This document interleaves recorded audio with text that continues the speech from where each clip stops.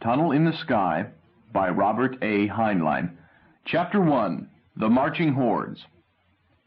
The bulletin board outside Lecture Hall 1712-A of Patrick Henry High School showed a flashing red light.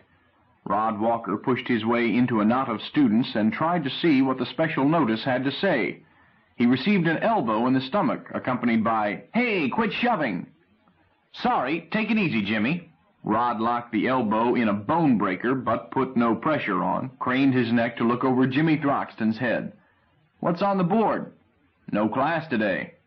"Why not?" A voice near the board answered him, "Because tomorrow it's Hail Caesar, we who are about to die." "So?" Rod felt his stomach tighten, as it always did before an examination. Someone moved aside, and he managed to read the notice. Patrick Henry High School, Department of Social Studies.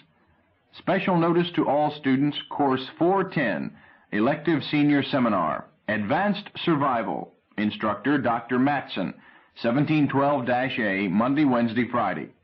Number 1, there will be no class Friday the 14th. Number 2, 24-hour notice is hereby given of final examination in solo survival. Students will present themselves for physical check at 0900 Saturday in the dispensary of Templeton Gate and will start passing through the gate at 1000, using 3-minute intervals by lot. Number 3, test conditions. A, any planet, any climate, any terrain. B, no rules, all weapons, any equipment. C, teaming is permitted, but teams will not be allowed to pass through the gate in company. D, test duration is not less than 48 hours, not more than 10 days. Number 4, Dr. Matson will be available for advice and consultation until 1700 Friday. Number 5, test may be postponed only on recommendation of examining physician, but any student may withdraw from the course without administrative penalty up until 1000 Saturday. Number 6, good luck and long life to you all. Signed, B.P. Matson, Doctor of Science. Approved, J.R. Rorick for the board. Rod Walker reread the notice slowly while trying to quiet the quiver in his nerves. He checked off the test conditions. Why, those were not conditions, but a total lack of conditions, no limits of any sort. They could dump you through the gate in the next instant. You might be facing a polar bear at 40 below, or wrestling an octopus deep in warm salt water. Or, he added, faced up to some 3-headed horror on a planet you had never heard of. He heard a soprano voice complaining, 24-hour notice? Why, it's less than 20 hours now. That's not fair. Another girl answered, What's the difference? I wish we were starting this minute. I won't get a wink of sleep tonight. If we are supposed to have 24 hours to get ready, then we ought to have them. Fair is fair. Another student, a tall, husky Zulu girl, chuckled softly. Go on in. Tell the deacon that. Rod backed out of the press, taking Jimmy Throxton with him. He felt that he knew what Deacon Matson would say, something about the irrelevancy of fairness to survival. He chewed over the bait in paragraph 5. Nobody would say boo if he dropped the course. After all, advanced survival was properly a college course. He would graduate without it. But he knew down deep that if he lost his nerve now, he would never take the course later. Jimmy said nervously, What do you think of it, Rod? All right, I guess, but I'd like to know whether or not to wear my long-handled underwear. Do you suppose the deacon would give us a hint? Him? Not him. He thinks a broken leg is the height of humor. That man would eat his own grandmother without salt. Oh, come now. He'd use salt. Say, Jim, you saw what it said about teaming? Yeah? What about it? Jimmy's eyes shifted away. Rod felt a moment's irritation. He was making a suggestion as delicate as a proposal of marriage, an offer to put his own life in the same basket with Jimmy's. The greatest risk in a solo test was that a fellow just had to sleep sometime, but a team could split it up and stand watch over each other. Jimmy must know that Rod was better than he was, with any weapon or bare hands. The proposition was to his advantage. Yet there he was, hesitating as if he thought Rod might handicap him. What's the matter, Jim? Rod said bleakly. Figure you're safer going it alone? No, not exactly. You mean you'd rather not team with me? No, I didn't mean that. Then what did you mean? I meant... Look, Rod, I surely do thank you. I won't forget it. But that notice said something else, too. What? It said we could dump this darned course and still graduate. And I just happened to remember that I don't need it for the retail clothing business. Huh? I thought you had ambitions to become a wide-angled lawyer. So exotic jurisprudence loses its brightest jewel. So what do I care? It will make my old man very happy to learn I've decided to stick with a family business. You mean you're scared? Well, that's one way of putting it. Aren't you? Rod took a deep breath. Yes, I'm scared. Good. Now let's both give a classic demonstration of how to survive and stay alive by marching down to the registrar's office and bravely signing our names to withdrawal slips. No. You go ahead. You mean you're sticking? I guess so. Look, Rod, have you looked over the statistics on last year's classes? No, and I don't want to. So long. Rod turned sharply and headed for the classroom door, leaving Jimmy to stare after him with a troubled look. The lecture room was occupied by a dozen or so of the seminar's students. Dr. Matson, the deacon, was squatting tailor fashion on one corner of his desk and holding forth informally. He was a small man and spare, with a leathery face, a patch over one eye, and most of 3 fingers missing from his left hand. On his chest were miniature ribbons, marking service in 3 famous first expeditions. One carried a tiny diamond cluster that showed him to be the last living member of that group. Rod slipped into the second row. The deacon's eye flicked at him as he went on talking. "I don't understand the complaints," he said jovially.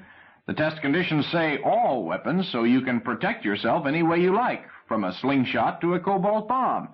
I think final examination should be bare hands, not so much as a nail file, but the Board of Education doesn't agree, so we do it this sissy way instead." He shrugged and grinned. Doctor, I take it then that the board knows that we are going to run into dangerous animals." "Huh? You surely will, the most dangerous animal known." "Doctor, if you mean that literally—" "Oh, I do. "Then I take it that we are either being sent to Mithra and will have to watch out for snow apes, or we are going to stay on Terra and be dumped where we can expect leopards. Am I right?"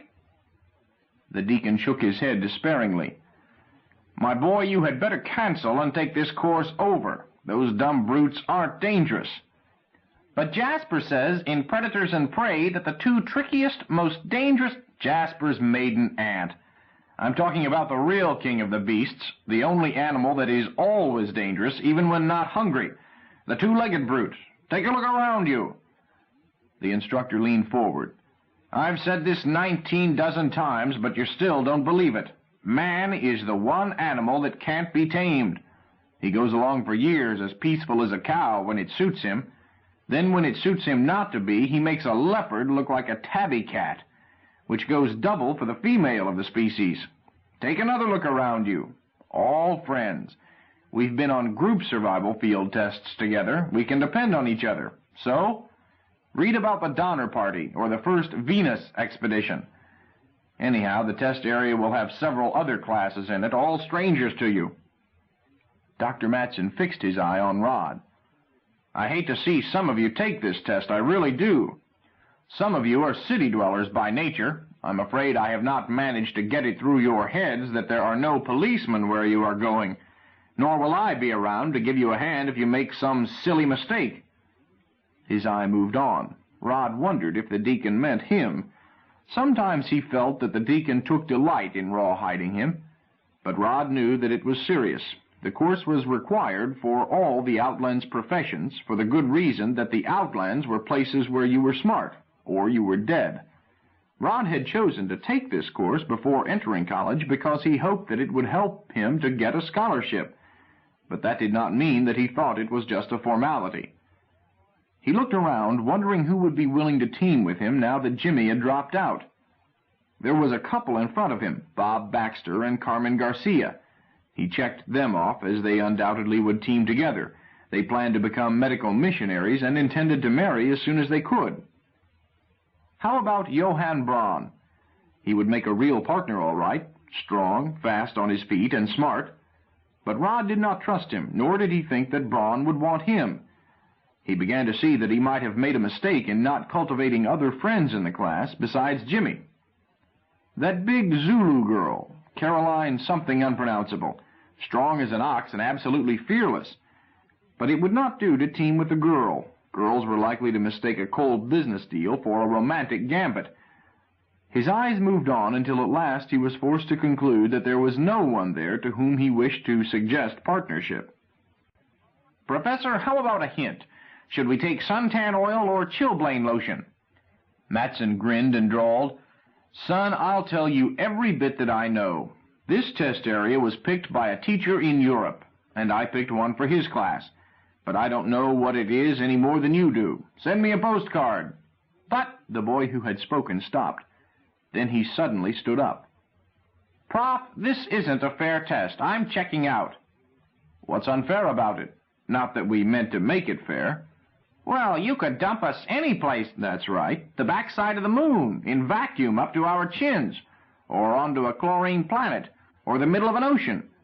I don't know whether to take a spacesuit or a canoe. So the deuce with it. Real life isn't like that." "It isn't, huh?" Matson said softly. "That's what Jonah said when the whale swallowed him."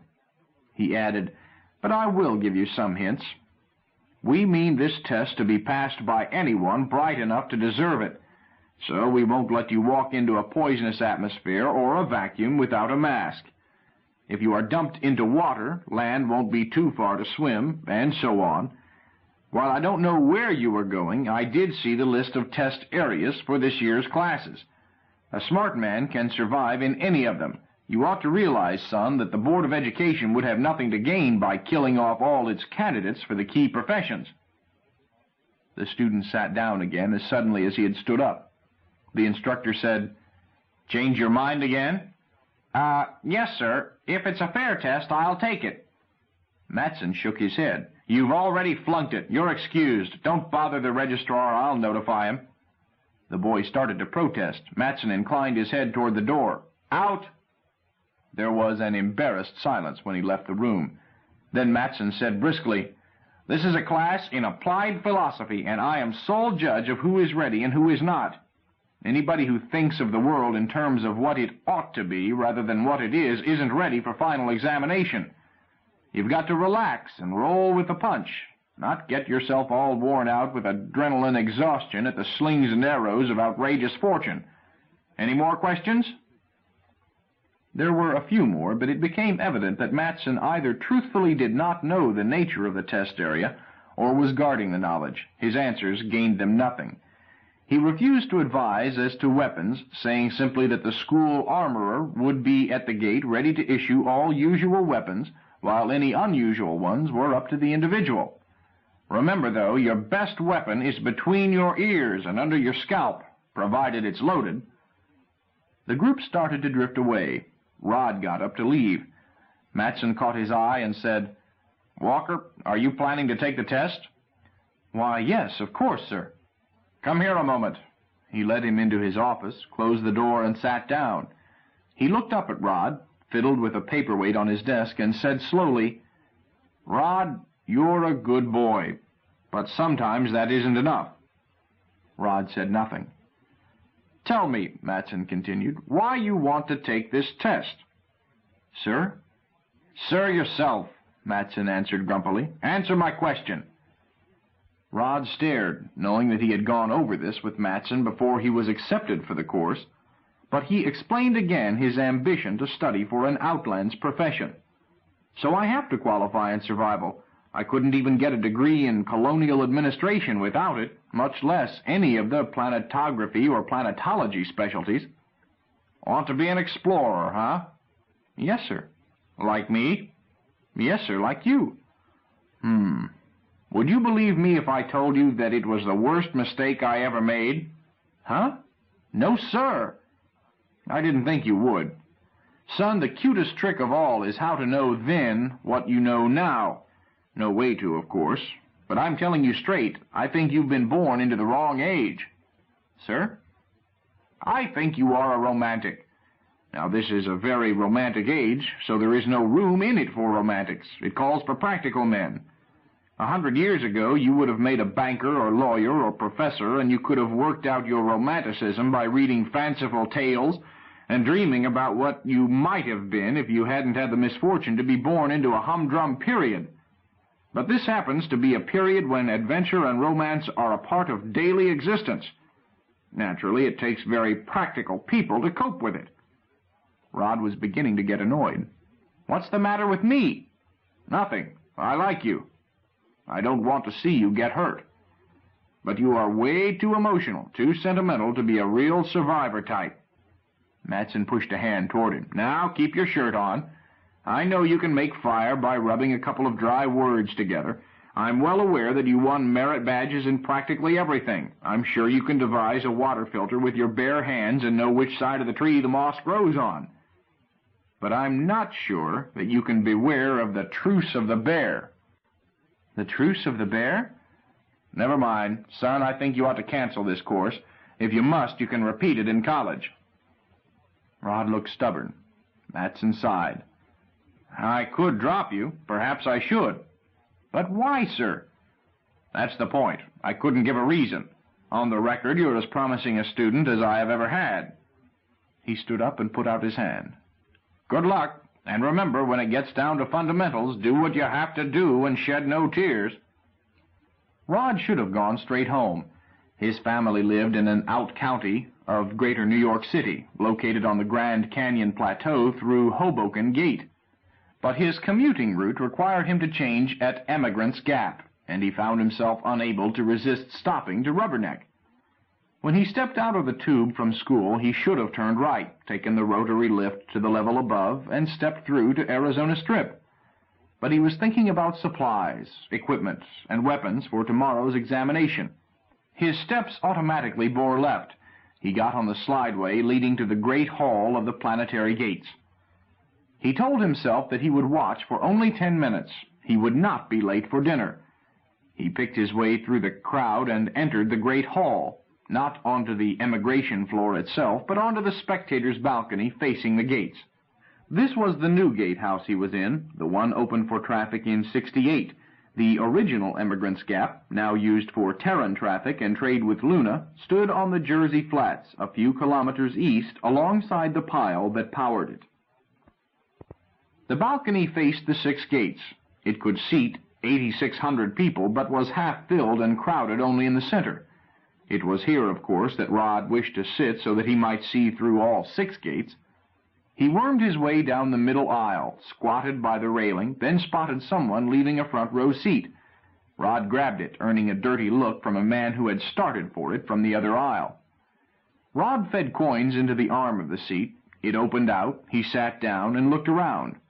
He was opposite the replica Statue of Liberty, twin to the one that had stood for a century where now was Bedloe Crater. Her torch reached to the distant ceiling.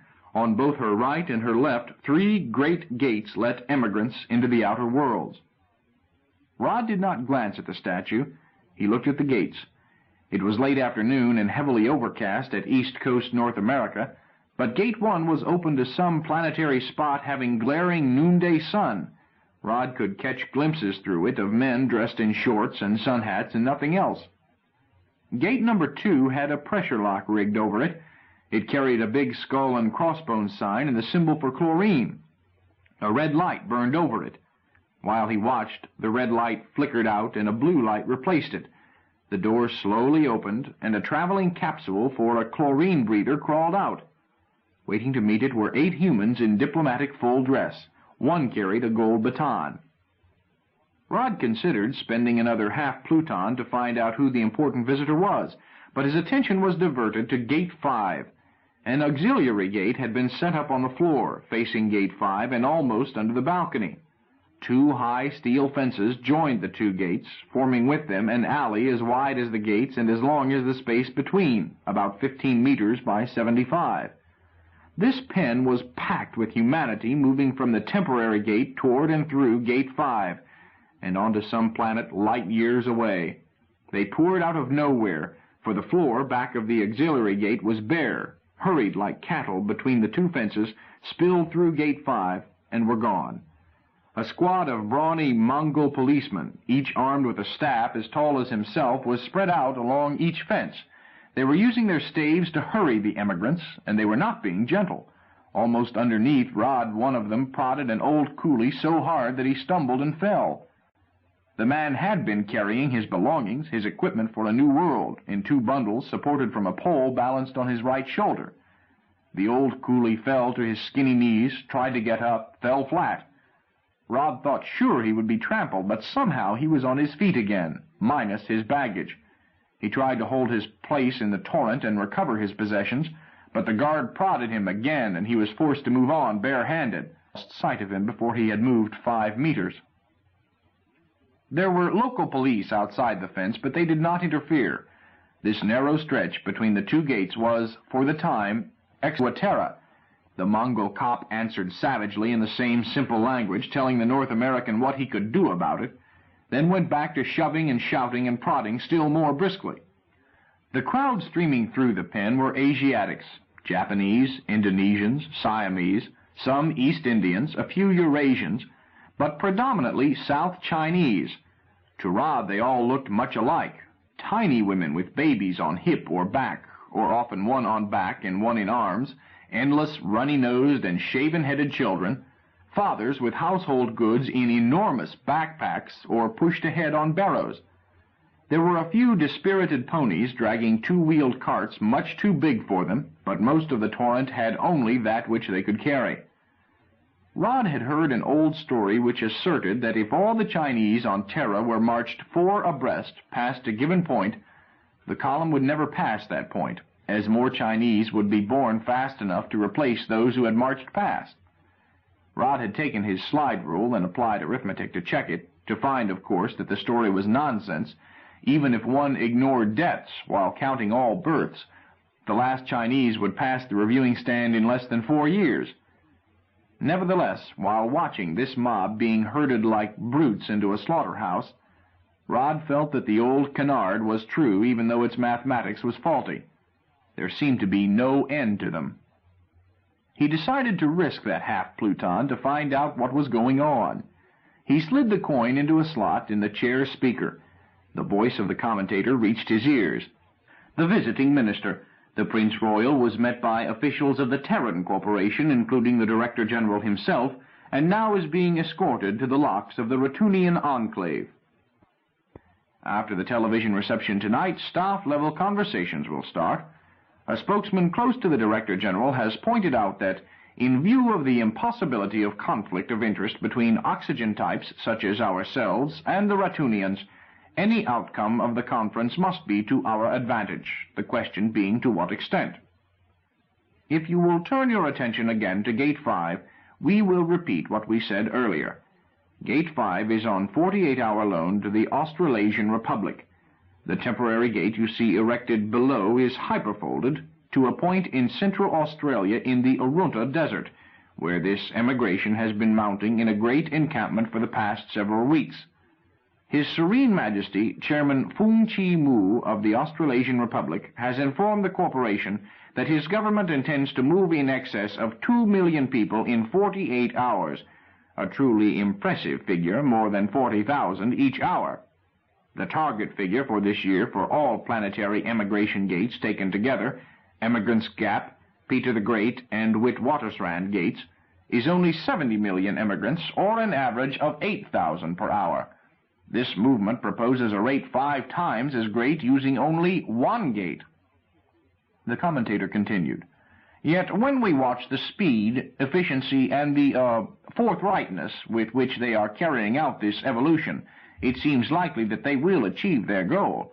Our own figures show them to be slightly ahead of quota for the first 9 hours. During those same 9 hours, there have been 107 births and 82 deaths among the emigrants, the high death rate, of course, being incident to the temporary hazards of the emigration. The planet of destination, GO-8703-4, to be called henceforth Heavenly Mountains, according to Chairman Fung, is classed as a bounty planet, and no attempt had been made to colonize it. The corporation has been assured that the colonists are volunteers." It seemed to Rod that the announcer's tone was ironical.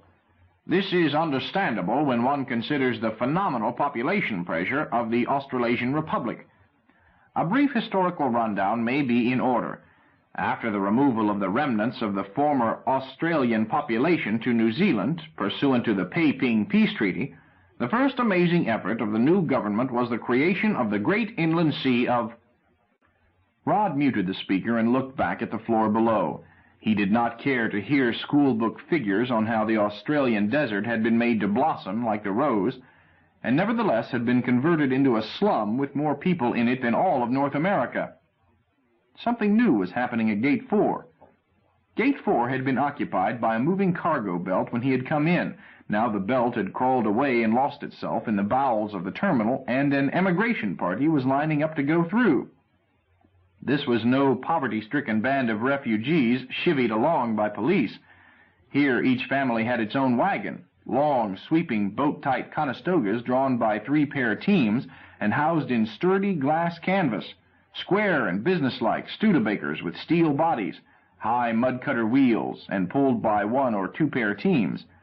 The draft animals were Morgans and lordly Clydesdales, and jug-headed Missouri mules with strong shoulders and shrewd, suspicious eyes. Dogs trotted between wheels. Wagons were piled high with household goods and implements and children. Poultry protested the indignities of fate in cages tied on behind, and a little Shetland pony, riderless but carrying his saddle and just a bit too tall to run underneath with the dogs, stayed close to the tailgate of one family's rig. Rod wondered at the absence of cattle and stepped up the speaker again, but the announcer was still droning about the fertility of Australasians. He muted it again and watched. Wagons had moved onto the floor and taken up tight echelon position close to the gate, ready to move, with the tail of the train somewhere out of sight below. The gate was not yet ready, and drivers were getting down and gathering at the Salvation Army booth under the skirts of the Goddess of Liberty for a cup of coffee and some banter. It occurred to Rod that there probably was no coffee where they were going, and might not be for years, since Terra never exported food. On the contrary, food and fissionable metals were almost the only permissible imports. Until an outland colony produced a surplus of one or the other, it could expect precious little help from Terra. It was extremely expensive in terms of uranium to keep an interstellar gate open, and the people in this wagon train could expect to be out of commercial touch with Earth until such a time as they had developed surpluses valuable enough in trade to warrant reopening the gate at regular intervals. Until that time they were on their own, and must make do with what they could take with them, which made horses more practical than helicopters, picks and shovels more useful than bulldozers.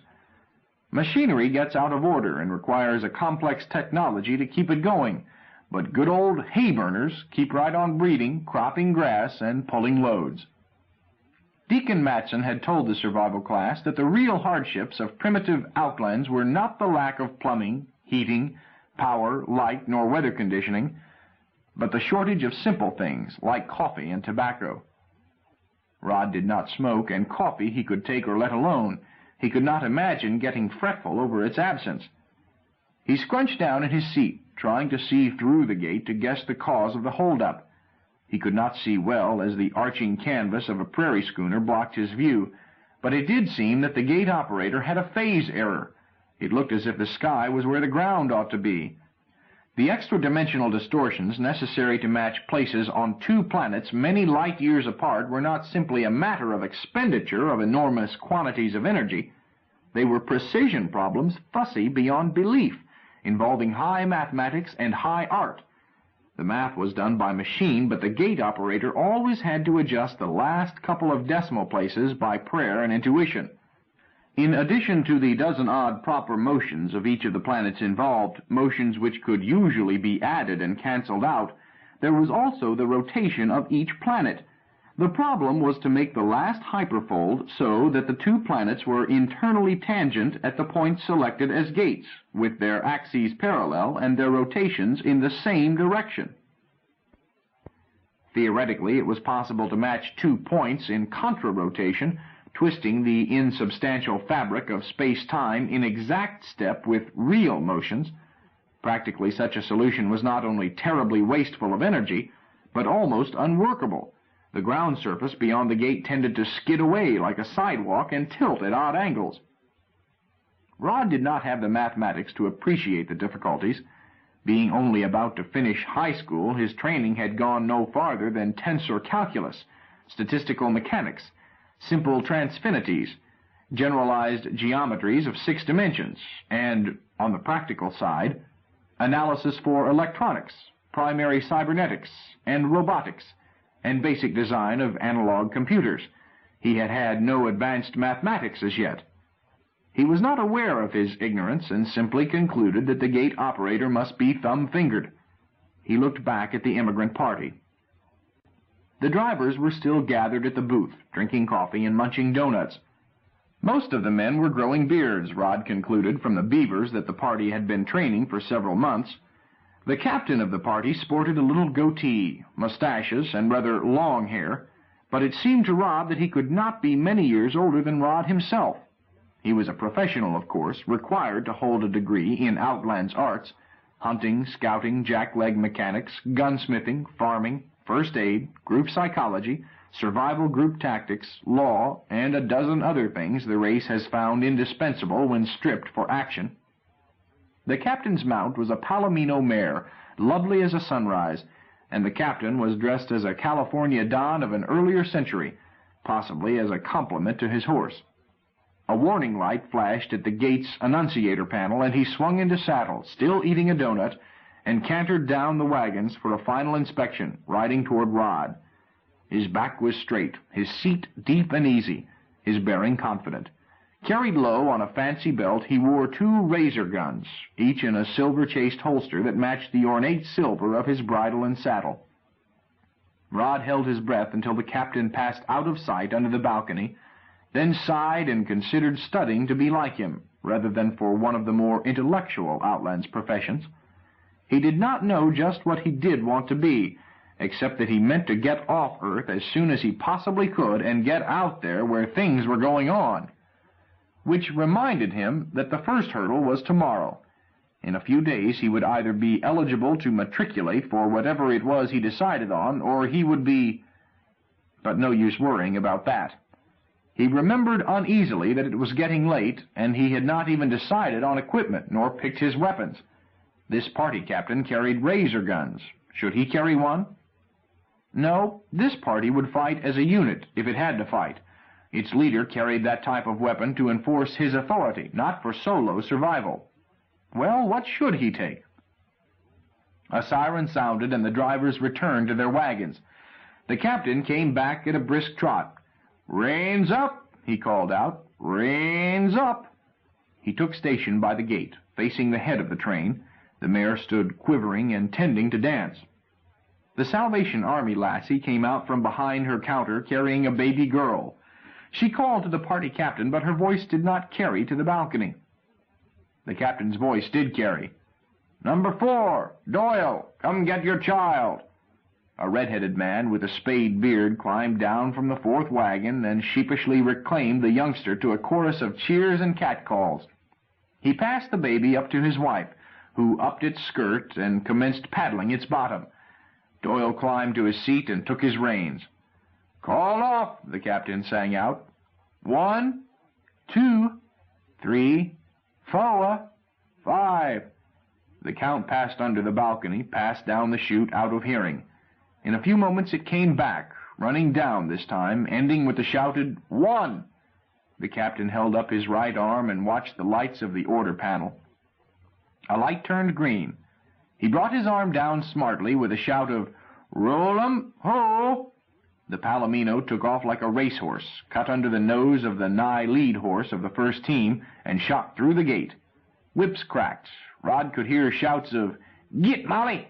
Git, Ned!" and "No, no, you jugheads!" The train began to roll. By the time the last one on the floor was through the gate, and the much larger number which had been in the chute below had begun to show it was rolling at a gallop, with the drivers bracing their feet wide and their wives riding the brakes, Rod tried to count them, made it possibly 63 wagons as the last one rumbled through the gate, and was gone, already half a galaxy away. He sighed and sat back with a warm feeling sharpened with undefined sorrow. Then he stepped up the speaker volume. "On to New Canaan, the premium planet described by the great Langford as the rose without thorns. These colonists have paid a premium of $16,400 per person, not counting exempt and co-opted members, for the privilege of seeking their fortunes and protecting their posterity by moving to New Canaan.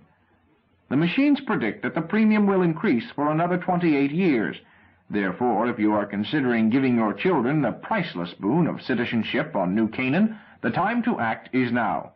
For a beautiful projection reel showing this planet, send 1 Pluton to Information, Box 1, Emigrants Gap, New Jersey County, Greater New York.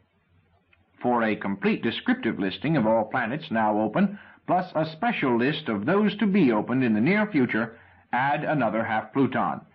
Those seeing this broadcast in person may obtain these items at the information booth in the foyer outside the Great Hall." Rod did not listen.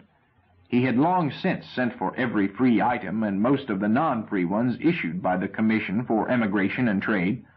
Just now he was wondering why the gate to New Canaan had not relaxed. He found out at once. Stock barricades rose up out of the floor, forming a fenced passage from Gate 4 to the chute under him. Then a herd of cattle filled the gate and came flooding toward him, bawling and snorting. They were prime Hereford steers, destined to become tender steaks and delicious roasts for a rich but slightly hungry earth.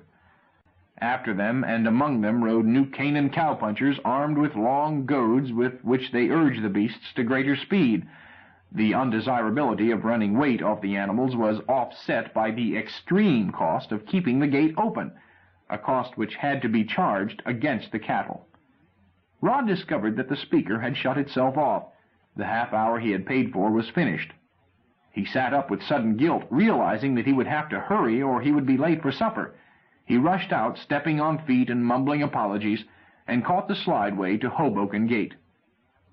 This gate, being merely for terra surface commuting, was permanently dilated and required no operator, since the 2 points brought into coincidence were joined by a rigid frame, the solid earth.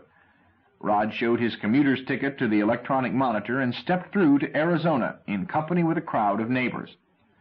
The almost solid earth, the gate robot took into account tidal distortions, but could not anticipate minor seismic variables. As Rod stepped through, he felt his feet quiver as if to a small earthquake. Then the Terra was again firma, but he was still in an airlock at sea-level pressure. The radiation from massed bodies triggered the mechanism, the lock closed, and air pressure dropped. Rod yawned heavily to adjust to the pressure of Grand Canyon Plateau, North Rim, less than 3/4 that of New Jersey. But despite the fact that he made the change twice a day, he found himself rubbing his right ear to get rid of an earache. The lock opened, he stepped out.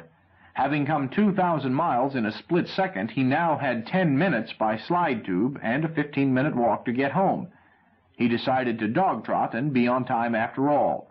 He might have made it if there had not been several thousand other people trying to use the same facilities.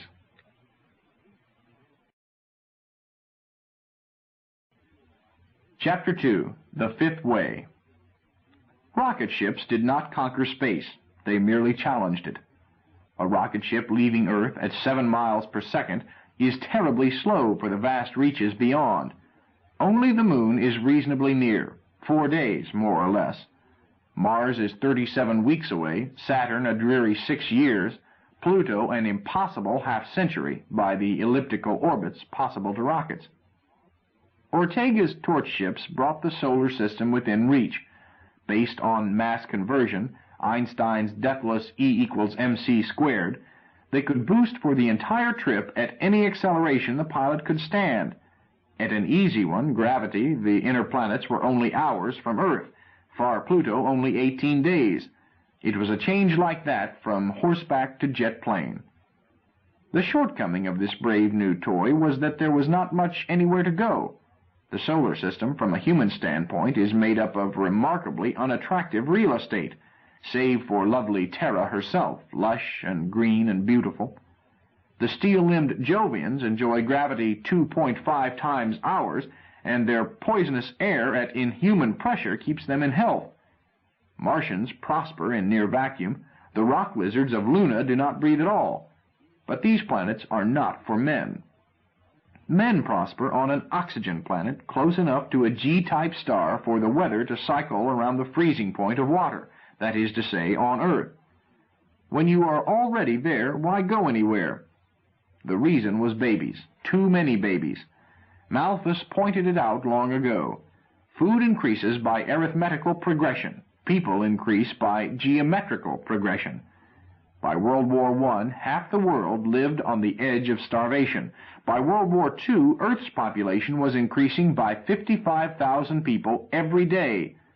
Before World War III, as early as 1954, the increase had jumped to 100,000 mouths and stomachs per day, 35 million additional people each year, and the population of Terra had climbed well beyond that which its farmlands could support. The hydrogen, germ, and nerve gas horrors that followed were not truly political. The true meaning was more that of beggars fighting over a crust of bread. The author of Gulliver's Travels sardonically proposed that Irish babies be fattened for English tables. Other students urged less drastic ways of curbing population, none of which made the slightest difference. Life, all life, has the twin drives to survive and to reproduce. Intelligence is an aimless byproduct except as it serves these basic drives. But intelligence can be made to serve the mindless demands of life. Our galaxy contains in excess of 100,000 Earth-type planets, each as warm and motherly to men as sweet Terra. Ortega's torch ships could reach the stars. Mankind could colonize, even as the hungry millions of Europe had crossed the Atlantic and raised more babies in the New World. Some did, hundreds of thousands. But the entire race, working as a team, cannot build and launch 100 ships a day, each fit for 1,000 colonists, and keep it up day after day, year after year, time without end. Even with the hands and the will, which the race never had, there is not that much steel, aluminum, and uranium in Earth's crust. There is not 1/100th of the necessary amount. But intelligence can find solutions where there are none. Psychologists once locked an ape in a room for which they had arranged only 4 ways of escaping. Then they spied on him to see which of the 4 he would find. The ape escaped a 5th way. Dr. Jesse Evelyn Ramsbotham had not been trying to solve the baby problem. He had been trying to build a time machine. He had 2 reasons. First, because time machines are an impossibility. Second, because his hands would sweat and he would stammer whenever in the presence of a nubile female. He was not aware that the first reason was compensation for the second. In fact, he was not aware of the second reason. It was a subject his conscious mind avoided. It is useless to speculate as to the course of history had Jesse Evelyn Ramsbotham's parents had the good sense to name their son Bill instead of loading him with 2 girlish names. He might have become an all-American halfback and ended up selling bonds and adding his quota of babies to a sum already disastrous. Instead, he became a mathematical physicist. Progress in physics is achieved by denying the obvious and accepting the impossible. Any 19th century physicist could have given unassailable reasons why atom bombs were impossible if his reason were not affronted at the question. Any 20th century physicist could explain why time travel was incompatible with the real world of space-time, but Ramsbotham began fiddling with the 3 greatest Einsteinian equations, the 2 relativity equations for distance and duration, and the mass conversion equation. Each contained the velocity of light. Velocity is first derivative, the differential of distance with respect to time. He converted those equations into differential equations, then played games with them. He would feed the results to the Rickettsiak computer, remote successor to UNIVAC, ENIAC, and MANIAC. While he was doing these things, his hands never sweated, nor did he stammer, except when he was forced to deal with the young lady who was chief programmer for the giant computer. His first model produced a time stasis or low entropy field no bigger than a football. But a lighted cigarette placed inside with full power setting was still burning a week later. Ramsbotham picked up the cigarette, resumed smoking, and thought about it. Next he tried a day-old chick, with colleagues to witness. 3 months later the chick was unaged and no hungrier than chicks usually are. He reversed the phase relation and cut in power for the shortest time he could manage with his breadboarded hookup. In less than a second, the newly hatched chick was long dead, starved, and decayed. He was aware that he had simply changed the slope of a curve, but he was convinced that he was on the track of true time travel. He never did find it, although once he thought that he had. He repeated by request his demonstration with a chick for some of his colleagues. That night, 2 of them picked the lock on his lab, let the little thing out, and replaced it with an egg. Ramsbotham might have been permanently convinced that he had found time travel and then spent the rest of his life in a blind alley, had they not cracked the egg and showed him that it was hard-boiled. But he did not give up. He made a larger model and tried to arrange a dilation, or anomaly. He did not call it a gate, which would let him get in and out of the field himself. When he threw on power, the space between the curving magnetodes of his rig no longer showed the wall beyond, but a steaming jungle. He jumped to the conclusion that this must be a forest of the Carboniferous period. It had often occurred to him that the difference between space and time might simply be human prejudice, but this was not one of the times. He believed what he wanted to believe. He hurriedly got a pistol and, with much bravery and no sense, crawled between the magnetodes. 10 minutes later, he was arrested for waving firearms around in Rio de Janeiro's Civic Botanical Gardens. A lack of the Portuguese language increased both his difficulties and the length of time he spent in a tropical pokey. But 3 days later, through the help of the North American consul, he was on his way home. He thought and filled notebooks with equations and question marks on the whole trip. The shortcut to the stars had been found. Ramsbotham's discoveries eliminated the basic cause of war and solved the problem of what to do with all those dimpled babies. 100,000 planets were no farther away than the other side of the street. Virgin continents, raw wildernesses, fecund jungles, killing deserts, frozen tundras, and implacable mountains lay just beyond the city gates. And the human race was again going out where the street lights do not shine, out where there was no friendly cop on the corner, nor indeed a corner, out where there were no well-hung tender steaks, no boneless hams, no packaged processed foods suitable for delicate minds and pampered bodies. The biped omnivore again had need of his biting, tearing animal teeth, for the race was spilling out, as it had so often before, to kill or be killed, eat or be eaten. But the human race's one great talent is survival. The race, as always, adjusted to conditions, and the most urbanized, mechanized, and civilized, most upholstered and luxurious culture in all history trained its best children, its potential leaders, in primitive pioneer survival, man naked against nature. Rod Walker knew about Dr. J.E. Ramsbotham, just as he knew about Einstein, Newton, and Columbus, but he thought about Ramsbotham no oftener than he thought about Columbus. These were figures in books, each larger than life and stuffed with straw, not real. He used the Ramsbotham Gate between Jersey and the Arizona Strip without thinking of its inventor, the same way his ancestors used elevators without thinking of the name Otis. If he thought about the miracle at all, it was a half-formed irritation that the Arizona side of Hoboken Gate was so far from his parents' home. It was known as Kaibab Gate on this side and was 7 miles north of the Walker residence. At the time the house had been built, the location was at the extreme limit of tube delivery and other city utilities. Being an old house, its living room was above ground, with only bedrooms, pantry, and bomb-proof buried. The living room had formerly stuck nakedly above the ground, an ellipsoid monocoque shell, but as Greater New York spread, the neighborhood had been zoned for underground apartments, and construction above ground, which would interfere with semblance of virgin forest, had been forbidden. The Walkers had gone along to the extent of covering the living room with soil and planting it with casual native foliage, but they had refused to cover up their view window. It was the chief charm of the house, as it looked out at the Great Canyon. The community corporation had tried to coerce them into covering it up, and had offered to replace it with a simulacrum window, such as the underground apartments used, with a relayed view of the canyon. But Rod's father was a stubborn man and maintained that with weather, women, and wine there was nothing just as good.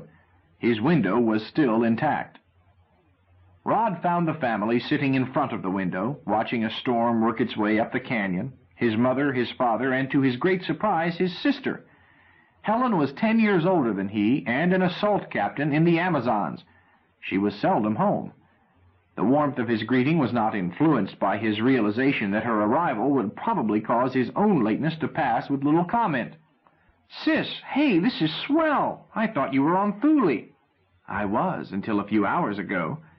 Rod tried to shake hands. His sister gathered him in a bear hug and bussed him on the mouth, squeezing him against the raised ornaments of her chrome corselet.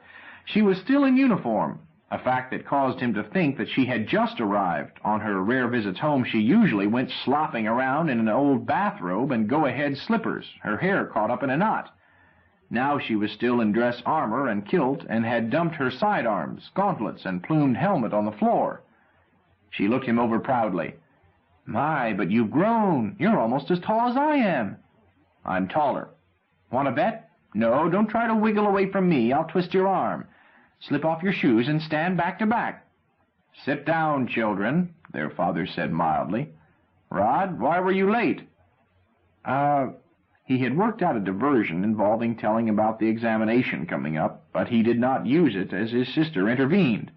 "Don't heckle him, Pater. Ask for excuses and you'll get them. I learned that when I was a sub-lieutenant." "Quiet, daughter. I can raise him without your help." Rod was surprised by his father's edgy answer, was more surprised by Helen's answer. "So? Really?" Her tone was odd. Rod saw his mother raise a hand, seem about to speak, then close her mouth. She looked upset.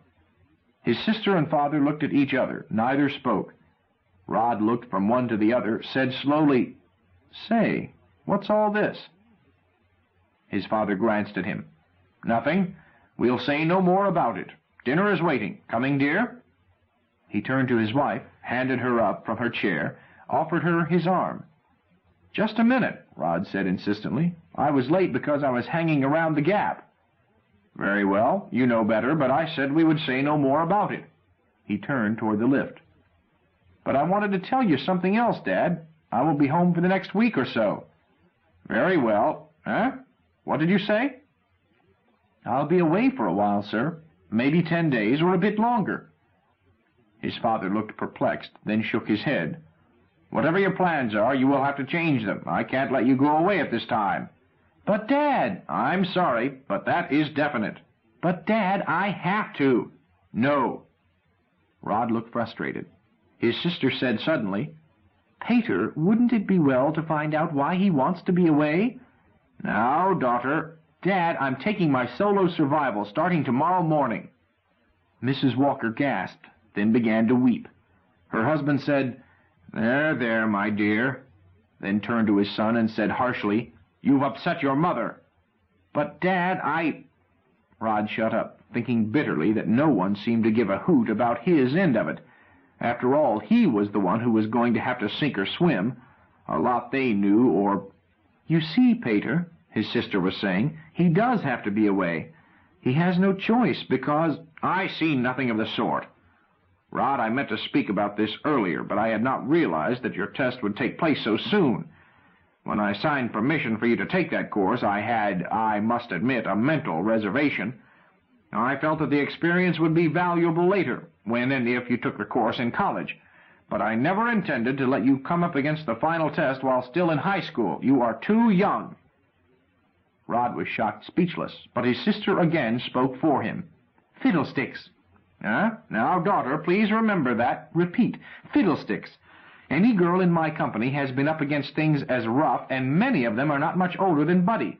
What are you trying to do, Pater? Break his nerve?" "You have no reason to—" "I think we had best discuss this later." "I think that is a good idea." Captain Walker took her brother's arm, and they followed their parents down to the refectory. Dinner was on the table, still warm in its delivery containers.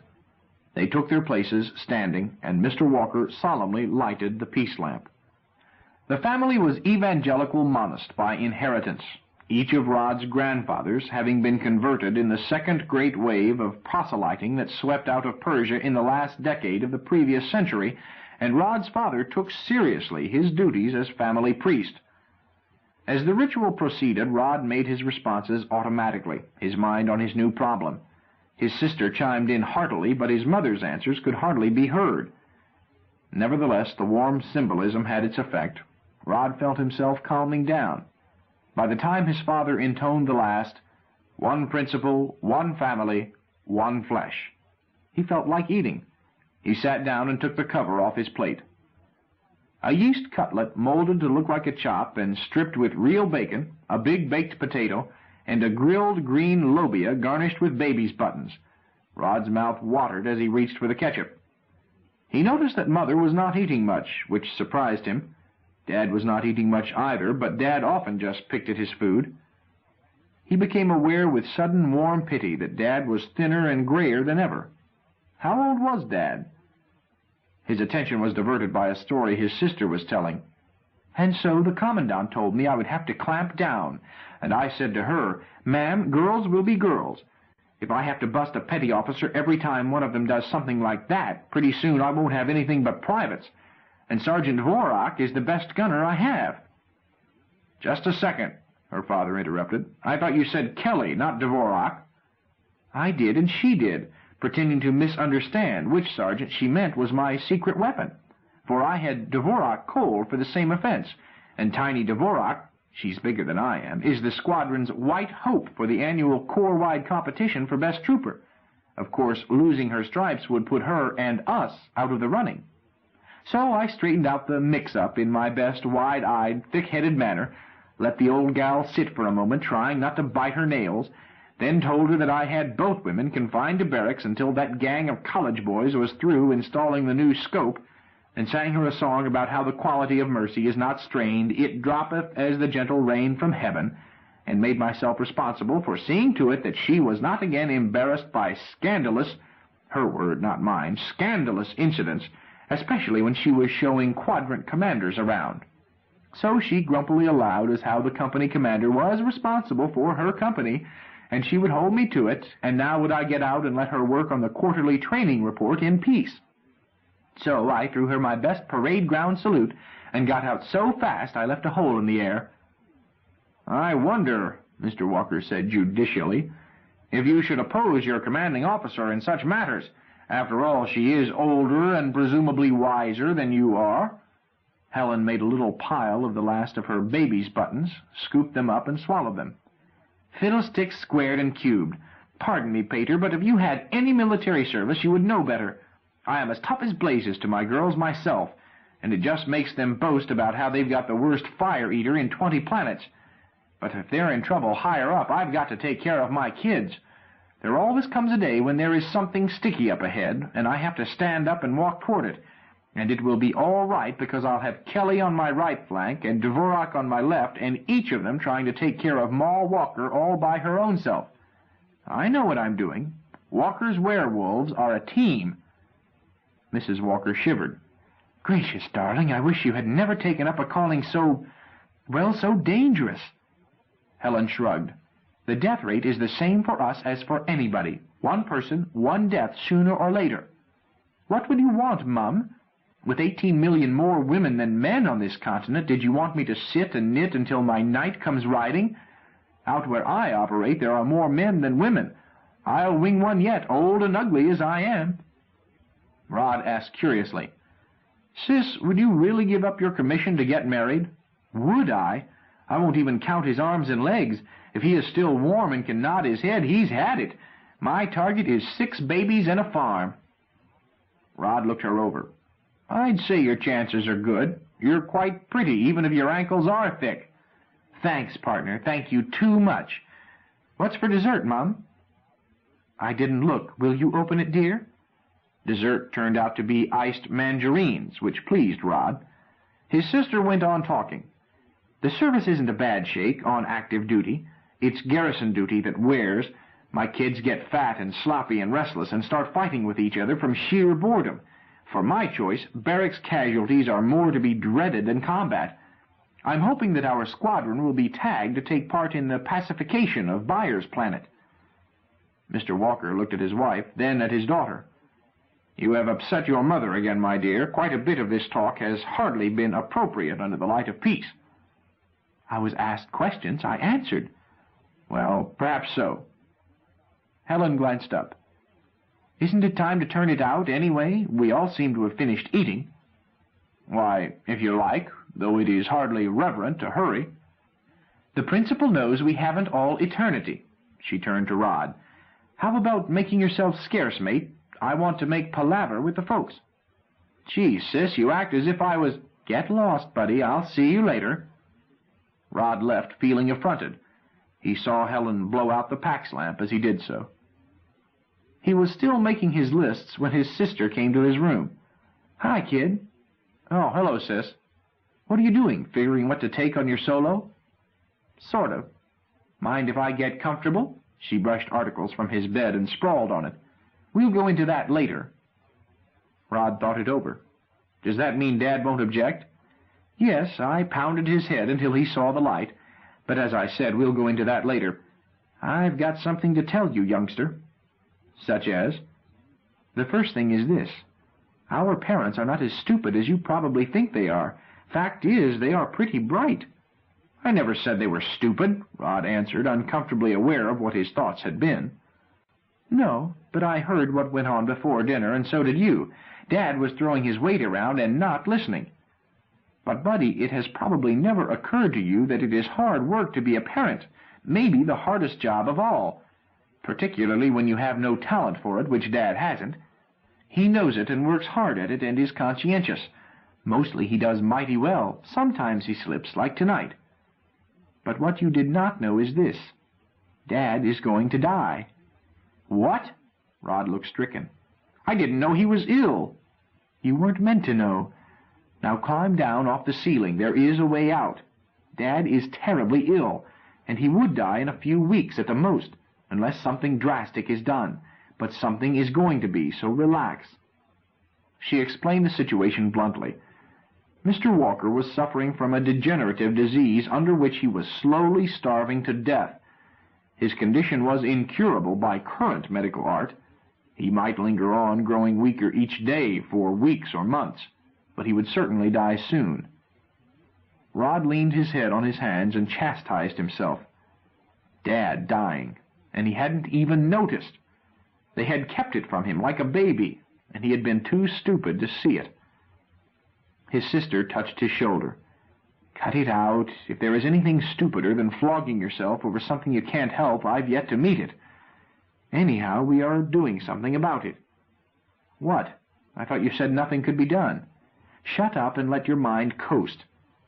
The folks are going to make a Ramsbotham jump, 500 to 1, 20 years for 2 weeks. They've already signed a contract with Entropy Incorporated. Dad has resigned from General Synthetics and is closing up his affairs. They'll kiss the world goodbye this coming Wednesday, which is why he was being stern about your plans to be away at that time. You're the apple of his eye, heaven knows why. Rod tried to sort out too many new ideas at once. A time jump, of course. It would let Dad stay alive another 20 years.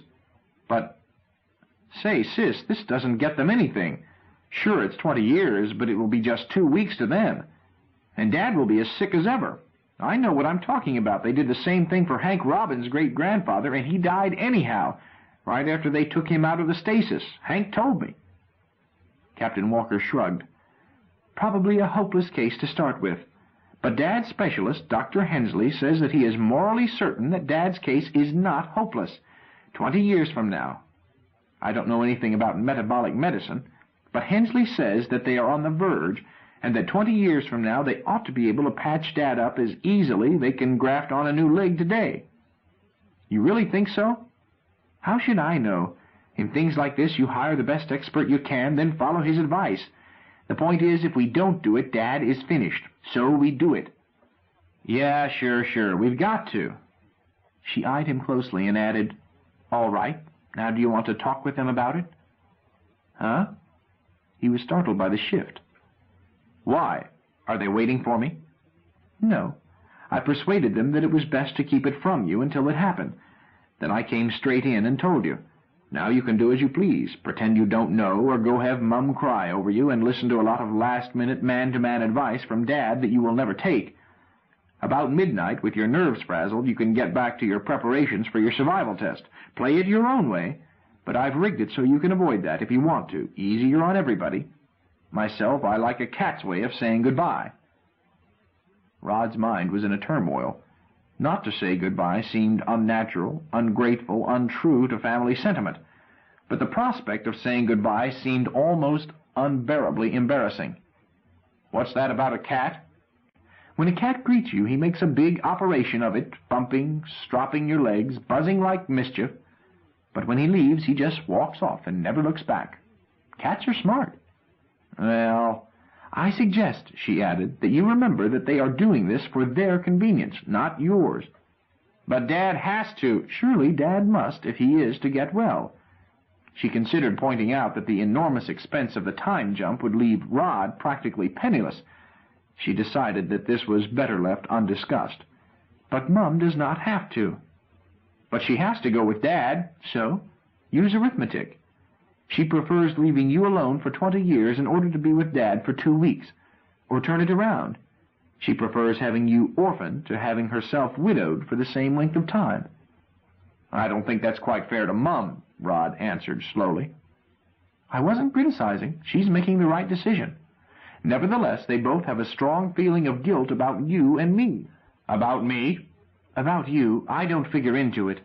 If you insist on saying goodbye, their guilt will come out as self-justification and self-righteousness, and they will find ways to take it out on you, and everybody will have a bad time. I don't want that. You are all my family." "Well, maybe you know best." "I didn't get straight A's in emotional logic and military leadership for nothing. Man is not a rational animal. He is a rationalizing animal. Now, let's see what you plan to take with you." She looked over his lists and equipment, then whistled softly. "Whew, Rod, I never saw so much plunder. You won't be able to move. Who are you, Tweedledum, preparing for battle, or the White Knight?"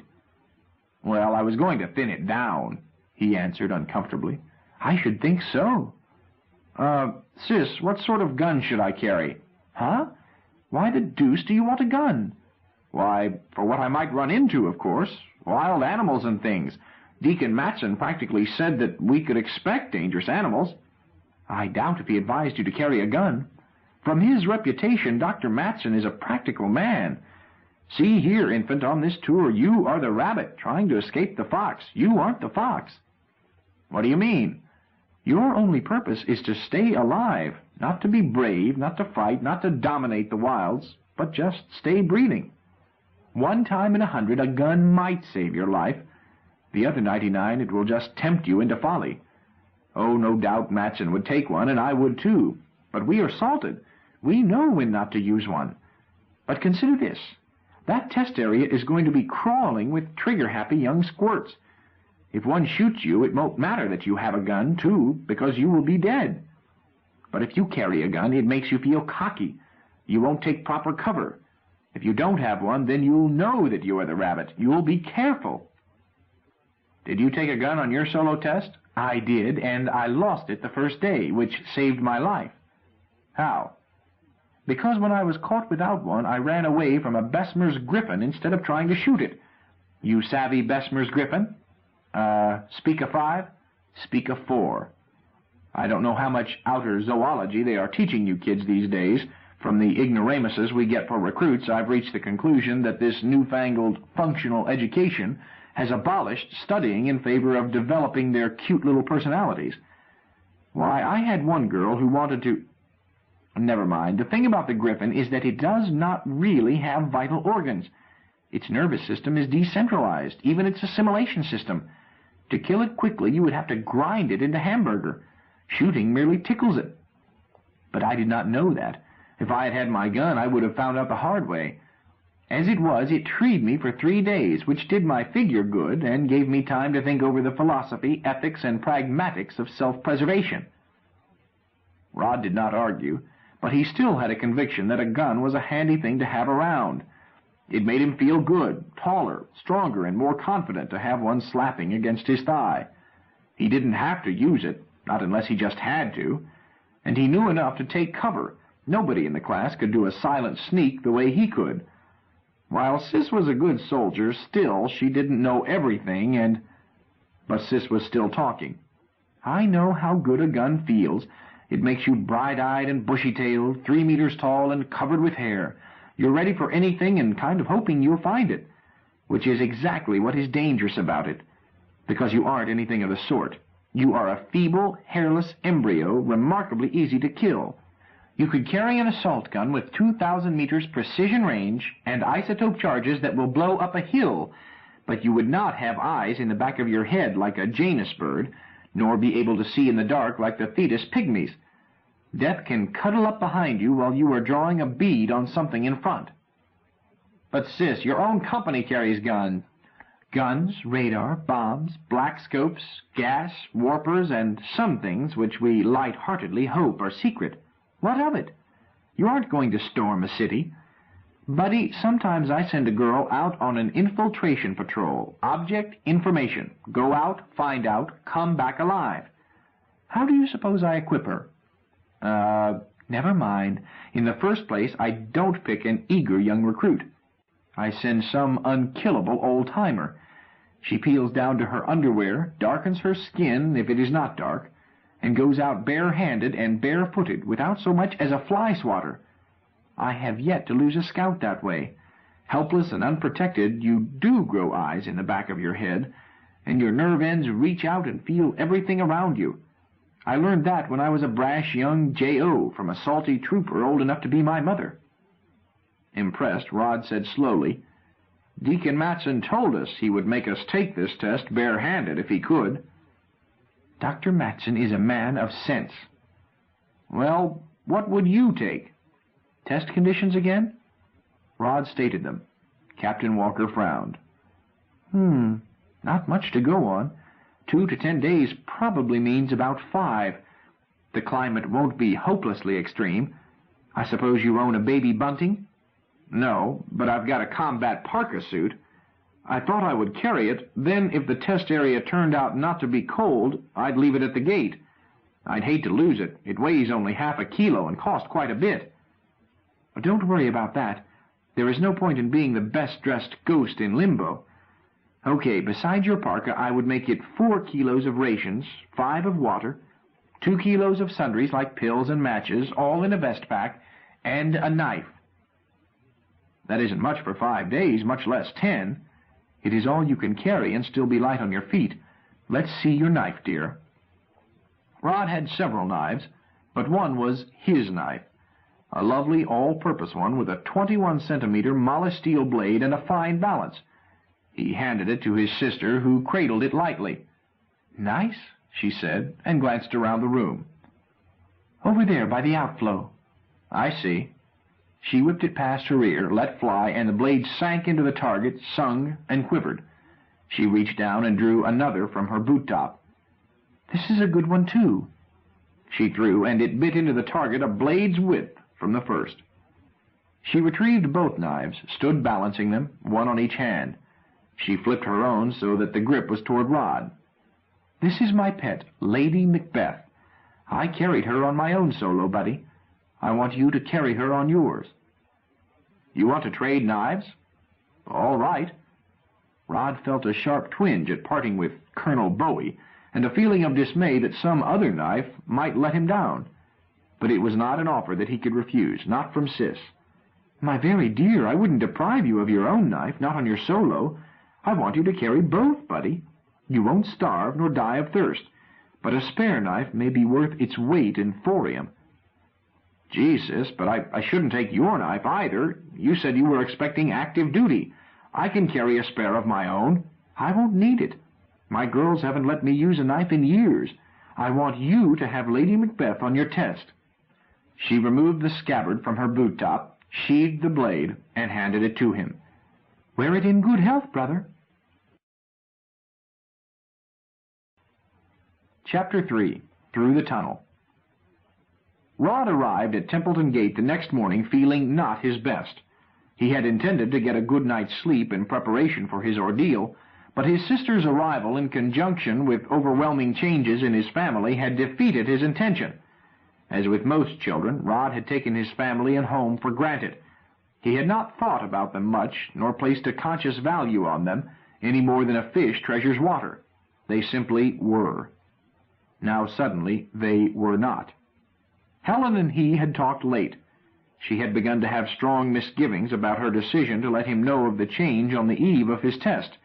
She had weighed it, decided that it was the right thing to do, then had learned the ages-old sour truth that right and wrong can sometimes be determined only through hindsight. It had not been fair, she later concluded, to load anything else on his mind just before his test. But it had not seemed fair either to let him leave without knowing, to return to an empty house. The decision was necessarily hers. She had been his guardian since earlier that same day. The papers had been signed and sealed. The court had given approval. Now she found with a sigh that being a parent was not unalloyed pleasure. It was more like the soul-searching that had gone into her first duty as member of a court-martial. When she saw that her baby was not quieting, she had insisted that he go to bed anyhow, then had given him a long back rub, combining it with hypnotic instructions to sleep, then had gone quietly away when he seemed asleep. But Rod had not been asleep. He had simply wanted to be alone.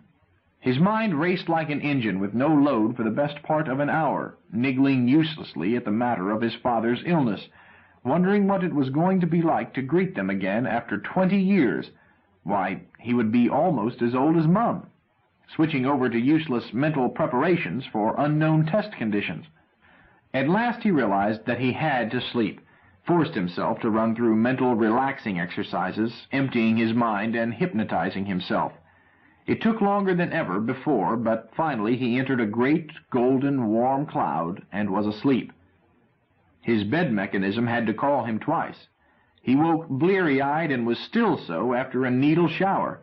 He looked in a mirror, decided that shaving did not matter where he was going, and anyhow he was late, then decided to shave after all, being painfully shy about his sparse young growth. Mum was not up, but she hardly ever got up as early as that. Dad rarely ate breakfast these days. Rod recalled why with a twinge. But he had expected Sis to show up. Glumly he opened his tray and discovered that Mum had forgotten to dial an order, something that had not happened twice in his memory. He placed his order and waited for service, another 10 minutes lost. Helen showed up as he was leaving, dressed surprisingly in a dress. "Good morning." "Hi, Sis. Say, you'll have to order your own tucker. Mother didn't, and I didn't know what you wanted." "Oh, I had breakfast hours ago. I was waiting to see you off." "Oh, well, so long. I've got to run. I'm late." "I won't hold you up." She came over and embraced him. "Take it easy, mate. That's the important thing. More people have died from worry than ever bled to death. And if you do have to strike, strike low." I'll remember." "See that you do. I'm going to get my leave extended today so that I'll be here when you come back." She kissed him. "Now run." Dr. Matson was sitting at a desk outside the dispensary at Templeton Gate, checking names on his roll. He looked up as Rod arrived. "Why, hello, Walker. I thought maybe you had decided to be smart." "I'm sorry I'm late, sir. Things happen." "Don't fret about it. Knew a man once who didn't get shot at sunrise because he overslept the appointment." "Really? Who was he?" "A young fellow I used to know. Myself." "Huh? You really did, sir? You mean you were—" "Not a word of truth in it. Good stories are rarely true. Get on in there and take your physical before you get the docs irritated." They thumped him and x-rayed him and made a wavy pattern from his brain and did all the indignities that examining physicians do. The senior examiner listened to his heart and felt his moist hand. "Scared, son?" "Of course I am," Rod blurted. "Of course you are. If you weren't, I wouldn't pass you. What's that bandage on your leg?" The bandage concealed Helen's knife. "Lady Macbeth," Rod sheepishly admitted the fact. "Take it off." "Sir?" "I've known candidates to pull dodges like that to cover up a disqualification, so let's have a look." Rod started removing it. The physician let him continue until he was sure that it was a cache for a weapon and not a wound dressing. "Get your clothes on. Report to your instructor." Rod put on his vest pack of rations and sundries, fastened his canteen under it. It was a belt canteen of flexible synthetic divided into half-liter pockets. The weight was taken by shoulder straps, and a tube ran up the left suspender, ending in a nipple near his mouth so that he might drink without taking it off. He planned, if possible, to stretch his meager supply through the whole test, avoiding the hazards of contaminated water and the greater hazards of the water hole, assuming that fresh water could be found at all. He wrapped 20 meters of line, light, strong, and thin, around his waist. Shorts, overshirt, trousers, and boot moccasins completed his costume. He belted Colonel Bowie on outside. Dressed, he looked fleshier than he was, only his knife showed. He carried his parka suit over his left arm. It was an efficient garment, hooded with built-in boots and gloves, and with pressure seams to let him use bare hands when necessary, but it was much too warm to wear until he needed it. Rod had learned early in the game that Eskimos don't dare to sweat. Dr. Matson was outside the dispensary door. "The late Mr. Walker," he commented, then glanced at the bulkiness of Rod's torso. "Body armor, son?" "No, sir, just a vest pack." "How much penalty you carrying?" 11 kilograms, mostly water and rations." Well, it will get heavier before it gets lighter. No handy-dandy young pioneers kit? No collapsible patent wigwam?" Rod blushed. "No, sir." "You can leave that snowsuit. I'll mail it to your home." Thank you, sir." Rod passed it over, adding, "I wasn't sure I'd need it, but I brought it along just in case." "You did need it." "Sir?" "I've already flunked 5 for showing up without their snuggies, and 4 for showing up with vacuum suits. Both ways for being stupid. They ought to know that the board would not dump them into vacuum or chlorine or such without specifying spacesuits in the test notice. We're looking for graduates, not casualties. On the other hand, cold weather is within the limits of useful test conditions." Rod glanced at the suit he had passed over. "You're sure I won't need it, sir?" "Quite. Except that you would have flunked if you hadn't fetched it. Now bear a hand and draw whatever pig shooter you favor. The armorer is anxious to close up shop. What gun have you picked?" Rod gulped. I was thinking about not taking one, Deacon. I mean, Doctor." "You can call me Deacon to my face 10 days from now. But this notion of yours interests me. How did you reach that conclusion?" Why, you see, sir, well, my sister suggested it." "So, I must meet your sister. What's her name?" "Assault Captain Helen Walker," Rod said proudly, "Corps of Amazons." Matson wrote it down. "Get on in there. They are ready for the drawing." Rod hesitated. "Sir," he said with sudden misgiving, "if I did carry a gun, what sort would you advise?" Matson looked disgusted. "I spend a year trying to spoon-feed you kids with stuff I learned the hard way. Comes examination, and you ask me to slip you the answers. I can no more answer that than I would have been justified yesterday in telling you to bring a snowsuit." "Sorry, sir." "No reason why you shouldn't ask. It's just that I won't answer. Let's change the subject. This sister of yours, she must be quite a girl." "Oh, she is, sir." Maybe if I had met a girl like that, I wouldn't be a cranky old bachelor now. Get in there and draw your number. Number 1 goes through in 6 minutes. "Yes, Doctor." His way led him past the school armorer, who had set up a booth outside the door. The old chap was wiping off a noiseless Summerfield. Rod caught his eye. "Howdy, Guns." "Hi, Jack. Kind of late, aren't you? What'll it be?" Rod's eye ran over the rows of beautiful weapons. Maybe just a little needle gun with poison pellets. He wouldn't have to use it. Then he realized that Dr. Matson had answered his question with a very broad hint. I'm already healed, Guns, thanks." "Okay, well, good luck, and hurry back." "Thanks a lot." He went into the gate room. The seminar had numbered more than 50 students. There were about 20 waiting to take the examination. He started to look around, was stopped by a gate attendant who called out, "Over here, draw your number." The lots were capsules in a bowl. Rod reached in, drew one out, and broke it open. "Number 7. Lucky 7, congratulations. Your name, please? Rod gave his name and turned away, looking for a seat, since it appeared that he had 20 minutes or so to wait.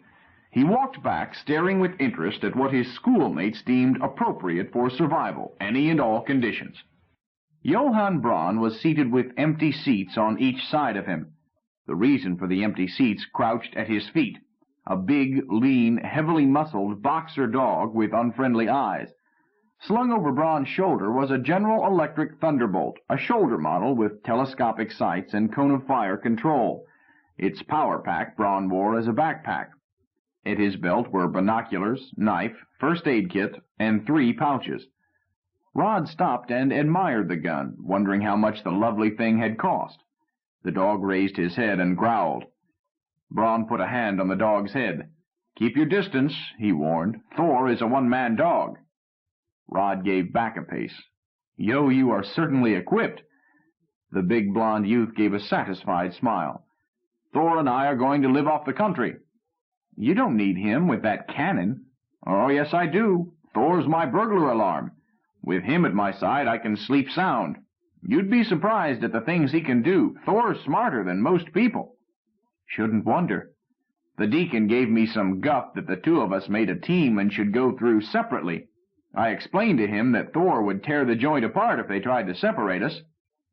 Braun caressed the dog's ears. "I'd rather team with Thor than with a platoon of combat pioneers." "Say, Yo, how about letting me try that stinger? After we come out, I mean." "I don't mind. It really is a honey. You can pick off a sparrow in the air as easily as you can drop a moose at 1,000 meters. Say, you're making Thor nervous. See you later." Rod took the hint, moved on, and sat down. He looked around, having in mind that he might still arrange a survival team. Near the shuttered arch of the gateway there was a priest with a boy kneeling in front of him, with 4 others waiting. The boy who had been receiving the blessing stood up, and Rod stood up hastily. "Hey, Jimmy!" Jimmy Throxton looked around, caught his eye, and grinned, hurried over. "Rod," he said, "I thought you had ducked out on me.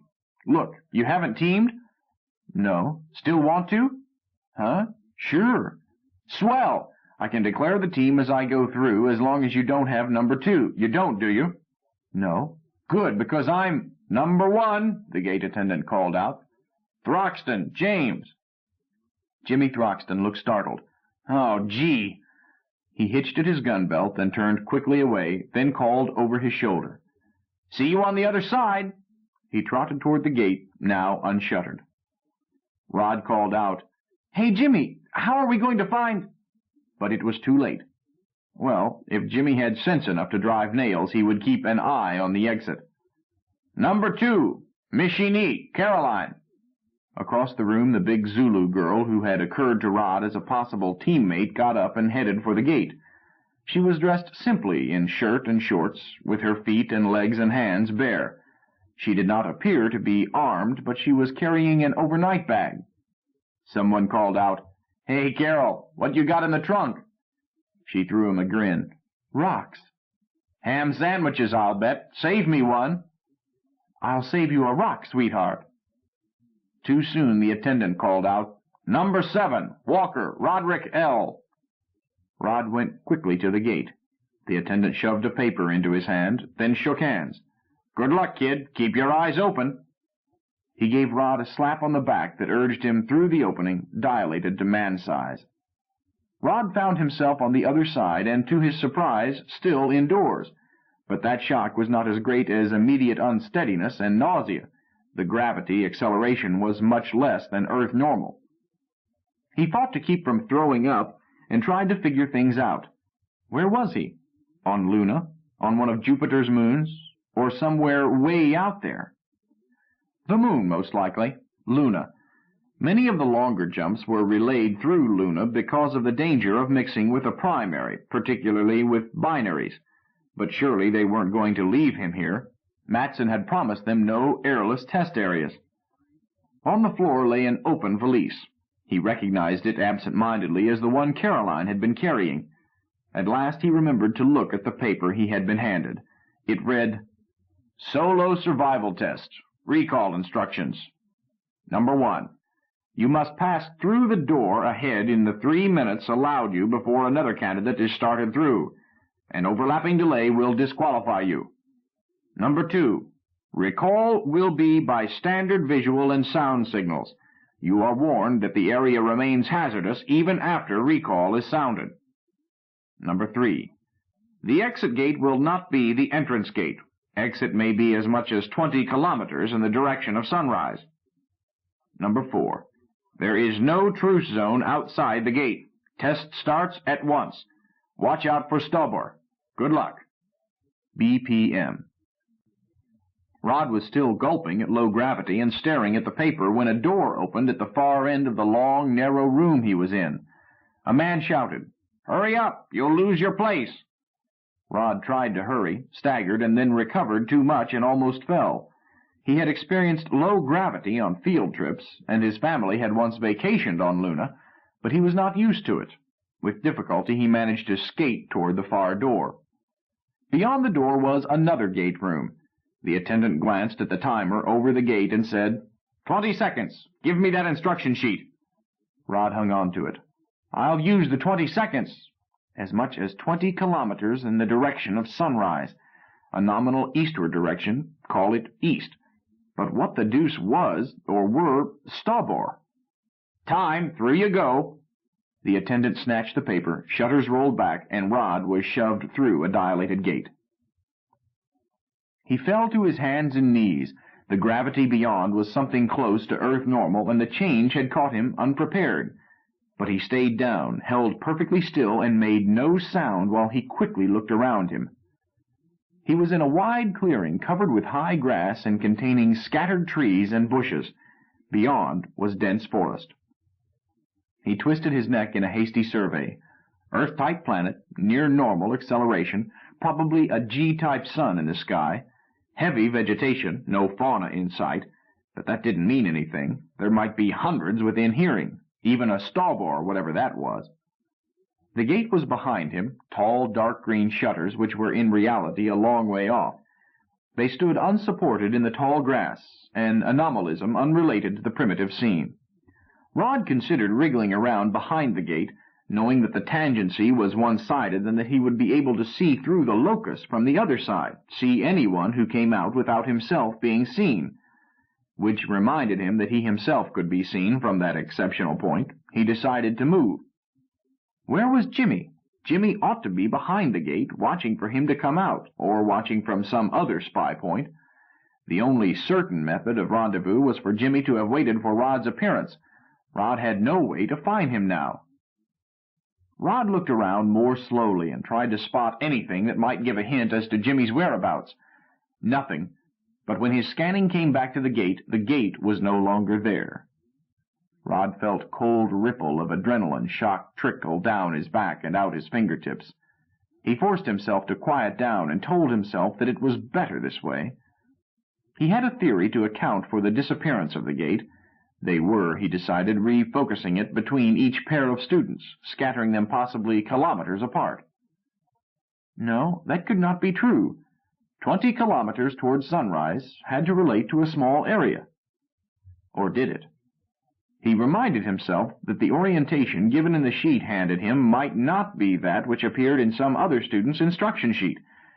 He relaxed to the fact that he did not really know anything. He did not know where he was, nor where Jimmy was, nor any other member of the class. He did not know what he might find here, save that it was a place where a man might stay alive if he were smart, and lucky. Just now his business was to stay alive, for a period that he might as well figure as 10 Earth days. He wiped Jimmy Throxton out of his mind, wiped out everything but the necessity of remaining unceasingly alert to all of his surroundings. He noted wind direction as shown by grass plumes, and started crawling cautiously downwind. The decision to go downwind had been difficult. To go upwind had been his first thought, that being the natural direction for a stalk. But his sister's advice had already paid off. He felt naked and helpless without a gun, and it reminded him that he was not the hunter. His scent would carry in any case. If he went downwind, he stood a chance of seeing what might be stalking him, while his unguarded rear would be comparatively safe. Something ahead in the grass. He froze and watched. It had been the tiniest movement. He waited. There it was again, moving slowly from right to left across his front. It looked like a dark spike with a tuft of hair on the tip, a tail possibly, carried aloft. He never saw what manner of creature owned the tail, if it was a tail. It stopped suddenly at a point Rod judged to be directly downwind, then moved off rapidly, and he lost sight of it.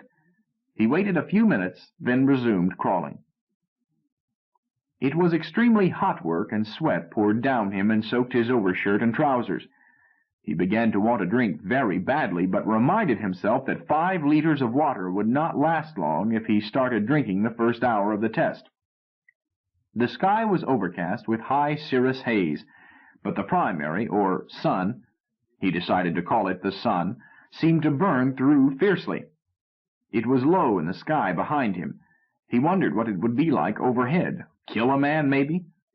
Oh, well, it would be cooler in that forest ahead, or at least not be the same chance of sunstroke. There was lower ground ahead of him, and hawk-like birds were circling above the spot, round and round. He held still and watched. "Brothers," he said softly, "if you are behaving like vultures back home, there is something dead ahead of me, and you are waiting to make sure it stays dead before you drop in for lunch. If so, I had better swing wide, for it is bound to attract other things, some of which I might not want to meet." He started easing to the right, quartering the light breeze. It took him onto higher ground and close to a rock outcropping. Rod decided to spy out what was in the lower place below, making use of cover to let him reach an overhanging rock. It looked mightily like a man on the ground and a child near him.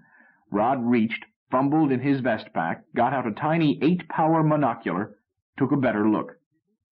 The man was Johann Braun. The child was his boxer dog.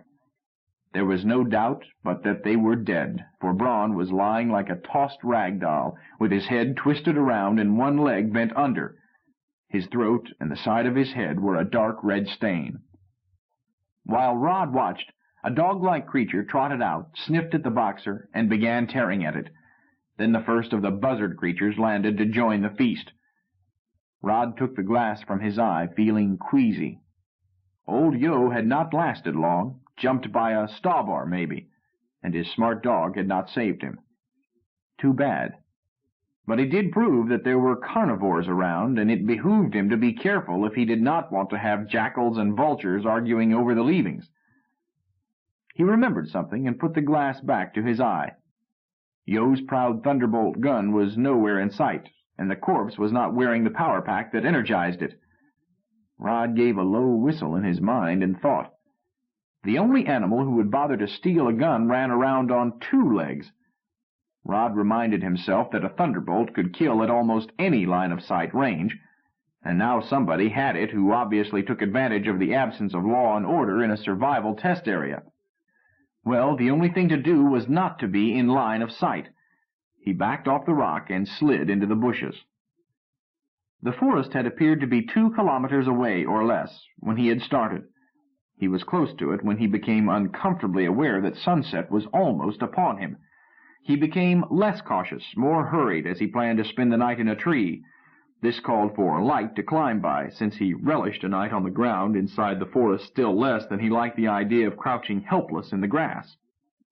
It had not taken all day to crawl this far, although it had been morning when he had left Templeton Gate. The time of day there had nothing to do with the time of day here. He had been shoved through into late afternoon. It was dusk when he reached the tall trees. So dusky that he decided that he must accept a calculated risk for what he must do. He stopped at the edge of the forest, still in the high grass, and dug into his pack for his climbers. His sister had caused him to leave behind most of the gadgets, gimmicks, and special-purpose devices that he had considered bringing. She had not argued at these. They were climbing spikes of a style basically old, but refined, made small and light. The pair weighed less than 1/10 of a kilogram, and made foldable and compact, from a titanium alloy, hard and strong. He unfolded them, snapped them under his arches and around his shins, and locked them in place. Then he eyed the tree he had picked, a tall giant deep enough in the mass to allow the possibility of crossing to another tree if the odds made a backdoor departure safer, and having a trunk which, in spite of its height, he felt sure he could get his arms around. Having picked his route, he straightened up and at a fast dog trot headed for the nearest tree. He went past it, cut left for another tree, past it, and cut right toward the tree he wanted. He was about 15 meters from it when something charged him. He closed the gap with instantaneous apportation, which would have done credit to a Ramsbotham hyperfold. He reached the first branch 10 meters above ground in what amounted to levitation. From there on he climbed more conventionally, digging the spurs into the tree's smooth bark and setting his feet more comfortably on branches when they began to be close enough together to form a ladder. About 20 meters above ground he stopped and looked down. The branches interfered, and it was darker under the trees than it had been out in the open. Nevertheless, he could see, prowling around the tree, the denizen that had favored him with attention. Rod tried to get a better view, but the light was failing rapidly.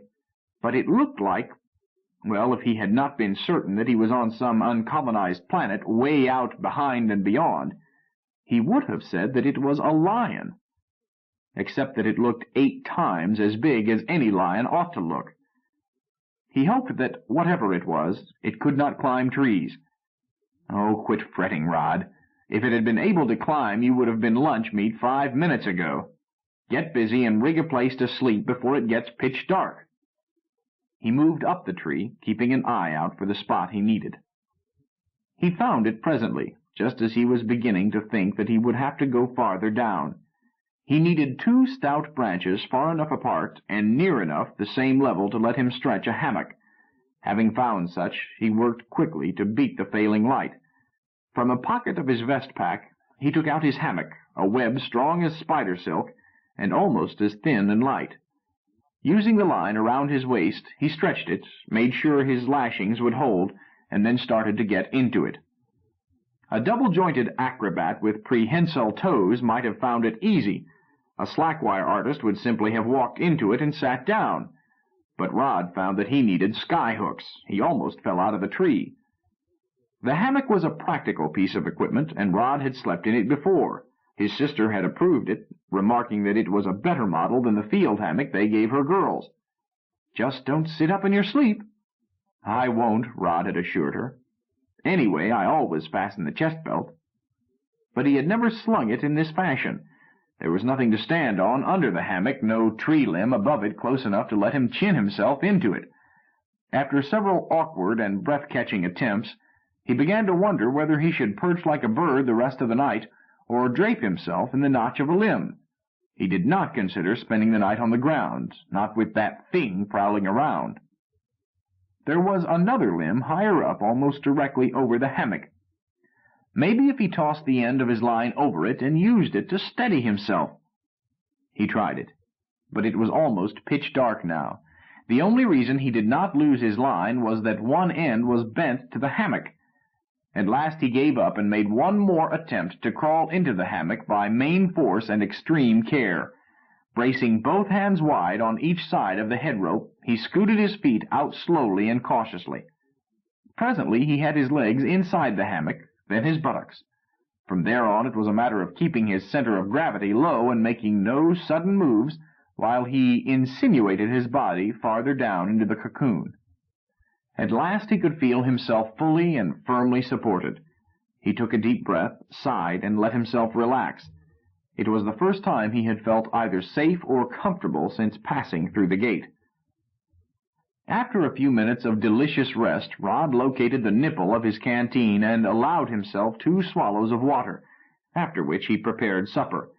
This consisted in digging out a 1/4 kilo brick of field ration, 1,100 calories of yeast protein, fat, starch, and glucose, plus trace requirements. The label on it, invisible in the dark, certified that it was tasty, tempting, and pleasing in texture, whereas chewing an old shoe would have attracted a gourmet quite as much. But real hunger gave Rod the best of sauces. He did not let any crumb escape, and ended by licking the wrapper. He thought about opening another one, quelled the longing, allowed himself one more mouthful of water, then pulled the insect hood of the hammock down over his face and fastened it under the chest belt. He was immune to most insect-carried Terran diseases and was comfortably aware that humans were not subject to most Outlands diseases, but he did not want the night flyers to use his face as a drinking fountain, nor even as a parade ground. He was too hot even in his light clothing. He considered shucking down to his shorts.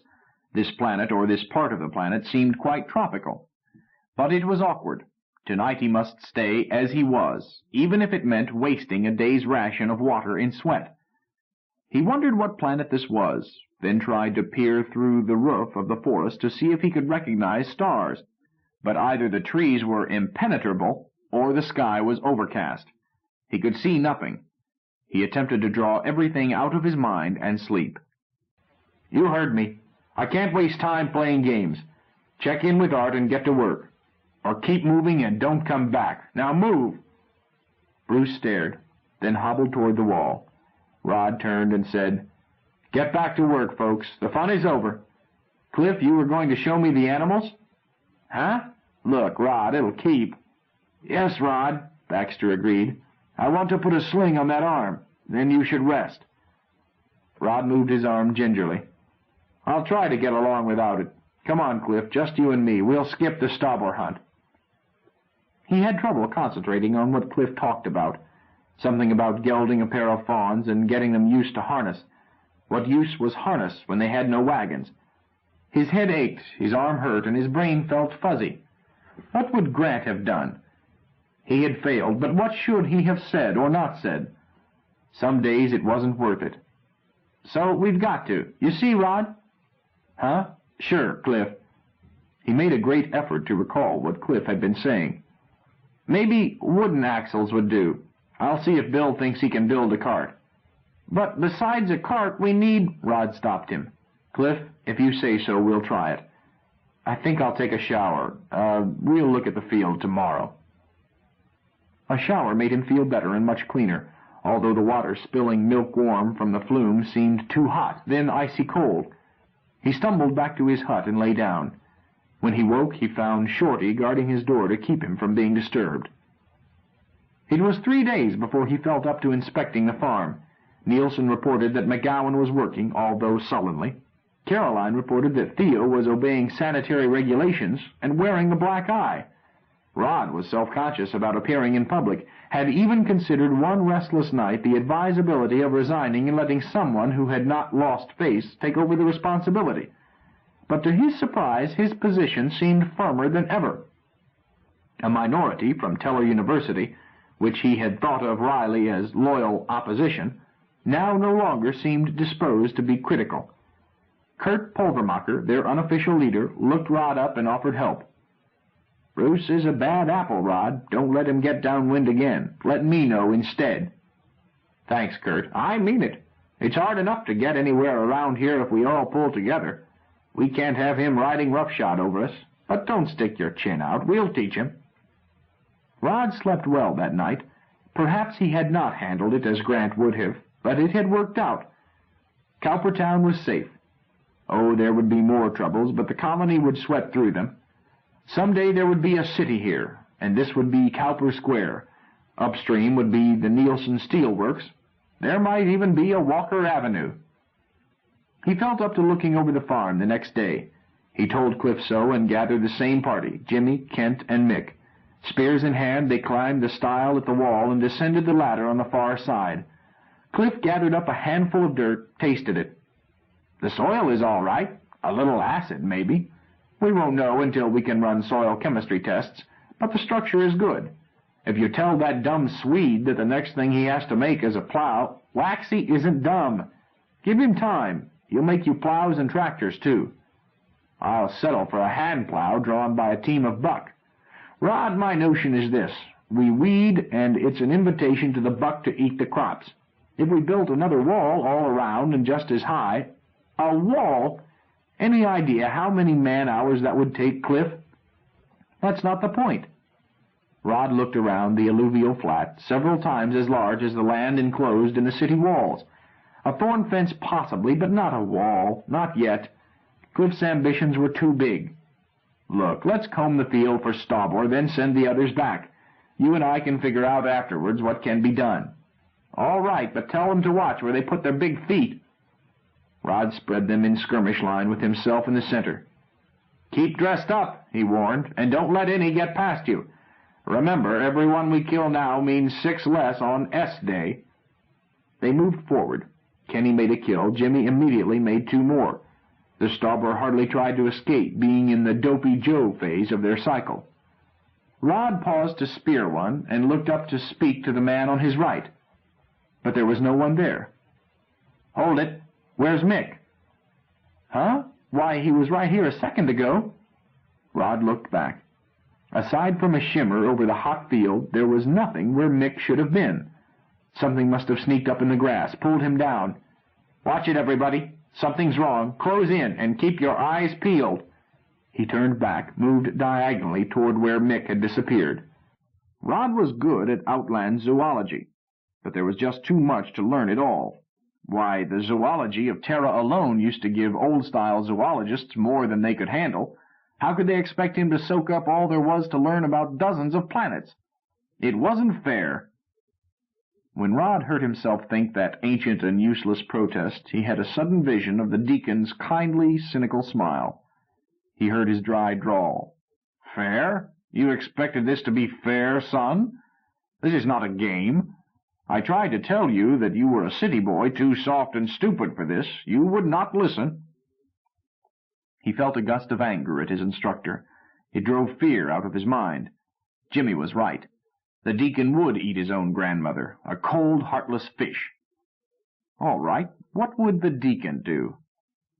Again he heard his teacher's voice inside his head, an answer Matson had once given to a question put by another classmate. "There wasn't anything I could do, so I took a nap." Rod squirmed around, rested his hand on Colonel Bowie, and tried to take a nap.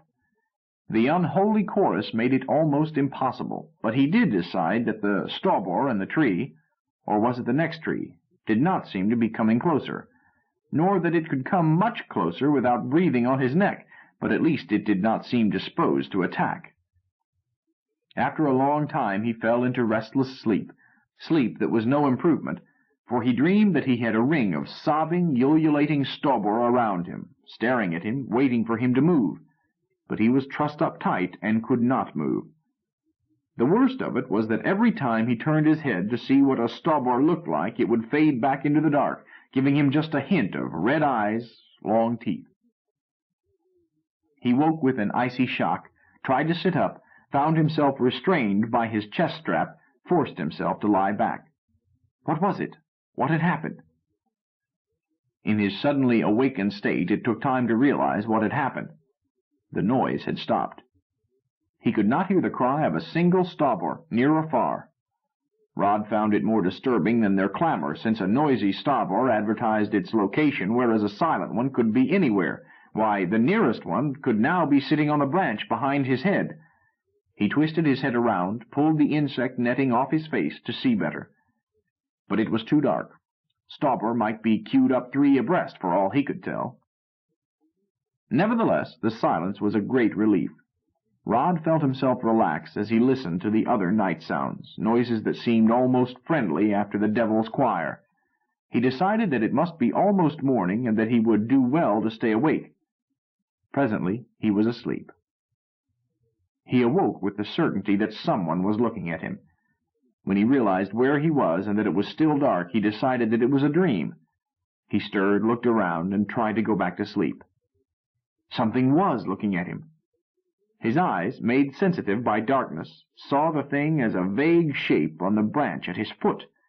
Black on black, he could not make out its outline, but 2 faintly luminous eyes stared unwinkingly back into his. "Nothing I could do, so I took a nap." Rod did not take a nap. For a time, measured in eons, he and the thing in the tree locked eyes. Rod tightened his grip on his knife and held still, tried to quell the noise of his pounding heart, tried to figure out how he could fight back from a hammock. The beast did not move, made no sound. It simply stared and seemed prepared to do it all night. When the ordeal had gone on so long that Rod felt a mounting impulse to shout and get it over, The creature moved with light scratching sounds toward the trunk and was gone. Rod could feel the branch shift. He judged that the beast must weigh as much as he did. Again he resolved to stay awake. Wasn't it getting less dark? He tried to tell himself so, but he could still not see his own fingers. He decided to count to 10,000 and bring on the dawn. Something large went down the tree very fast, followed at once by another, and still a third. They did not stop at Rod's bedroom, but went straight down the trunk. Rod put his knife back and muttered, "Noisy neighbors. You'd think this was Emigrant's Gap." He waited, but the frantic procession never came back. He was awakened by sunlight in his face. It made him sneeze. He tried to sit up, was caught by his safety belt, became wide awake, and regretted it. His nose was stopped up, his eyes burned, his mouth tasted like a ditch, his teeth were slimy, and his back ached. When he moved to ease it, he found that his legs ached, too, and his arms, and his head. His neck refused to turn to the right. Nevertheless, he felt happy that the long night was gone. His surroundings were no longer terrifying, but almost idyllic. So high up that he could not see the ground, he was still well below the roof of the jungle and could not see the sky. He floated in a leafy cloud. The morning ray that brushed his face was alone, so thoroughly did trees shut out the sky. This reminded him that he had to mark the direction of sunrise. Not too simple. Would he be able to see the sun from the floor of the jungle? Maybe he should climb down quickly, get out in the open, and mark the direction while the sun was still low. But he noticed that the shaft which had wakened him was framed by a limb notch of another forest giant about 15 meters away. Very well, that tree was east of his tree. He could line them up again when he reached the ground. Getting out of his hammock was almost as hard as getting in. Sore muscles resented the effort. At last he was balanced precariously on one limb.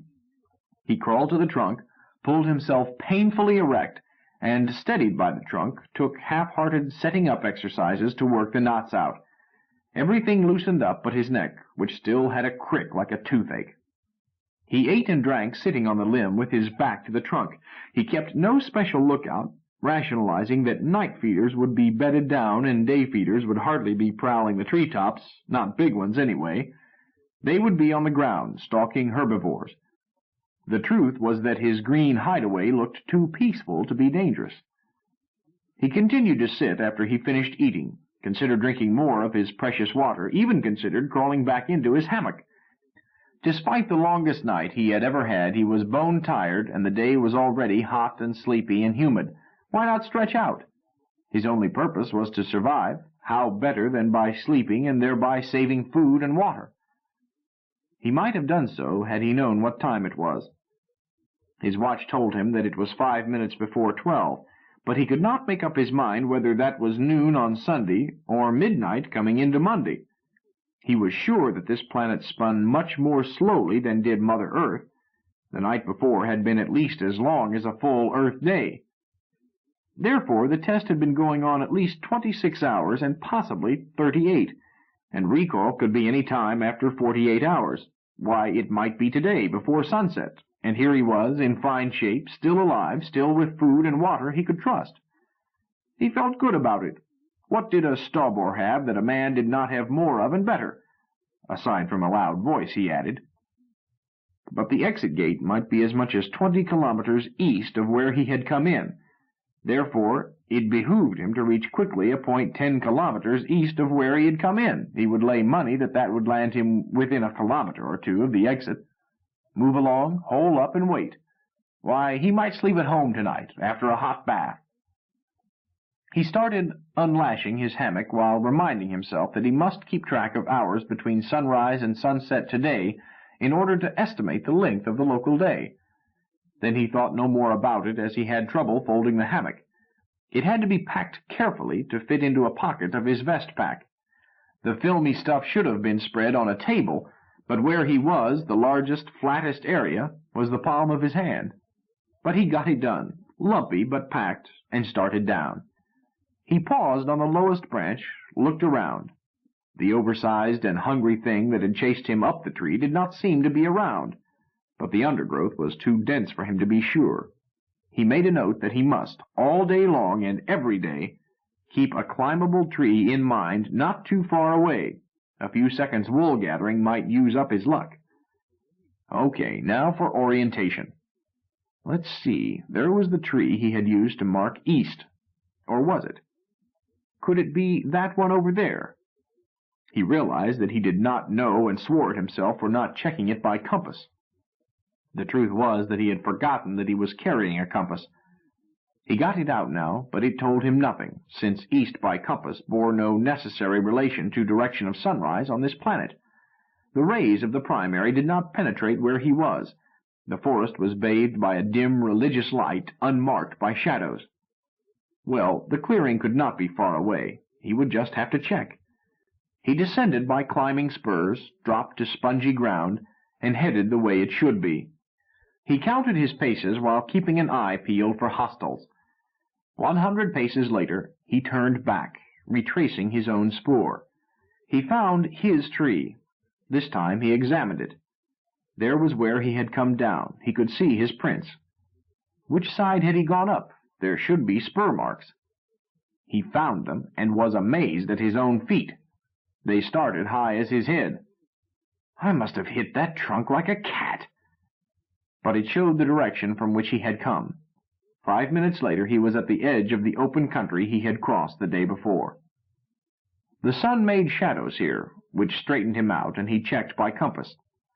By luck, east was east, and he need only follow his compass. It took him back into the forest. He traveled standing up. The belly sneak which he had used the day before was not needed here. He depended on moving noiselessly, using cover, and keeping an eye out behind as well as in front. He zigzagged in order to stay close to trees neither too big nor too small, but corrected his course frequently by compass. One part of his mind counted paces. At 1,500 broken country steps to a kilometer, Rod figured that 15,000 should bring him to his best guess location for the exit gate, where he planned to set up housekeeping until recall. But even with part of his mind counting paces and watching a compass, and a much larger part watching for carnivores, snakes, and other hazards, Rod still could enjoy the day and place. He was over his jitters of the night before, feeling good and rather cocky. Even though he tried to be fully alert, the place did not feel dangerous now, stubborn or no stubborn. It was, he decided, jungle of semi-rainforest type, not dense enough to require chopping one's way. It was interlaced with game paths, but he avoided these on the assumption that carnivores might lie waiting for lunch to come down the path. Rod had no wish to volunteer. The place seemed thick with game, mostly of antelope type in many sizes and shapes. They were hard to spot. They faded into the bush with natural camouflage, but the glimpses he got convinced him that they were plentiful. He avoided them as he was not hunting, and was aware that even a vegetarian could be dangerous with hooves and horns in self or herd defense. The world above was inhabited, too, with birds and climbers. He spotted families of what looked like monkeys, and speculated that this world would probably have developed its own race of humanoids. He wondered again what planet it was. Terrestrial to several decimal places it certainly seemed to be, except for the inconveniently long day, and probably one just opened, or it would be swarming with colonists. It would be a premium planet, certainly. That clearing he had come through yesterday would make good farmland once it was burned off. Maybe he would come back some day and help clean out the stubble. In the meantime, he watched where he put his hands and feet, never walked under a low branch without checking it, and tried to make his eyes and ears as efficient as a rabbit's. He understood now what his sister had meant about how being unarmed makes a person careful, and realized also how little chance he would have to use a gun if he let himself be surprised.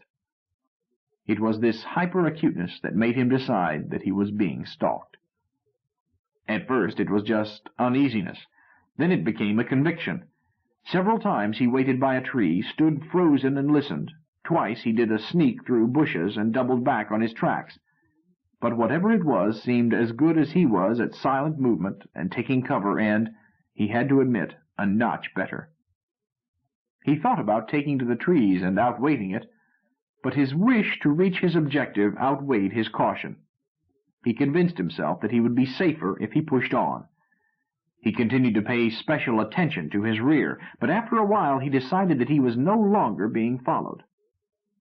When he had covered, by his estimate, 4 kilometers, he began to smell water. He came to a ravine which sliced across his route. Game tracks led him to think it might lead down to a watering place, just the sort of danger area he wished to avoid, so Rod crossed quickly and went down the shoulder of the ravine instead. It led to a bank overlooking water. He could hear the stream before he reached it. He took to the bushes and moved on his belly to a point where he could peer out from cover. He was about 10 meters higher than the water. The ground dropped off on his right as well as in front. There the ravine joined the stream, and an eddy pool formed the watering place he had expected. No animals were in sight, but there was plenty of sign. A mudflat was chewed with hoof marks. But he had no intention of drinking where it was easy.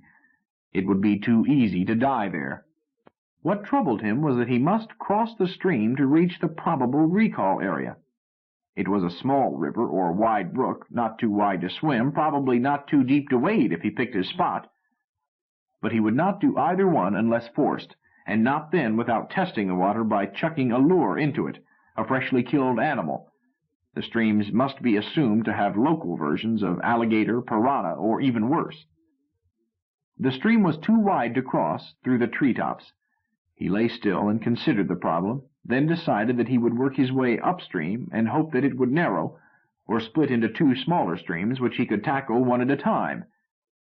It was the last thing he thought about for some time. When Rod regained consciousness, it was quickly. A jackal-like creature was sniffing at him. Rod lashed out with one hand and reached for his knife with the other. The dog brute backed away, snarling, then disappeared in the leaves. His knife was gone. The realization brought him groggily alert. He sat up. It made his head swim and hurt. He felt it and his fingers came away bloody.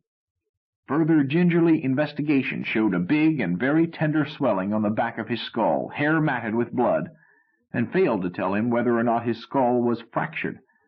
He gave no thanks that he had been left alive. He was sure that the blow had been intended to kill.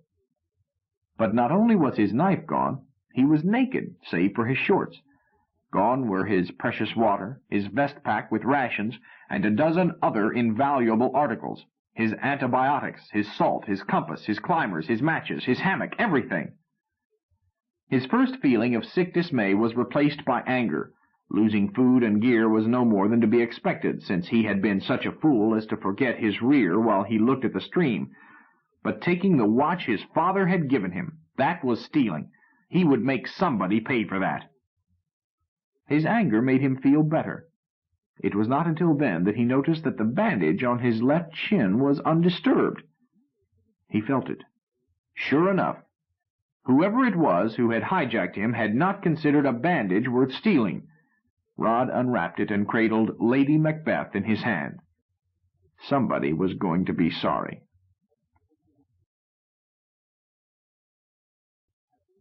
Chapter 4. Savage. Rod Walker was crouching on a tree limb. He had not moved for 2 hours. He might not move for as long a time. In a clearing near him, a small herd of yearling bachelor buck were cropping grass. If one came close enough, Rod intended to dine on buck. He was very hungry. He was thirsty, too, not having drunk that day. Besides that, he was slightly feverish. 3 long, imperfectly healed scratches on his left arm accounted for the fever, but Rod paid fever and scratches no attention. He was alive. He planned to stay alive. A buck moved closer to him. Rod became quiveringly alert. But the little buck tossed his head, looked at the branch, and moved away. He did not appear to see Rod.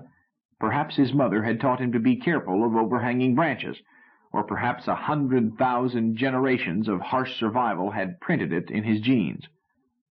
Rod swore under his breath and lay still. One of them was bound to make a mistake eventually. Then he would eat. It had been days since he had thought about anything but food. Food and how to keep his skin intact. How to drink without laying himself open to ambush. How to sleep without waking up in a fellow denizen's belly. The healing wounds on his arm marked how expensive his tuition had been. He had let himself get too far from a tree once too often, had not even had time to draw his knife. Instead, he had made an impossible leap and had chinned himself with the wounded arm. The thing that had clawed him he believed to be the same sort as the creature that had treed him the day of his arrival. Furthermore, he believed it to be a lion. He had a theory about that, but had not yet been able to act on it. He was gaunt almost to emaciation and had lost track of time. He realized that the time limit of the survival test had probably, almost certainly, passed, but he did not know how long he had lain in the crotch of a tree waiting for his arm to heal, nor exactly how long it had been since he had come down, forced by thirst and hunger. He supposed that the recall signal had probably been given during one of his unconscious periods, but he did not worry nor even think about it. He was no longer interested in survival tests. He was interested in survival. Despite his weakened condition, his chances were better now than when he had arrived. He was becoming sophisticated, no longer afraid of things he had been afraid of, most acutely wary of others which had seemed harmless. The creatures with the ungodly voices which he had dubbed Staubor no longer fretted him.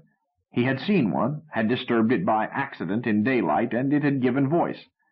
It was not as big as his hand, and reminded him of a horned lizard, except that it had the habits of a tree-toad. Its one talent was its voice. It could blow up a bladder at its neck to 3 times its own size, then give out with that amazing, frightening sob. But that was all it could do. Rod had guessed that it was a love call, then had filed the matter. He still called them Staubor. He had learned about a forest vine much like a morning glory, but its leaves carried a sting worse than that of a nettle, toxic and producing numbness. Another vine had large, grape-like fruits, deliciously tempting and pleasant to the palate. Rod had learned the hard way that they were a powerful purgative. He knew from his own narrow brushes and from kills left half-eaten on the ground that there were carnivores around, even though he had never had a good look at one. So far as he knew, there were no carnivorous tree climbers large enough to tackle a man, but he could not be certain. He slept with one eye open. The behavior of this herd caused him to suspect that there must be carnivores that hunted, as he was now hunting, even though he had had the good fortune not to tangle with one. The little buck had wandered all over the clearing, passed close by lesser trees, yet no one of them had grazed under the tree Rod was in. "Steady, boy. Here comes one." Rod felt the grip of Lady Macbeth, got ready to drop onto the graceful little creature as it passed under. But 5 meters away it hesitated, seemed to realize that it was straying from its mates, and started to turn. Rod let fly. He could hear the meaty tunk as blade hit into muscle. He could see the hilt firm against the shoulder of the buck. He dropped to the ground, hit running, and moved in to finish the kill. The buck whipped its head up, turned, and fled. Rod dived, did not touch it. When he rolled to his feet, the clearing was empty. His mind was filled with bitter thoughts. He had promised himself never to throw his knife when there was any possibility of not being able to recover it. But he did not let regret slow him. He got to work on the tracking problem. Rod had been taught the first law of hunting sportsmanship, that a wounded animal must always be tracked down and finished, not left to suffer and die slowly. But there was no trace of sportsmanship in his present conduct. He undertook to track the buck because he intended to eat it, and, much more urgently, because he had to recover that knife in order to stay alive. The buck had not bled at once, and its tracks were mixed up with hundreds of other tracks. Rod returned 3 times to the clearing and started over before he picked up the first blood spoor. After that it was easier, but he was far behind now, and the stampeded buck moved much faster than he could track. His quarry stayed with the herd until it stopped in a new pasture a half-kilometer away. Rod stopped still, in cover, and looked them over. His quarry did not seem to be among them. But blood sign led in among them. He followed it, and they stampeded again. He had trouble picking it up. When he did, he found that it led into brush instead of following the herd. This made it easier and harder. Easier because he no longer had to sort one spoor from many. Harder because pushing through the brush was hard in itself and much more dangerous, since he must never forget that he himself was hunted as well as hunter, and lastly, because the signs were so much harder to spot there. But it cheered him up, knowing that only a weakened animal would leave the herd and try to hide. He expected to find it down before long. But the beast did not drop. It seemed to have a will to live as strong as his own. He followed it endlessly, and was beginning to wonder what he would do if it grew dark before the buck gave up. He had to have that knife. He suddenly saw that there were 2 spoors. Something had stepped beside a fresh, split-hooved track of the little antelope. Something had stepped on a drop of blood. Quivering, his subconscious bush radar at full power, Rod moved silently forward. He found new marks again. A man. The print of a shod human foot, and so wild had he become that it gave him no feeling of relief. It made him more wary than ever. 20 minutes later he found them, the human and the buck. The buck was down, having died or perhaps been finished off by the second stalker. The human, whom Rod judged to be a boy, somewhat younger and smaller than himself, was kneeling over it, slicing its belly open. Rod faded back into the bush. From there he watched and thought. The other hunter seemed much preoccupied with the kill, and that tree hung over the place where the butchering was going on. A few minutes later Rod was again on a branch, without a knife, but with a long thorn held in his teeth. He looked down, saw that his rival was almost under him, and transferred the thorn to his right hand. Then he waited. The hunter below him laid the knife aside and bent to turn the carcass. Rod dropped. He felt body armor, which had been concealed by his victim's shirt. Instantly he transferred his attention to the bare neck, pushing the thorn firmly against vertebrae. "Hold still, or you've had it." The body under him suddenly quit struggling. "That's better," Rod said approvingly. "Cry Pax." No answer. Rod jabbed the thorn again. "I'm not playing games," he said harshly. "I'm giving you one chance to stay alive. Cry Pax and mean it, and we'll both eat. Give me any trouble and you'll never eat again. It doesn't make the least difference." There was a moment's hesitation, then a muffled voice said, "Pax." Keeping the thorn pressed against his prisoner's neck, Rod reached out for the knife which had been used to gut the buck. It was, he saw, his own Lady Macbeth. He sheathed it, felt around under the body he rested on, found another where he expected it, pulled it, and kept it in his hand. He chucked away the thorn and stood up. "You can get up." The youngster got up and faced him sullenly. "Give me my knife." "Later, if you are a good boy." "I said Pax." "So you did. Turn around. I want to make sure you don't have a gun on you." I've nothing but my knife. Give it to me." "Left it where?" The kid did not answer. Rod said, "Okay, turn around," and threatened with the borrowed knife. He was obeyed. Rod quickly patted all the likely hiding places, confirmed that the youngster was wearing armor under clothes and over the entire torso. Rod himself was dressed only in tan, scratches, torn and filthy shorts, and a few scars. "Don't you find that junk pretty hot this weather?" he asked cheerfully. "Okay, you can turn around. Keep your distance." The youngster turned around, still with a very sour expression. "What's your name, bud?" Jack." "Jack what? Mine's Rod Walker." "Jack Daudet." "What school, Jack?" "Ponce de Leon Institute." "Mine's Patrick Henry High School." "Matson's class?" "The deacon himself." "I've heard of him." Jack seemed impressed. "Who hasn't? Look, let's quit jawing. We'll have the whole county around our ears. Let's eat. You keep watch that way. I'll keep watch behind you." "Then give me my knife. I need it to eat." "Not so fast. I'll cut you off a hunk or two. Special Waldorf service." Rod continued the incision Jack had started, carried it on up, and laid the hide back from the right shoulder, hacked off a couple of large chunks of lean. He tossed one to Jack, hunkered down and gnawed his own piece while keeping sharp lookout.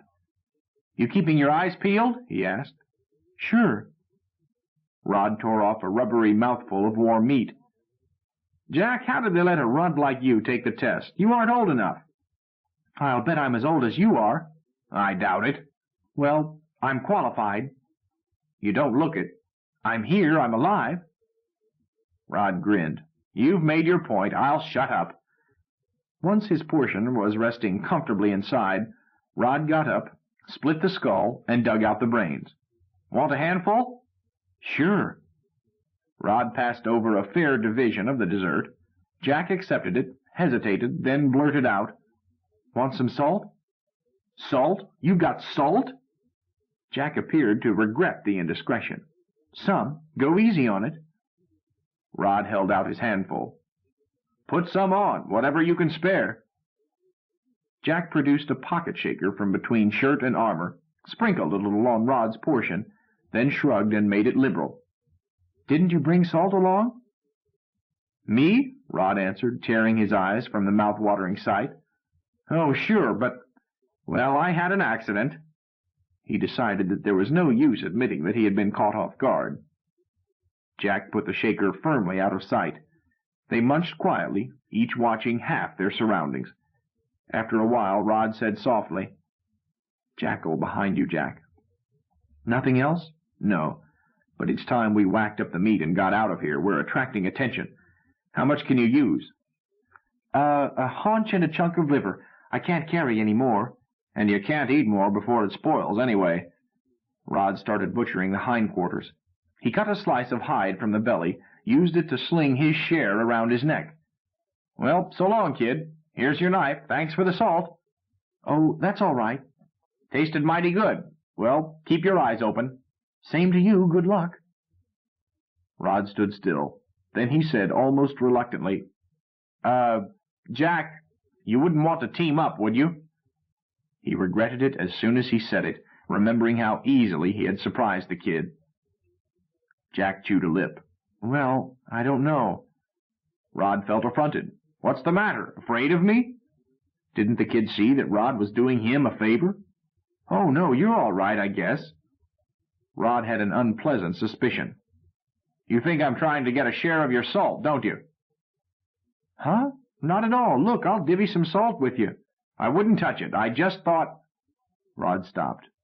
He had been thinking that they had both missed recall. It looked like a long pull. I didn't mean to make you mad, Rod. You're right. We ought to team. Don't put yourself out. I can get along. I'll bet you can. But let's team up. Is it a deal? Well, shake. Once the contract was made, Rod assumed leadership. There was no discussion. He simply did so, and Jack let it stand. You lead off, Rod ordered, and I'll cover our rear. Okay. Where are we heading? That high ground downstream. There are good trees there, better for all night than around here. I want us to have time to settle in before dark, so a quick sneak and no talking. Jack hesitated. Okay. Are you dead set on spending the night in a tree? Rod curled his lip. Want to spend it on the ground? How did you stay alive this long? I spent a couple of nights in trees, Jack answered mildly. But I've got a better place now, maybe. Huh? What sort? A sort of a cave. Rod thought about it. Caves could be death traps, but the prospect of being able to stretch out swayed him. Won't hurt to look if it's not too far. It's not far.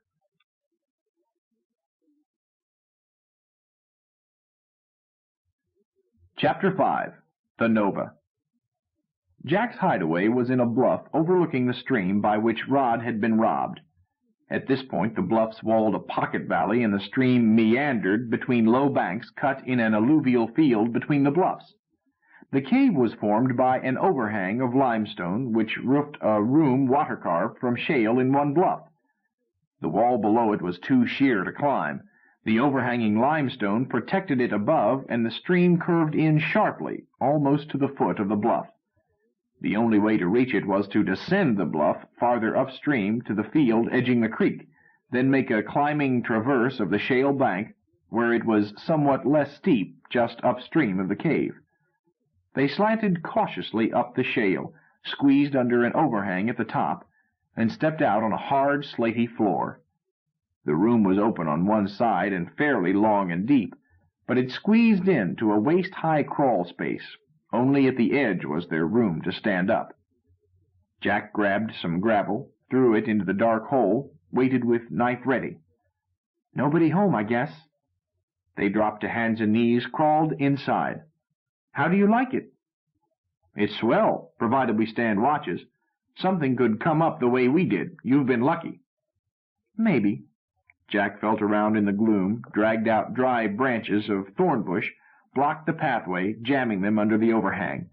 "That's my alarm." "It wouldn't stop anything that got a whiff of you and really wanted to come in." "No, but I would wake up and let it have some rocks in the face.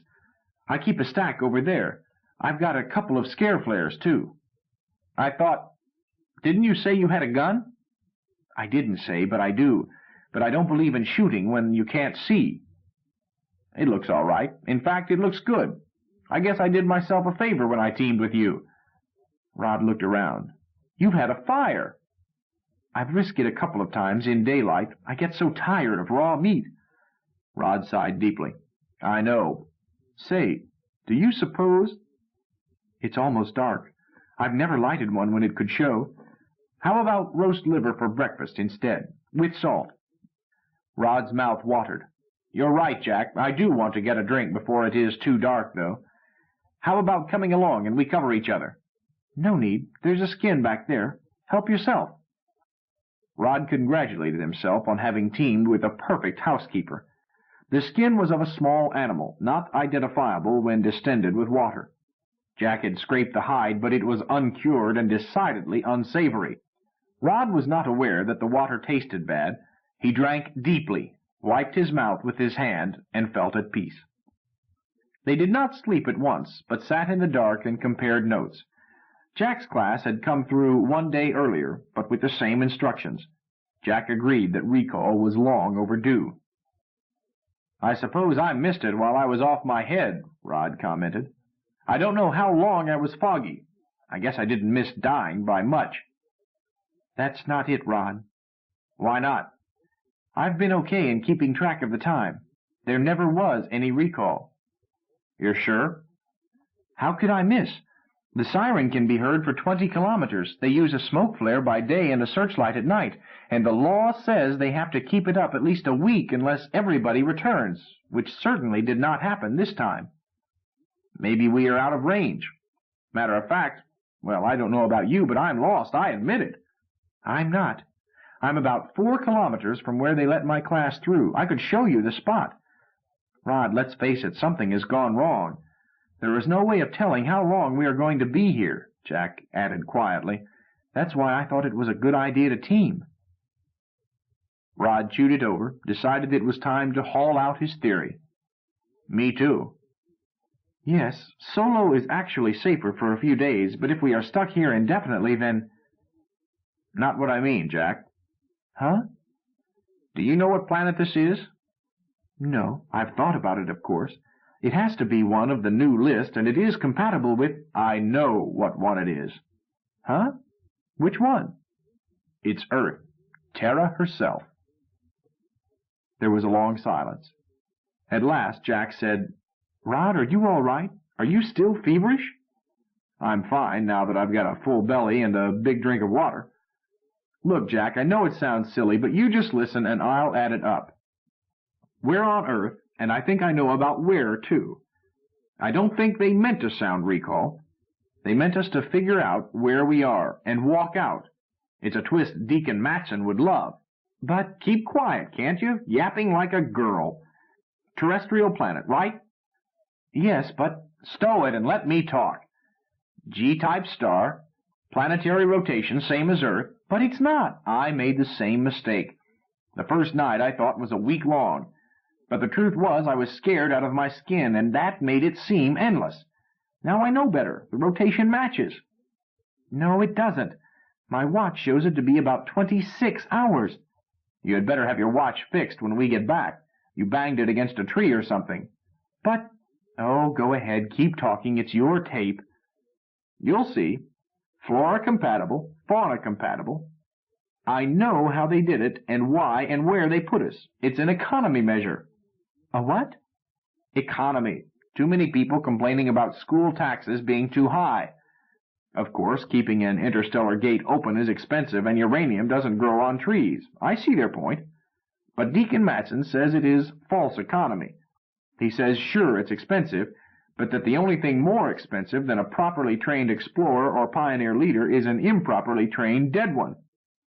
He told us after class one day, Rod went on, that the penny pinchers wanted to run the practices and tests in selected areas on Earth, but the deacon claims that the essence of survival in the outlands is the skill to cope with the unknown. He said that if tests were held on Earth, the candidates would just study up on terrestrial environments. He said any Boy Scout could learn the 6 basic Earth environments and how to beat them out of books, but that it was criminal to call that survival training and then dump a man in an unearthly environment on his first professional assignment. He said that it was as ridiculous as just teaching a kid to play chess and then send him out to fight a duel. He's right, Jack answered. Commander Benbow talks the same way. Sure, he's right. He swore that if they went ahead with this policy, this would be the last year he would teach. But they pulled a gimmick on him. How? It's a good one. What the deacon forgot is that any environment is as unknown as any other if you don't have the slightest idea where you are. So they rigged it so that we could not know. First, they shot us to Luna. The moon gates are always open, and that doesn't cost anything extra. Of course, that made us think we were in for a long jump. Besides, it confused us. We wouldn't know we were being dumped back into the gravity field we had left. For that was what they did next. They shoved us back on Earth. Where? Africa, I'd say. I think they used the Luna Link to jump us to Witwatersrand Gate outside Johannesburg, and there they were all set with a matched-in temporary link to drop us into the bush. Chaka Memorial Park or some other primitive preserve on a guess. Everything matches. A wide variety of antelope-type game, carnivores to feed on them. I've seen a couple of lions, and... You have?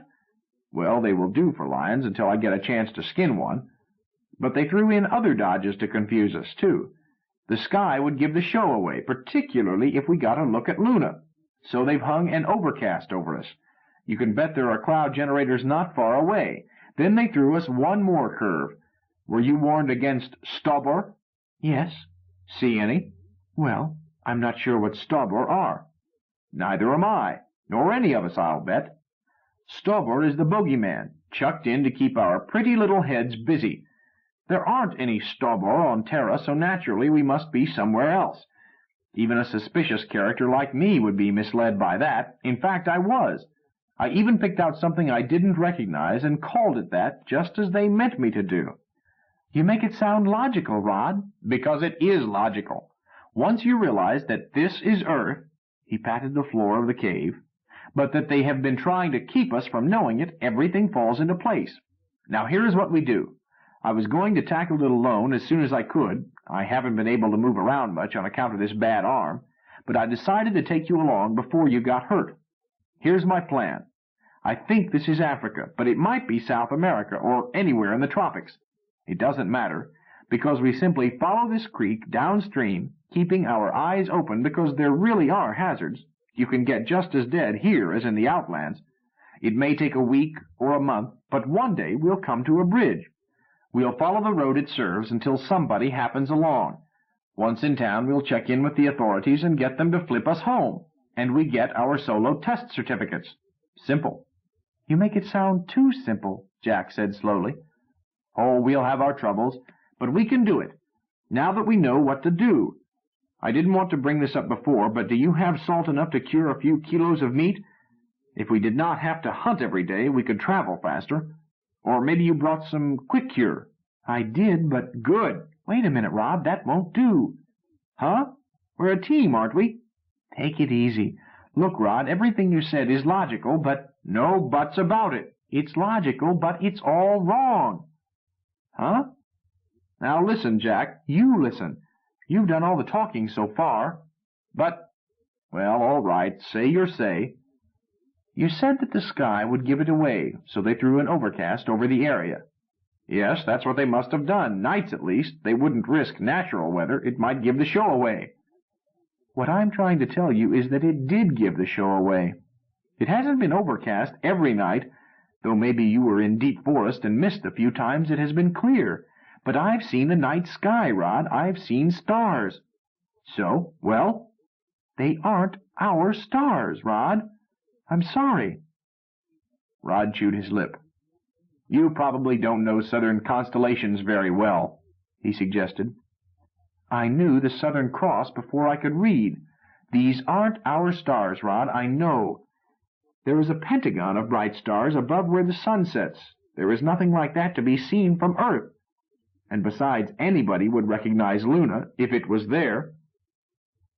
Rod tried to remember what phase the moon should be in. He gave up, as he had only a vague notion of elapsed time.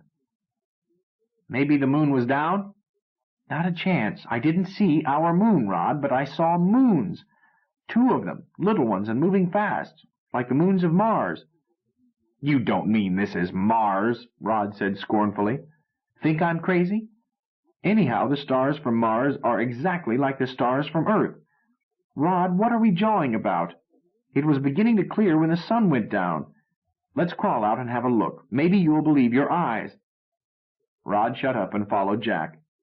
From inside, nothing was visible but dark trees across the stream, but from the edge of the shelf, part of the sky could be seen. Rod looked up and blinked. Mind the edge, Jack warned softly. Rod did not answer. Framed by the ledge above him and by treetops across the stream was a pattern of 6 stars, a lopsided pentagon with a star in its center.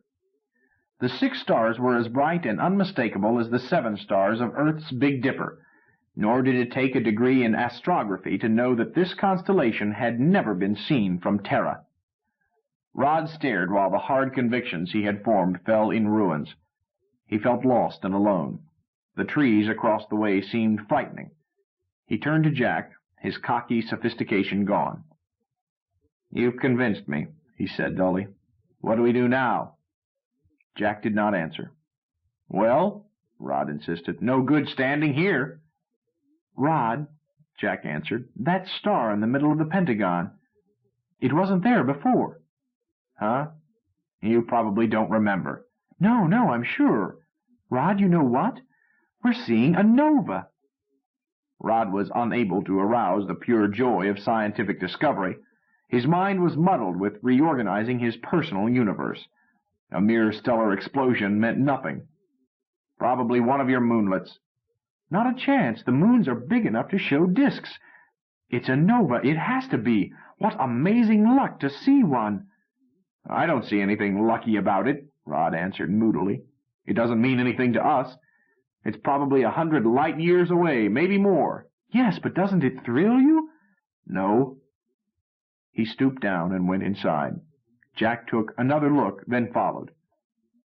There was silence, moody on Rod's part. At last Jack said, "Think I'll turn in." "I just can't see," Rod answered irrelevantly, "how I could be so wrong. It was a logical certainty." "Forget it," Jack advised. "My analytics instructor says that all logic is mere tautology. She says it is impossible to learn anything through logic that you did not already know." "Then what use is logic?" Rod demanded. "Ask me an easy one." "Look, partner, I'm dead for sleep. I want to turn in." "All right. But, Jack, if this isn't Africa, and I've got to admit it isn't, what do we do? They've gone off and left us." "Do? We do what we've been doing. Eat, sleep, stay alive. This is a listed planet. If we just keep breathing, someday somebody will show up. It might be just a power breakdown. They may pick us up tomorrow." In that case, let's shut up and go to sleep." Chapter 4. I Think He Is Dead. Rod was awakened by heavenly odors. He rolled over, blinked at light streaming under the overhang, managed by great effort to put himself back into the matrix of the day before. Jack, he saw, was squatting by a tiny fire on the edge of the shelf. The wonderful fragrance came from toasting liver. Rod got to his knees, discovering that he was slightly stiff from having fought dream Staubor in his sleep. These nightmare Staubor were bug-eyed monsters fit for a planet suddenly strange and threatening. Nevertheless, He had a fine night's sleep, and his spirits could not be daunted in the presence of the tantalizing aroma drifting in. Jack looked up. "I thought you were going to sleep all day. Brush your teeth, comb your hair, take a quick shower, and get on out here. Breakfast is ready." Jack looked him over again. "Better shave, too." Rod grinned and ran his hand over his chin. "You're jealous of my manly beard, youngster. Wait a year or two, and you'll find out what a nuisance it is. Shaving, the common cold, and taxes. My old man says those are the three eternal problems the race is never going to lick." Rod felt a twinge at the thought of his parents, a stirring of conscience that he had not thought of them in he could not remember how long. "Can I help, pal?" "Sit down and grab the salt. This piece is for you." "Let's split it." "Eat and don't argue. I'll fix me some." Rod accepted the charred and smoky chunk, tossed it in his hands, and blew on it. He looked around for salt. Jack was slicing a second piece. Rod's eyes passed over the operation, then whipped back. The knife Jack was using was Colonel Bowie. The realization was accompanied by action. Rod's hand darted out and caught Jack's wrist in an anger-hard grip. "You stole my knife." Jack did not move. "Rod, have you gone crazy?" "You slugged me and stole my knife." Jack made no attempt to fight, nor even to struggle. "You aren't awake yet, Rod. Your knife is on your belt. This is another knife, mine." Rod did not bother to look down. "The one I'm wearing is Lady Macbeth. I mean the knife you're using. Colonel Bowie, my knife." "Let go my wrist." "Drop it." "Rod, you can probably make me drop this knife. You're bigger and you've got the jump on me. But yesterday you teamed with me. You're busting that team right now. If you don't let go right away, the team is broken. Then you'll have to kill me. Because if you don't, I'll trail you. I'll keep on trailing you until I find you asleep. Then you've had it." They faced each other across the little fire, eyes locked. Rod breathed hard and tried to think. The evidence was against Jack. But had this little runt tracked him, slugged him, stolen everything he had? It looked like it. Yet it did not feel like it. He told himself that he could handle the kid if his story did not ring true. He let go Jack's wrist. "All right," he said angrily. "Tell me how you got my knife." Jack went on slicing liver. "It's not much of a story, and I don't know that it is your knife. But it was not mine to start with. You've seen mine. I use this one as a kitchen knife. Its balance is wrong." "Colonel Bowie, balanced wrong? That's the best throwing knife you ever saw." "Do you want to hear this? I ran across this hombre in the bush just as the jackals were getting to him. I don't know what got him, Stobor maybe. He was pretty well clawed and half-eaten. He wasn't one of my class, for his face wasn't marked, and I could tell. He was carrying a thunderbolt, and—" "Wait a minute. A thunderbolt gun?" "I said so, didn't I? I guess he tried to use it and had no luck. Anyhow, I took what I could use, this knife and a couple of other things. I'll show you. I left the thunderbolt. The power pack was exhausted, and it was junk." "Jack, look at me. You're not lying?" Jack shrugged. "I can take you to the spot. There might not be anything left of him, but the thunderbolt ought to be there." Rod stuck out his hand. "I'm sorry. I jumped to conclusions." Jack looked at his hand, did not shake it. "I don't think you are much of a teammate. We had better call it quits." The knife flipped over, landed at Rod's toes. "Take your toad sticker and be on your way." Rod did not pick up the knife. "Don't get sore, Jack. I made an honest mistake." "It was a mistake, all right. You didn't trust me, and I'm not likely to trust you again. You can't build a team on that."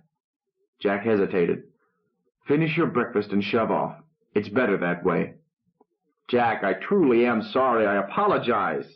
But it was a mistake anybody could make. You haven't heard my side of the story."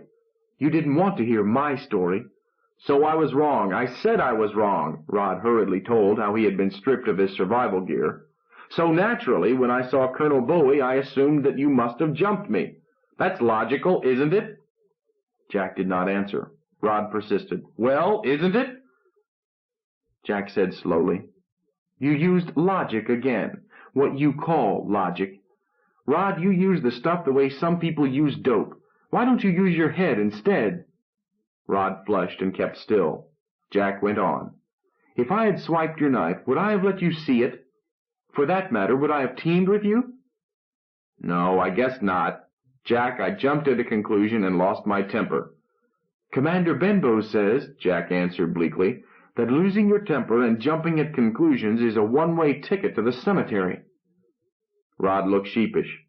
"Deacon Matson talks the same way." "Maybe they're right. So let's not do it again, huh? Every dog gets one bite, but only one." Rod looked up, saw Jack's dirty paw stuck out at him. "You mean we're partners again?" "Shake. I think we had better be. We don't have much choice."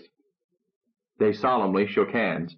Then Rod picked up Colonel Bowie, looked at it longingly, and handed it hilt first to Jack. "I guess it's yours after all." "Huh? Oh, no, I'm glad you've got it back." "No," Rod insisted. "You came by it fair and square." "Don't be silly, Rod. I've got Bluebeard. That's the knife for me." "It's yours. I've got Lady Macbeth." Jack frowned. "We're partners, right?" "Huh? Sure." "So we share everything. Bluebeard belongs just as much to you as to me, and Colonel Bowie belongs to both of us. But you are used to it, so it's best for the team for you to wear it. Does that appeal to your lopsided sense of logic? Well, so shut up and eat your breakfast. Shall I toast you another slice? That one is cold." Rod picked up the scorched chunk of liver, brushed dirt and ashes from it. "This is all right. Throw it in the stream and have a hot piece. Liver won't keep anyhow." Comfortably stuffed and warmed by companionship, Rod stretched out on the shelf after breakfast and stared at the sky. Jack put out the fire and tossed the remnants of their meal downstream. Something broke water and snapped at the liver even as it struck. Jack turned to Rod. "Well, what do we do today?" What we've got on hand ought to be fit to eat tomorrow morning. We don't need to make a kill today." "I hunt every second day, usually, since I found this place. Second day meat is better than first, but by the third, phew-wee." "Sure. Well, what do you want to do?" "Well, let's see. First I'd like to buy a tall, thick chocolate malted milk, or maybe a fruit salad. Both. I'd eat those." "Stop it. You're breaking my heart." "Then I'd have a hot bath and get all dressed up and flip out to Hollywood and see a couple of good shows. That super spectacle that Dirk Manley is starring in, and then a good adventure show. After that I'd have another malted milk, strawberry this time, and then—" "Shut up!" "You asked me what I wanted to do." "Yes, but I expected you to stick to possibilities." "Then why didn't you say so? Isn't that logical? I thought you always used logic." "Say, lay off, will you? I apologized." "Yeah, you apologized," Jack admitted darkly. "But I've got some mad I haven't used up yet."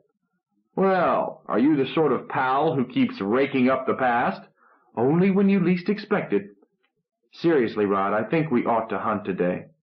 "But you agreed we didn't need to. It's wrong, and dangerous besides, to make a kill you don't need." "I think we ought to hunt people." Rod pulled his ear. "Say that again?" "We ought to spend the day hunting people." "Huh? Well, anything for fun, I always say. What do we do when we find them? Scalp them or just shout, 'Beaver'?" "Scalping is more definite. Rod, how long will we be here?" "Huh? All we know is that something has gone seriously cockeyed with the recall schedule. You say we've been here 3 weeks. I would say it was longer, but you have kept a notch calendar, and I haven't. Therefore—" He stopped. "Therefore what?" "Therefore nothing. They might have had some technical trouble, which they may clear up and recall us this morning. Deacon Matson and his fun-loving colleagues might have thought it was cute to double the period and not mention it. The Dalai Lama might have bombed the whiskers off the rest of the world, and the gates may be radioactive ruins. Or maybe the 3-headed serpent men of the Lesser Magellanic Cloud have landed and have the situation well in hand for them. When you haven't data, guessing is illogical. We might be here forever." Jack nodded. "That's my point." "Which point?" "We know we may be marooned. That's obvious." "Rod, a 2-man team is just right for a few weeks. But suppose this runs into months. Suppose one of us breaks a leg. Or even if we don't, how long is that thornbush alarm going to work?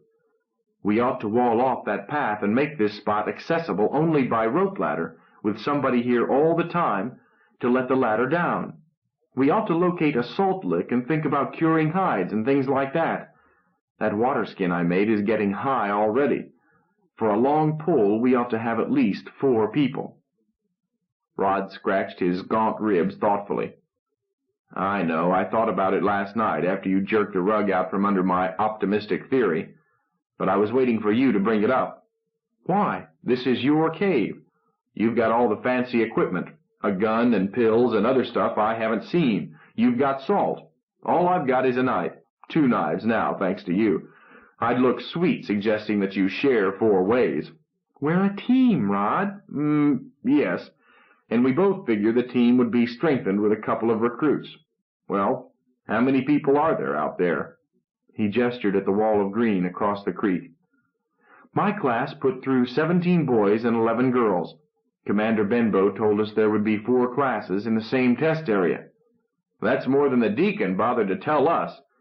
However, my class put through about 20. Jack looked thoughtful. About 100 people, probably. Not counting casualties. Not counting casualties. Maybe 2/3 boys, 1/3 girls.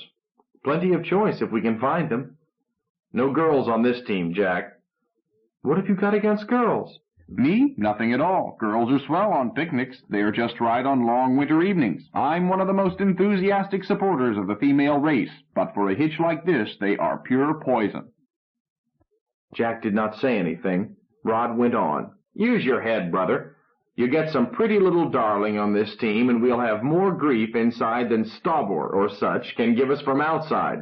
Quarrels and petty jealousies, and maybe a couple of boys knifing each other. It will be tough enough without that trouble. Well, Jack answered thoughtfully, suppose the first one we locate is a girl. What are you going to do? Tip your hat and say, "It's a fine day, ma'am, now drop dead and don't bother me"? Rod drew a pentagon in the ashes, put a star in the middle, then rubbed it out. I don't know, he said slowly. Let's hope we get our team working before we meet any, and let's hope they set up their own teams. I think we ought to have a policy. I'm clean out of policies. You would just accuse me of trying to be logical. Got any ideas about how to find anybody? Maybe. Somebody has been hunting upstream from here. So? Know who it is? I've seen him only at a distance. Nobody from my class. Half a head shorter than you are. Light hair, pink skin, and a bad sunburn. Sound familiar? Could be anybody, Rod answered, thinking fretfully that the description did sound familiar. Shall we see if we can pick up some sign of him? I can put him in your lap, but I'm not sure we want him. Why not? If he's lasted this long, he must be competent. Frankly, I don't see how he has.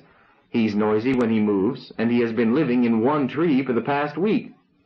Not necessarily bad technique. It is when you drop your bones and leavings out of the tree. It was jackals sniffing around that tipped me off to where he was living. Well, if we don't like him, we don't have to invite him. True. Before they set out, Jack dug around in the gloomy cave and produced a climbing line. Rod, could this be yours? Rod looked it over. It's just like the one I had. Why? I got it the way I got Colonel Bowie, off the casualty. If it is not yours, at least it is a replacement.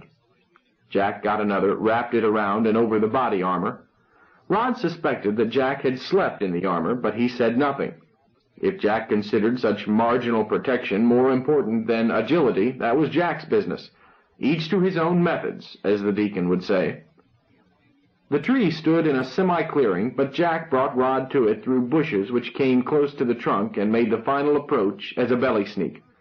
Jack pulled Rod's head over and whispered in his ear, "If we lie still for 3 or 4 hours, I'm betting that he will either come down or go up." "Okay, you watch our rear." For an hour nothing happened. Rod tried to ignore tiny flies that seemed to be all bite. Silently he shifted position to ward off stiffness, and once had to kill a sneeze. At last he said, "Tsk. Yeah, Rod? Where those 2 big branches meet the trunk, could that be his nest?" Maybe. You see a hand sticking out? Where? I think I see what you see. It might be just leaves. I think it's a hand, and I think he is dead. It hasn't moved since we got here. Asleep? Person asleep ordinarily doesn't hold still that long. I'm going up. Cover me. If that hand moves, yell. You ought not to risk it, Rod. You keep your eyes peeled. He crept forward. The owner of the hand was Jimmy Throxton, as Rod had suspected since hearing the description. Jimmy was not dead, but he was unconscious, and Rod could not rouse him. Jim lay in an eyrie, half natural, half artificial. Rod could see that Jim had cut small branches and improved the triple crotch formed by 2 limbs and trunk. He lay cradled in this eagle's nest, one hand trailing out. Getting him down was awkward. He weighed as much as Rod did. Rod put a sling under Jim's armpits and took a turn around a branch, checking the line by friction to lower him, but the hard part was getting Jim out of his musty bed without dropping him. Halfway down, the burden fouled, and Jack had to climb and free it. But with much sweat, all 3 reached the ground, and Jim was still breathing. Rod had to carry him. Jack offered to take turns, but the disparity in sizes was obvious. Rod said angrily for Jack to cover them, front, rear, all sides. Rod would be helpless if they had the luck to be surprised by one of the pseudo-lions. The worst part was the climbing traverse over loose shale up to the cave. Rod was fagged from carrying the limp and heavy load more than a kilometer over rough ground. He had to rest before he could tackle it. When he did, Jack said anxiously, "Don't drop him in the drink. It won't be worthwhile fishing him out. I know." "So do I. Don't give silly advice." "Sorry." Rod started up, as much worried for his own hide as for Jim's. He did not know what it was that lived in that stream. He did know that it was hungry. There was a bad time when he reached the spot where the jutting limestone made it necessary to stoop to reach the shelf. He got down as low as possible, attempted it, felt the burden on his back catch on the rock, started to slip. Jack's hand steadied him and shoved him from behind. Then they were sprawled safe on the shelf, and Rod gasped and tried to stop the trembling of his abused muscles. They bedded Jimmy down, and Jack took his pulse. "Fast and thready. I don't think he's going to make it." "What medicines do you have?" "2 of the neosulfas and vertamicin, but I don't know what to give him." "Give him all 3 and pray." "He might be allergic to one of them." "He'll be more allergic to dying. I'll bet he's running 6 degrees of fever. Come on!" Rod supported Jim's shoulders, pinched his earlobe, brought him partly out of a coma. Between them they managed to get the capsules into Jim's mouth, got him to drink, and wash them down. After that there was nothing they could do but let him rest. They took turns watching him through the night. About dawn his fever broke. He roused and asked for water. Rod held him while Jack handled the water skin. Jim drank deeply, then went back to sleep. They never left him alone. Jack did the nursing, and Rod hunted each day, trying to find items young and tender and suited to an invalid's palate. By the 2nd day, Jim, although weak and helpless, was able to talk without drifting off to sleep in the middle. Rod returned in the afternoon with a carcass of a small animal which seemed to be a clumsy cross between a cat and a rabbit. He encountered Jack heading down to fill the water skin. "Hi." "Hi. I see you had luck. Say, Rod, go easy when you skin it. We need a new water bag. Is it cut much?" "Not at all. I knocked it over with a rock." "Good." "How's the patient?" "Healthier by the minute. I'll be up shortly." "Want me to cover you while you fill the skin?" "I'll be careful. Go up to Jim." Rod went up, laid his kill on the shelf, crawled inside. "Feeling better?" "Swell. I'll wrestle you 2 falls out of 3. "Next week. Jack taking good care of you?" "You bet." "Say, Rod, I don't know how to thank you two. If it hadn't been for—" "Then don't try. You don't owe me anything, ever. And Jack's my partner, so it's right with Jack." "Jack is swell." "Jack is a good boy. They don't come better. He and I really hit it off." Jim looked surprised, opened his mouth, closed it suddenly. "What's the matter?" Rod asked. "Something bite you, or are you feeling bad again?" "What?" Jim said slowly. did you say about Jack?" "Huh? I said they don't come any better. He and I team up like bacon and eggs. A #1 kid, that boy." Jimmy Throxton looked at him. "Rod, were you born that stupid, or did you have to study?" "Huh? Jack is a girl."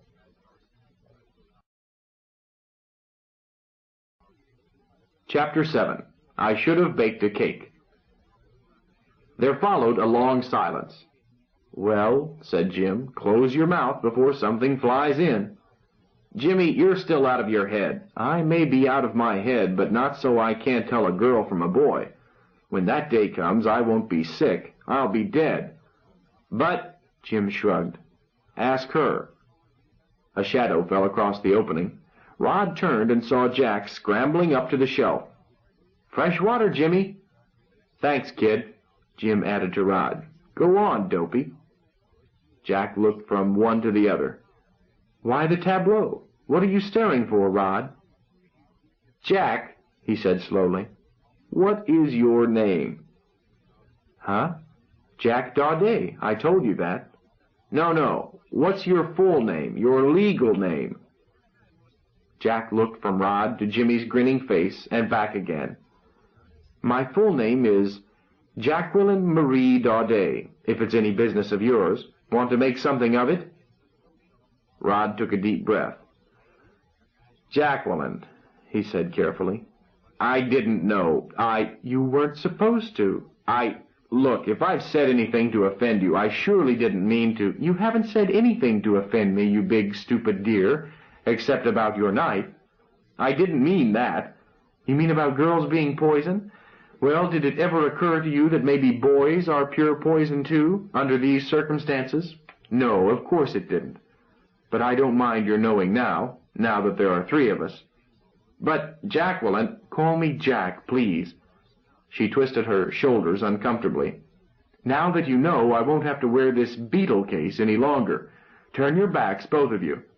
Rod turned his back. Jimmy rolled over, eyes to the wall. In a few moments, Jacqueline said, "Okay." Rod turned around. In shirt and trousers, without torso armor, her shoulders seemed narrower, and she herself was slender now and pleasantly curved. She was scratching her ribs. "I haven't been able to scratch properly since I met you, Rod Walker," she said accusingly. "Sometimes I almost died." "I didn't make you wear it." "Suppose I hadn't. Would you have teamed with me?" Well, it's like this. He stopped. "You see?" She suddenly looked worried. "We're still partners?" "Huh? Oh, sure. Then shake on it again. This time we shake with Jimmy, too. Right, Jim?" "You bet, Jack." They made a 3-cornered handshake. Jack pressed her left hand over the combined fists and said solemnly, "All for one." Rod drew Colonel Bowie with his left hand, laid the flat of the blade on the stacked hands.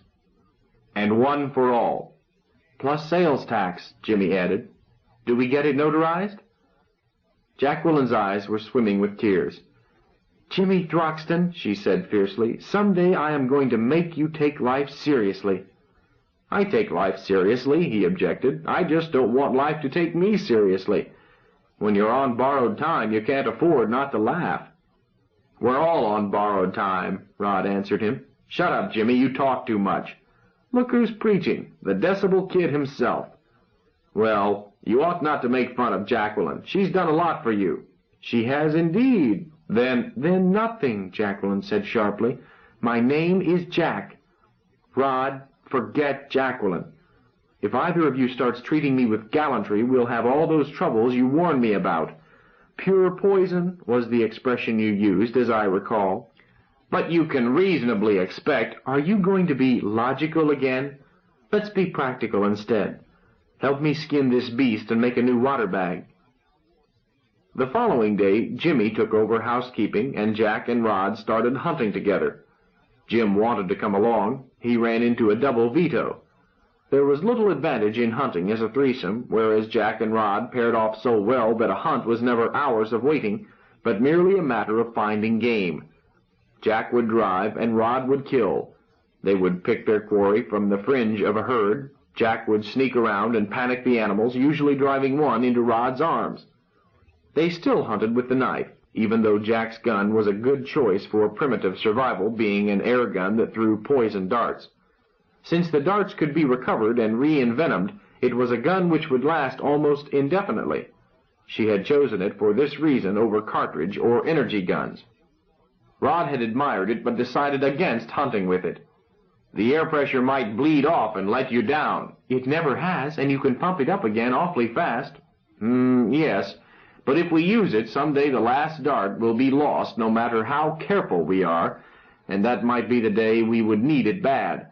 We may be here a long time. What do you say we save it? You're the boss, Rod. No, I'm not. We all have equal say. Yes, you are. Jimmy and I agreed on that. Somebody has to boss. Hunting took an hour or so every second day. They spent most of daylight hours searching for another teammate, quartering the area, and doing it systematically. Once they drove scavengers from a kill which seemed to have been butchered by knife. They followed a spoor from that and determined that it was a human spoor, but were forced by darkness to return to the cave. They tried to pick it up the next day, but it had rained hard in the night. They never found it. Another time they found ashes of a fire, but Rod judged them to be at least 2 weeks old. After a week of fruitless searching, they returned one late afternoon. Jimmy looked up from the fire he had started. "How goes the census?" "Don't ask," Rod answered, throwing himself down wearily. "What's for dinner?" "Raw buck, roast buck, and burned buck. I tried baking some of it in wet clay. It didn't work out too well, but I've got some awfully good baked clay for dessert." "Thanks, if that is the word." "Jim," Jack said, "we ought to try to bake pots with that clay." "I did. Big crack in my first effort. But I'll get the hang of it. Look, children," he went on, "has it ever occurred to your bright little minds that you might be going about this the wrong way?" "What's wrong with it?" Rod demanded. "Nothing, if it is exercise you are after. You are hurrying and scurrying over the countryside, getting in a sweat and nowhere else. Maybe it would be better to sit back and let them come to you." "How?" "Send up a smoke signal. We've discussed that. We don't want just anybody, and we don't want to advertise where we live. We want people who will strengthen the team. That is what the engineers call a self-defeating criterion. The superior woodsman you want is just the laddie you will never find by hunting for him. He may find you as you go tramping noisily through the brush, kicking rocks and stepping on twigs and scaring the birds. He may shadow you to see what you are up to, but you won't find him." "Rod, there is something to that," Jack said. "We found you easily enough," Rod said to Jim. "Maybe you aren't the high type we need." "I wasn't myself at the time," Jimmy answered blandly. "Wait till I get my strength back, and my true nature will show. Ugh, the ape-man, that's me. Half Neanderthal and half sleek black leopard." He beat his chest and coughed. "Are those the proportions? The Neanderthal strain seems dominant." "Don't be disrespectful. Remember, you are my debtor." "I think you read the backs of those cards. They are getting to be like waffles." When rescued, Jimmy had had on him a pack of playing cards, and had later explained that they were survival equipment. "In the first place," he had said, "if I got lost, I could sit down and play solitaire.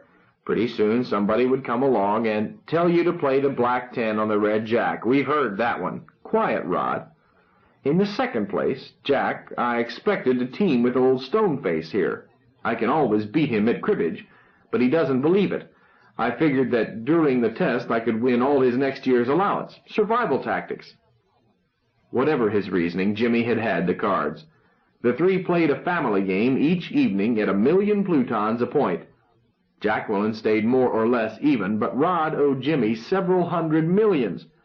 They continued the discussion that evening over their game. Rod was still wary of advertising their hideout. "We might burn a smoke signal somewhere, though," he said thoughtfully. "Then keep watch from a safe spot. Cut 'em, Jim." "Consider the relative risks. A 5, just what I needed. If you put the fire far enough away to keep this place secret, then it means a trek back and forth at least twice a day. With all that running around, you'll use up your luck. One day you won't come back. It's not that I'm fond of you, but it would bust up the game. Whose crib? Jack's.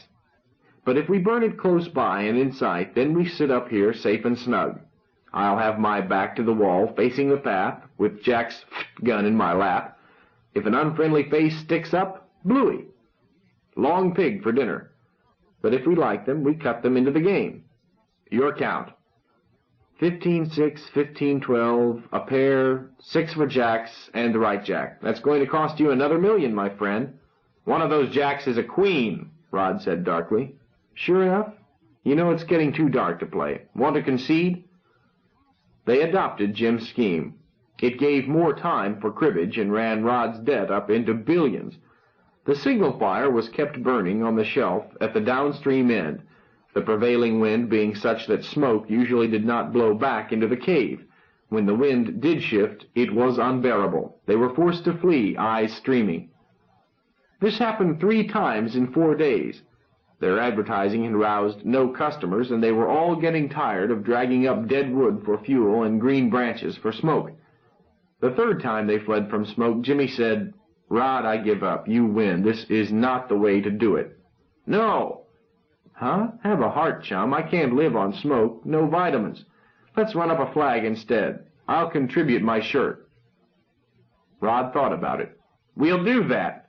Hey, wait a minute. I was speaking rhetorically. I'm the delicate type. I sunburn easily. You can take it easy and work up a tan. We'll use your shirt as a signal flag, but we'll keep the fire going too. Not up on the shelf, but down there, on that mud flat maybe. And have the smoke blow right back into our summer cottage? Well, farther downstream. We'll make a bigger fire and a column of smoke that can be seen a long way.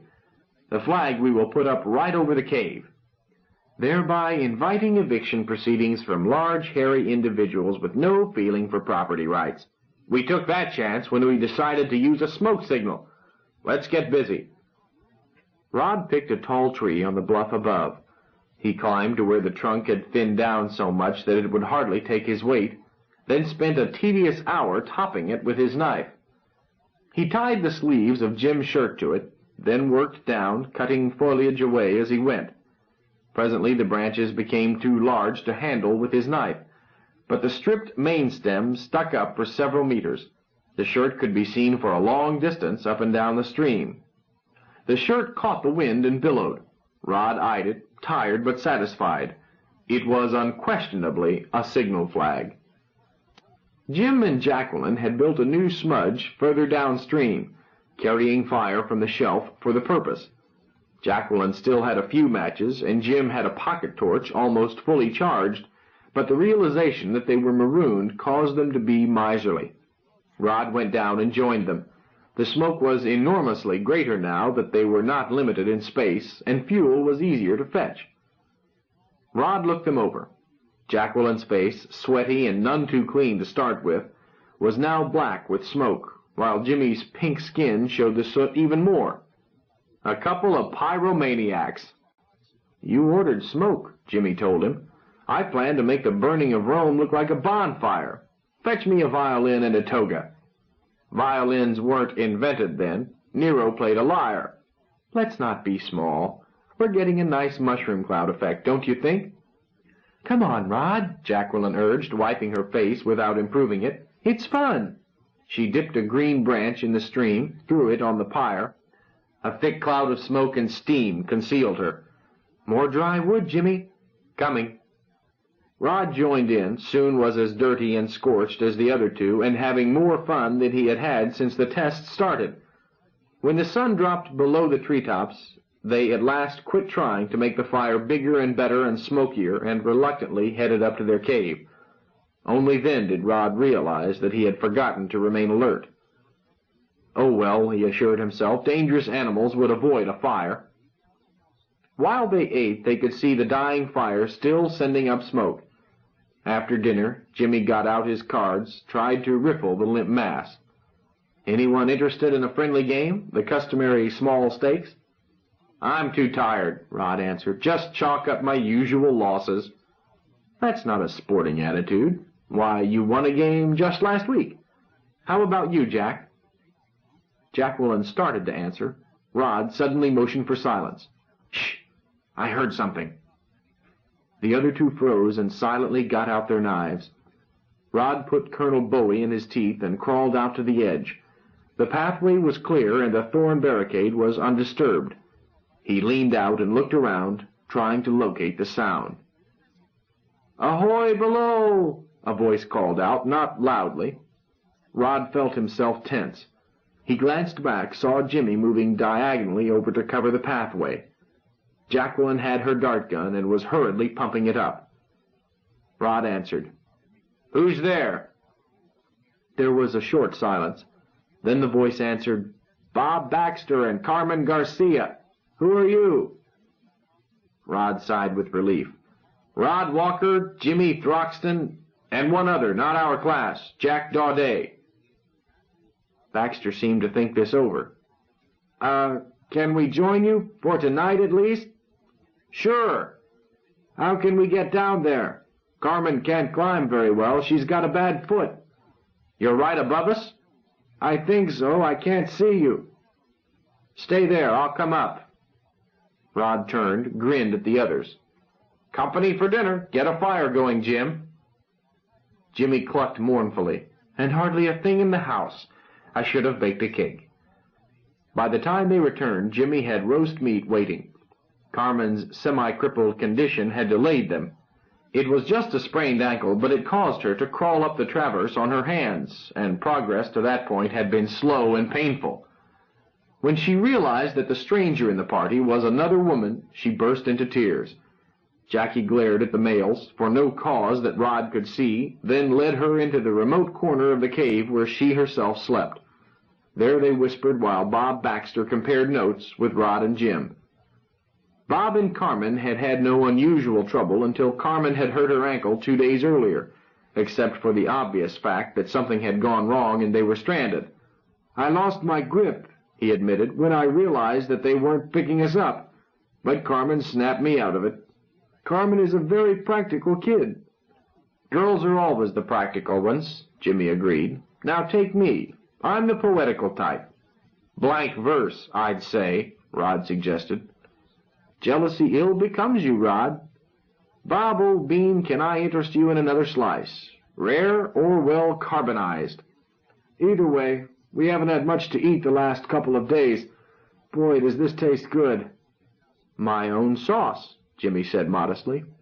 "I raise my own herbs, you know. First you melt a lump of butter slowly in a pan, then you—" "Shut up, Jimmy." "Bob, do you and Carmen want to team with us? As I see it, we can't count on ever getting back. Therefore, we ought to make plans for the future." "I think you are right." "Rod is always right," Jimmy agreed. "Plans for the future. Yes. Bob, do you and Carmen play cribbage?" "No." "Never mind. I'll teach you." Chapter 8. Fish or Cut Bait. The decision to keep on burning the smoke signal and thereby to call in as many recruits as possible was never voted on. It formed itself. The next morning Rod intended to bring the matter up, but Jimmy and Bob rebuilt the smoke fire from its embers while down to fetch fresh water. Rod let the accomplished fact stand. 2 girls drifted in separately that day. Nor was there any formal contract to team nor any selection of a team captain. Rod continued to direct operations, and Bob Baxter accepted the arrangement. Rod did not think about it, as he was too busy. The problems of food, shelter, and safety for their growing population left him no time to worry about it. The arrival of Bob and Carmen cleaned out the larder. It was necessary to hunt the next day. Bob Baxter offered to go, but Rod decided to take Jackie as usual. "You rest today. Don't let Carmen put her weight on that bad ankle, and don't let Jimmy go down alone to tend the fire. He thinks he is well again, but he is not." "I see that." Jack and Rod went out, made their kill quickly, but Rod failed to kill clean, and when Jacqueline moved in to help finish the thrashing wounded buck, she was kicked in the ribs. She insisted that she was not hurt. Nevertheless, her side was sore the following morning, and Bob Baxter expressed the opinion that she had cracked a rib. In the meantime, 2 new mouths to feed had been added, just as Rod found himself with 3 on the sick list. But one of the new mouths was a big, grinning one belonging to Caroline Michini. Rod picked her as his hunting partner. Jackie looked sour. She got Rod aside and whispered, "You haven't any reason to do this to me. I can hunt. My sight is all right, just a little stiff." "It is, huh? So it slows you down when I need you. I can't chance it, Jack." She glanced at Caroline, stuck out her lip, and looked stubborn. Rod said urgently, "Jack, remember what I said about petty jealousies? So help me, you make trouble and I'll paddle you." "You aren't big enough." "I'll get help. Now look, are we partners?" "Well, I thought so." "Then be one and don't cause trouble." She shrugged. "All right, don't rub it in. I'll stay home." "I want you to do more than that. Take that old bandage of mine, it's around somewhere, and let Bob Baxter strap your ribs." "No." "Then let Carmen do it. They're both quack doctors, sort of." He raised his voice. "Ready, Carol?" "Quiverin' and bristlin'." Rod told Caroline how he and Jacqueline hunted, explained what he expected of her. They located and avoided 2 family herds. Old bulls were tough and poor eating, and attempting to kill anything but the bull was foolishly dangerous. About noon they found a yearling herd upwind. They split and placed themselves cross-wind for the kill. Rod waited for Caroline to flush the game, drive it to him. He continued to wait. He was getting fidgets when Caroline showed up, moving silently. She motioned for him to follow. He did so, hard put to keep up with her and still move quietly. Presently she stopped. He caught up, and saw that she had already made a kill. He looked at it and fought down the anger he felt. Caroline spoke. "Nice tender one, I think. Suit you, Rod?" He nodded. "Couldn't be better. A clean kill, too. Carol?" "Huh?" "I think you are better at this than I am." "Oh, shucks, it was just luck." She grinned and looked sheepish. "I don't believe in luck. Any time you want to lead the hunt, let me know. But be darn sure you let me know." She looked at his unsmiling face, said slowly, "By any chance, are you bawling me out?" "You could call it that. I'm saying that any time you want to lead the hunt, you tell me. Don't switch in the middle. Don't ever." "I meant it." "What's the matter with you, Rod? Getting your feelings hurt just because I got there first? That's silly." Rod sighed. "Maybe that's it. Or maybe I don't like having a girl take the kill away from me. But I'm dead sure about one thing. I don't like having a partner on a hunt who can't be depended on. Too many ways to get hurt. I'd rather hunt alone." "Maybe I'd rather hunt alone. I don't need any help." "I'm sure you don't. Let's forget it, huh, and get this carcass back to camp?" Caroline did not say anything while they butchered. When they had the waist trimmed away and were ready to pack as much as possible back to the others, Rod said, "You lead off. I'll watch behind." "Rod?" "Huh?" "I'm sorry." "What?" "Oh, forget it." "I won't ever do it again. Look, I'll tell everybody you made the kill." He stopped and put a hand on her arm. "Why tell anybody anything? It's nobody's business how we organize our hunt as long as we bring home the meat." "You're still angry with me." "I never was angry," he lied. "I just don't want us to get each other crossed up." "Roddy, I'll never cross you up again. Promise." Girls stayed in the majority to the end of the week. The cave, comfortable for 3, adequate for twice that number, was crowded for the number that was daily accumulating. Rod decided to make it a girls' dormitory and move the males out into the open on the field at the foot of the path up the shale. The spot was unprotected against weather and animals, but it did guard the only access to the cave. Weather was no problem. Protection against animals was set up as well as could be managed by organizing a night watch, whose duty it was to keep fires burning between the bluff and the creek on the upstream side and in the bottleneck downstream. Rod did not like the arrangements, but they were the best he could do at the time. He sent Bob Baxter and Roy Kilroy downstream to scout for caves and Caroline and Marjorie Chung upstream for the same purpose. Neither party was successful in the one-day limit he had imposed. The two girls brought back another straggler. A group of 4 boys came in a week after Jim's shirt had been requisitioned.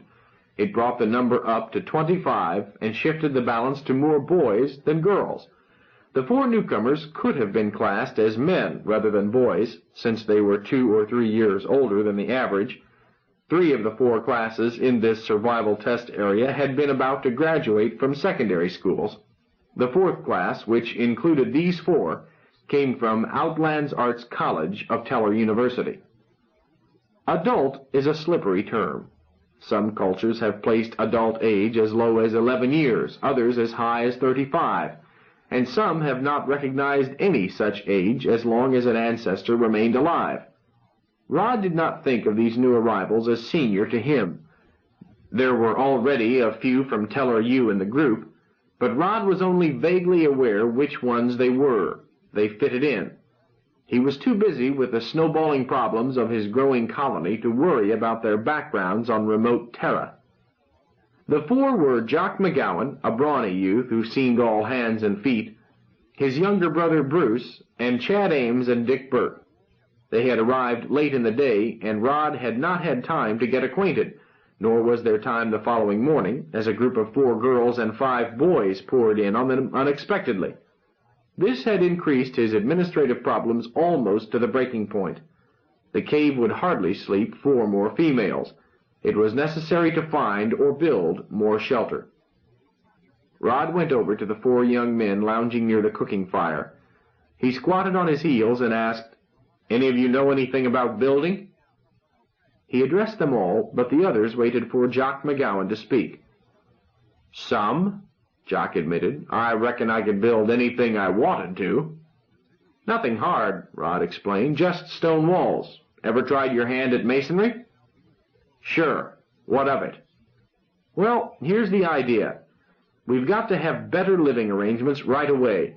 We've got people pouring out of our ears. The first thing we are going to do is to throw a wall from the bluff to the creek across this flat area. After that, we will build huts, but the first thing is a crawl to stop dangerous animals."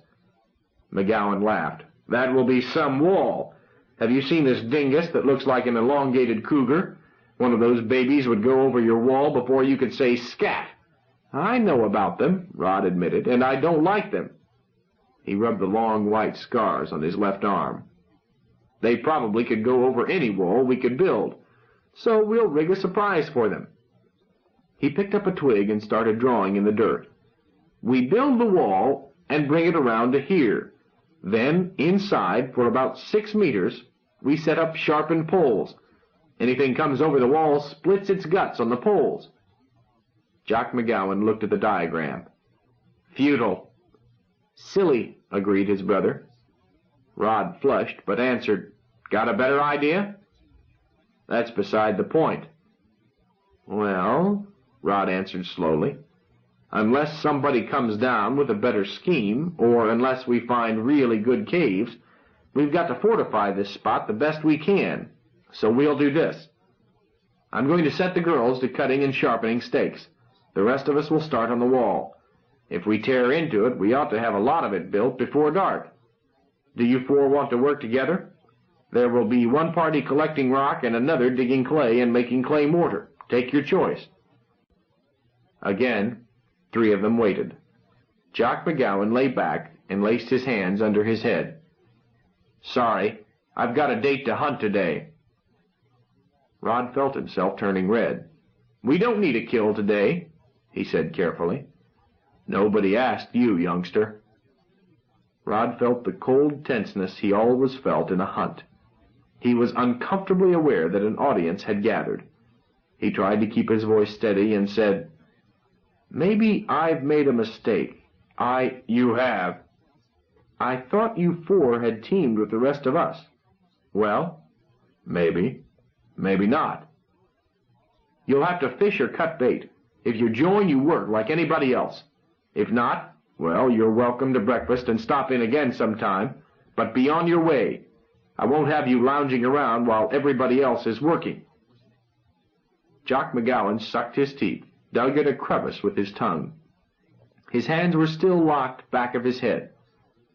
"What you don't understand, sonny boy, is that nobody gives the McGowans orders. Nobody. Right, Bruce?" "Right, Jock." "Right, Chad, Dick?" The other two grunted approval. McGowan continued to stare up at the sky. "So," he said softly, "I go where I want to go and stay as long as I like.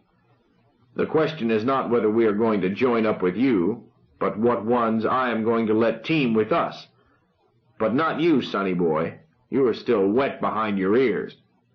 "Get up and get out of here." Rod started to stand up. He was wearing Colonel Bowie, as always, but he did not reach for it. He began to straighten up from squatting. Jock McGowan's eyes flicked toward his brother. Rod was hit low, and found himself flat on his face with his breath knocked out. He felt the sharp kiss of a knife against his ribs. He held still. Bruce called out, "How about it, Jock?" Rod could not see Jock McGowan, but he heard him answer, "Just keep him there." "Right, Jock." Jock McGowan was wearing both gun and knife. Rod now heard him say, "Anybody want to dance? Any trouble out of the rest of you lugs?" Rod could not see Jock, but he could figure from the naked, startled expressions of a dozen others that McGowan must have rolled to his feet and covered them with his gun. Everybody in camp carried knives, most had guns as well, and Rod could see that Roy Kilroy was wearing his, although most guns were kept, when not in use, in the cave in a little arsenal which Carmen superintended. But neither guns nor knives were of use. It had happened too fast, shifting from wordy wrangling to violence with no warning. Rod could see none of his special friends from where he was. Those whom he could see did not seem disposed to risk death to rescue him. Jock McGowan said briskly, "Chad, Dick, got 'em all covered?" "Right, Skipper." "Keep him that way while I take care of this cholo." His hairy legs appeared in front of Rod's face. "Pulled his teeth, Bruce?" "Not yet." "I'll do it. Roll over, sonny boy, and let me at your knife. Let him turn over, Bruce." Bruce McGowan eased up on Rod, and Jock bent down. As he reached for Rod's knife, a tiny steel flower blossomed in Jock's side below his ribs. Rod heard nothing, not even the small sound it must have made when it struck. Jock straightened up with a shriek, clutched at his side. Bruce yelled, "Jock, what's the matter?" "They got me." He crumpled to the ground like loose clothing. Rod still had a man with a knife on his back, but the moment was enough. He rolled and grabbed in one violent movement, and the situation was reversed. With Bruce's right wrist locked in Rod's fist, with Colonel Bowie threatening Bruce's face. A loud contralto voice sang out, "Take it easy down there, we got you covered." Rod glanced up. Caroline stood on the shelf at the top of the path to the cave with a rifle at her shoulder. At the downstream end of the shelf, Jacqueline sat with her little dart gun in her lap.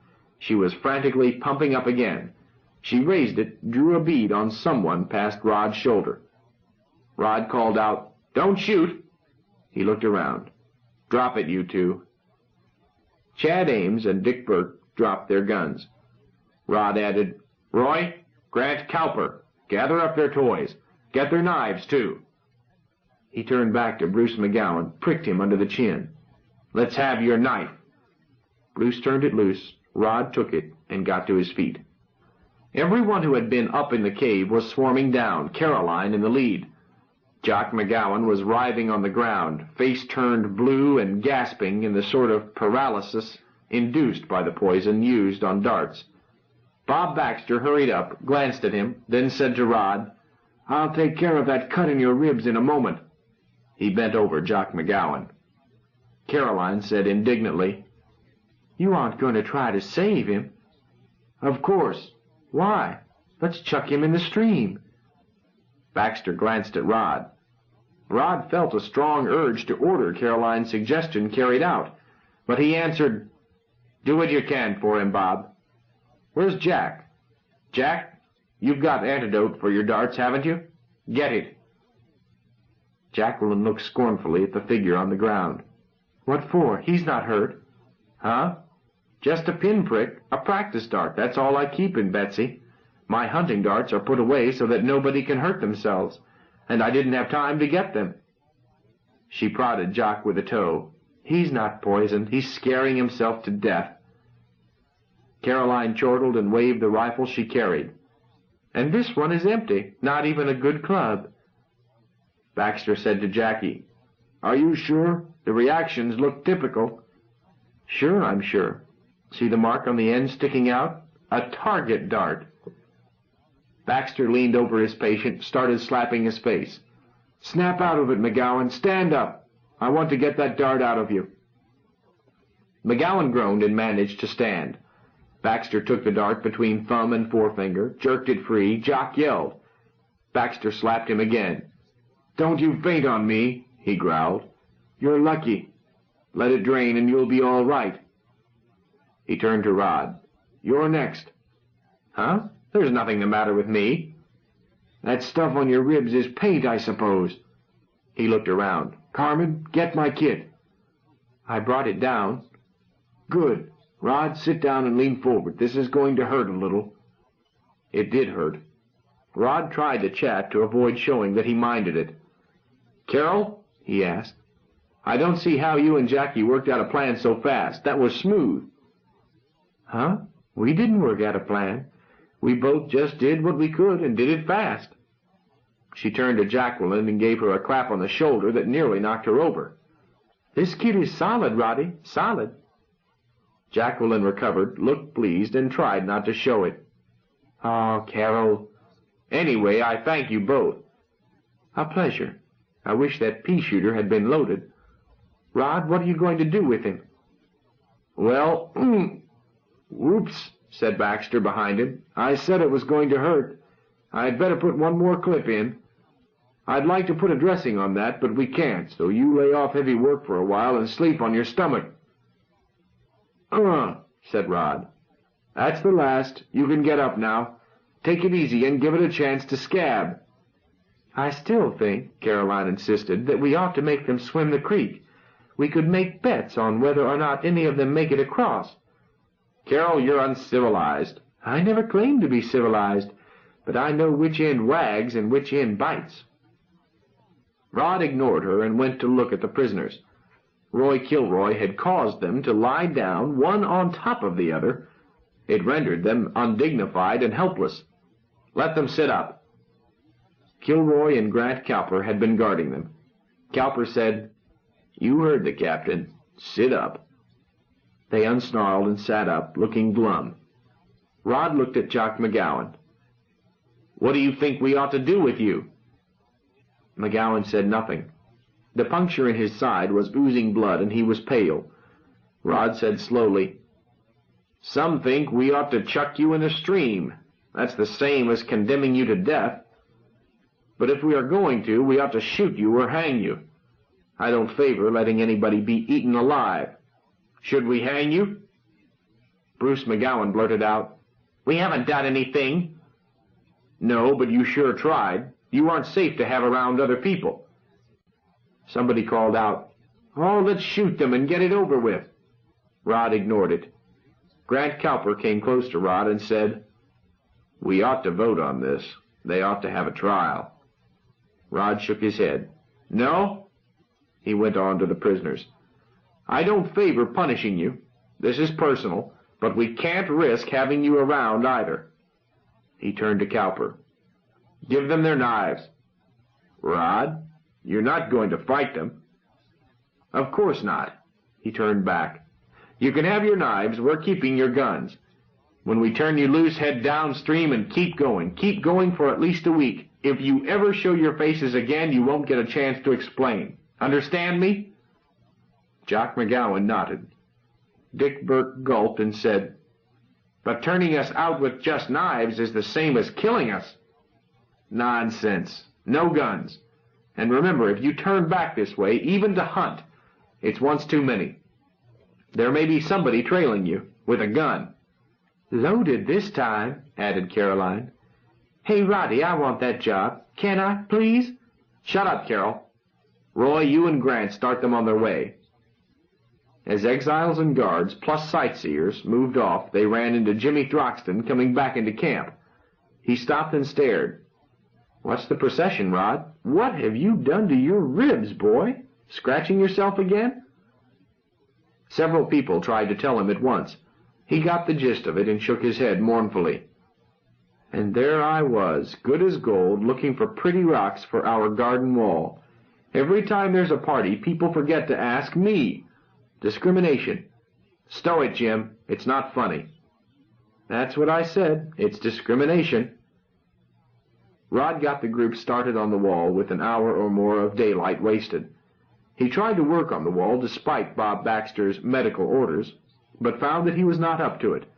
Not only was his wound painful, but also he felt shaky with reaction. Grant Cowper looked him up during the noon break. "Skipper, can I talk with you privately?"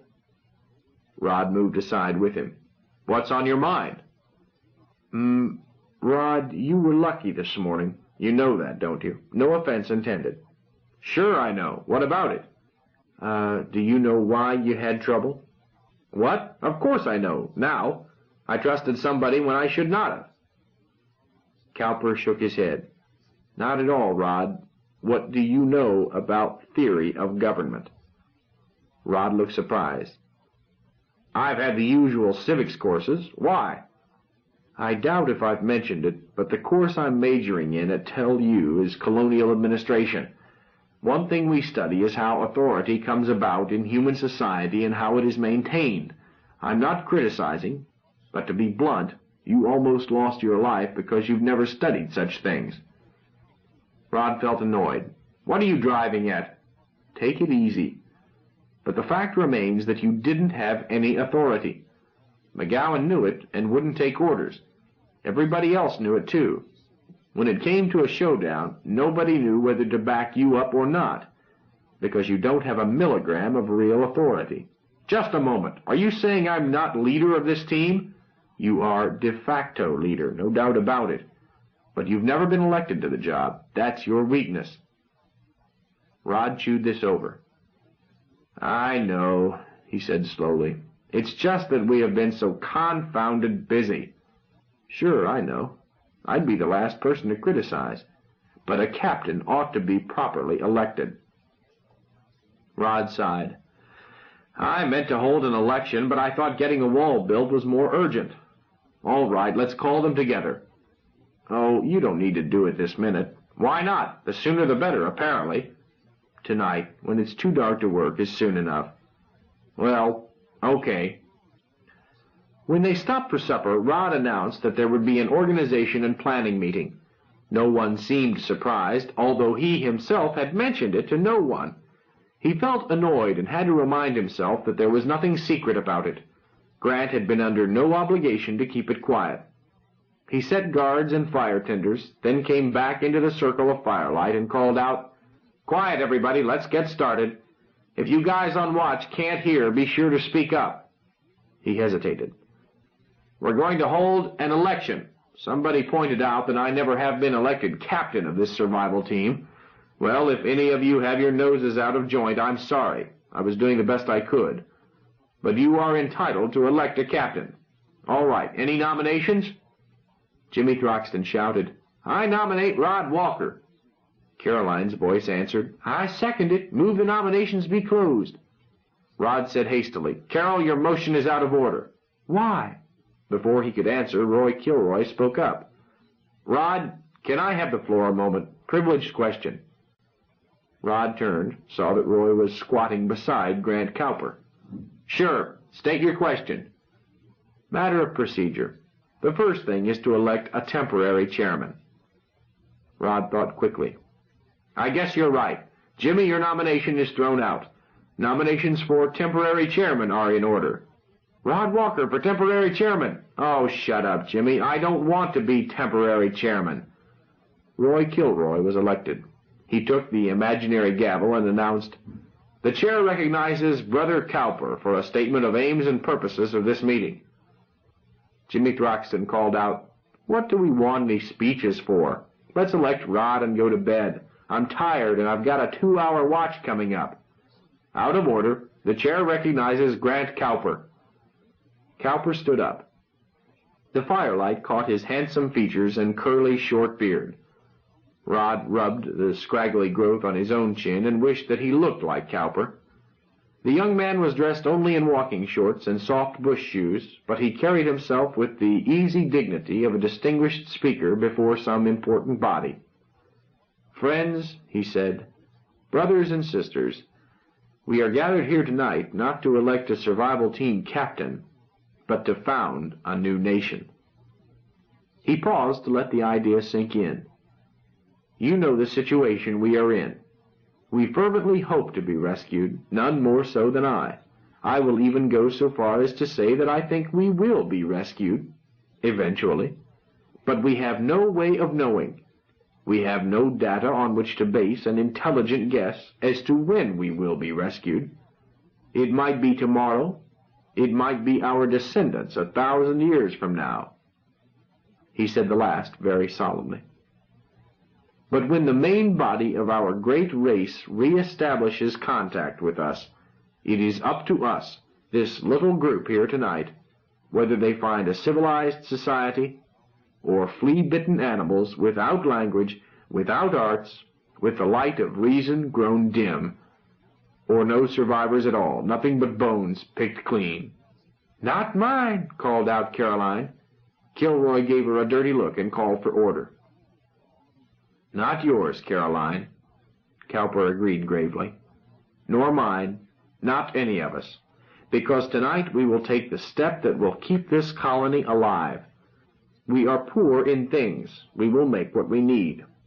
We are rich in knowledge of our great race. We must preserve it. We will." Caroline cut through Cowper's dramatic pause with a stage whisper. "Talks pretty, doesn't he? Maybe I'll marry him."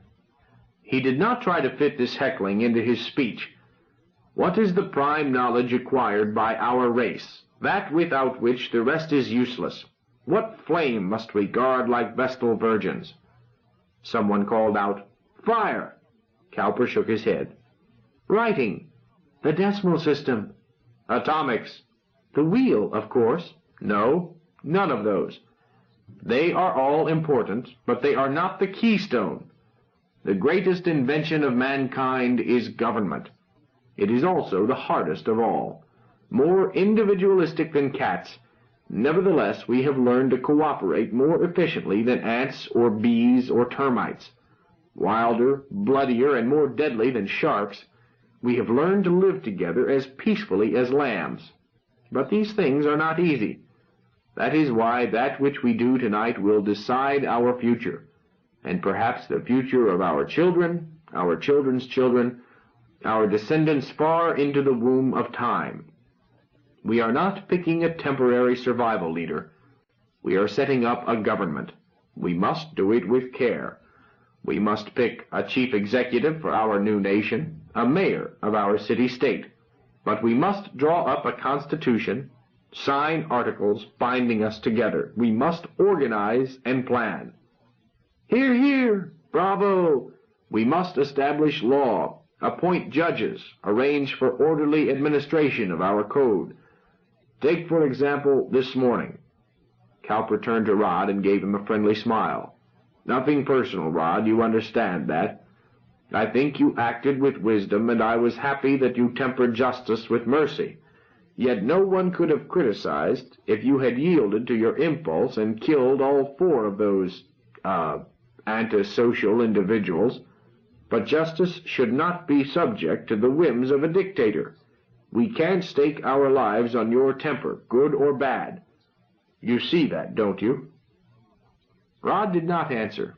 He felt that he was being accused of bad temper, of being a tyrant and dictator, of being a danger to the group. But he could not put his finger on it. Grant Cowper's remarks had been friendly, yet they felt intensely personal and critical. Cowper insisted on an answer. "You do see that, Rod, don't you? You don't want to continue to have absolute power over the lives and persons of our community. You don't want that, do you?" He waited. "Huh? Oh, yeah, sure. I agree with you." "Good. I was sure you would understand. And I must say that I think you have done a very good job in getting us together. I don't agree with any who have criticized you. You were doing your best, and we should let bygones be bygones." Cowper grinned that friendly grin, and Rod felt as if he were being smothered with kisses. Cowper turned to Kilroy. "That's all I have to say, Mr. Chairman."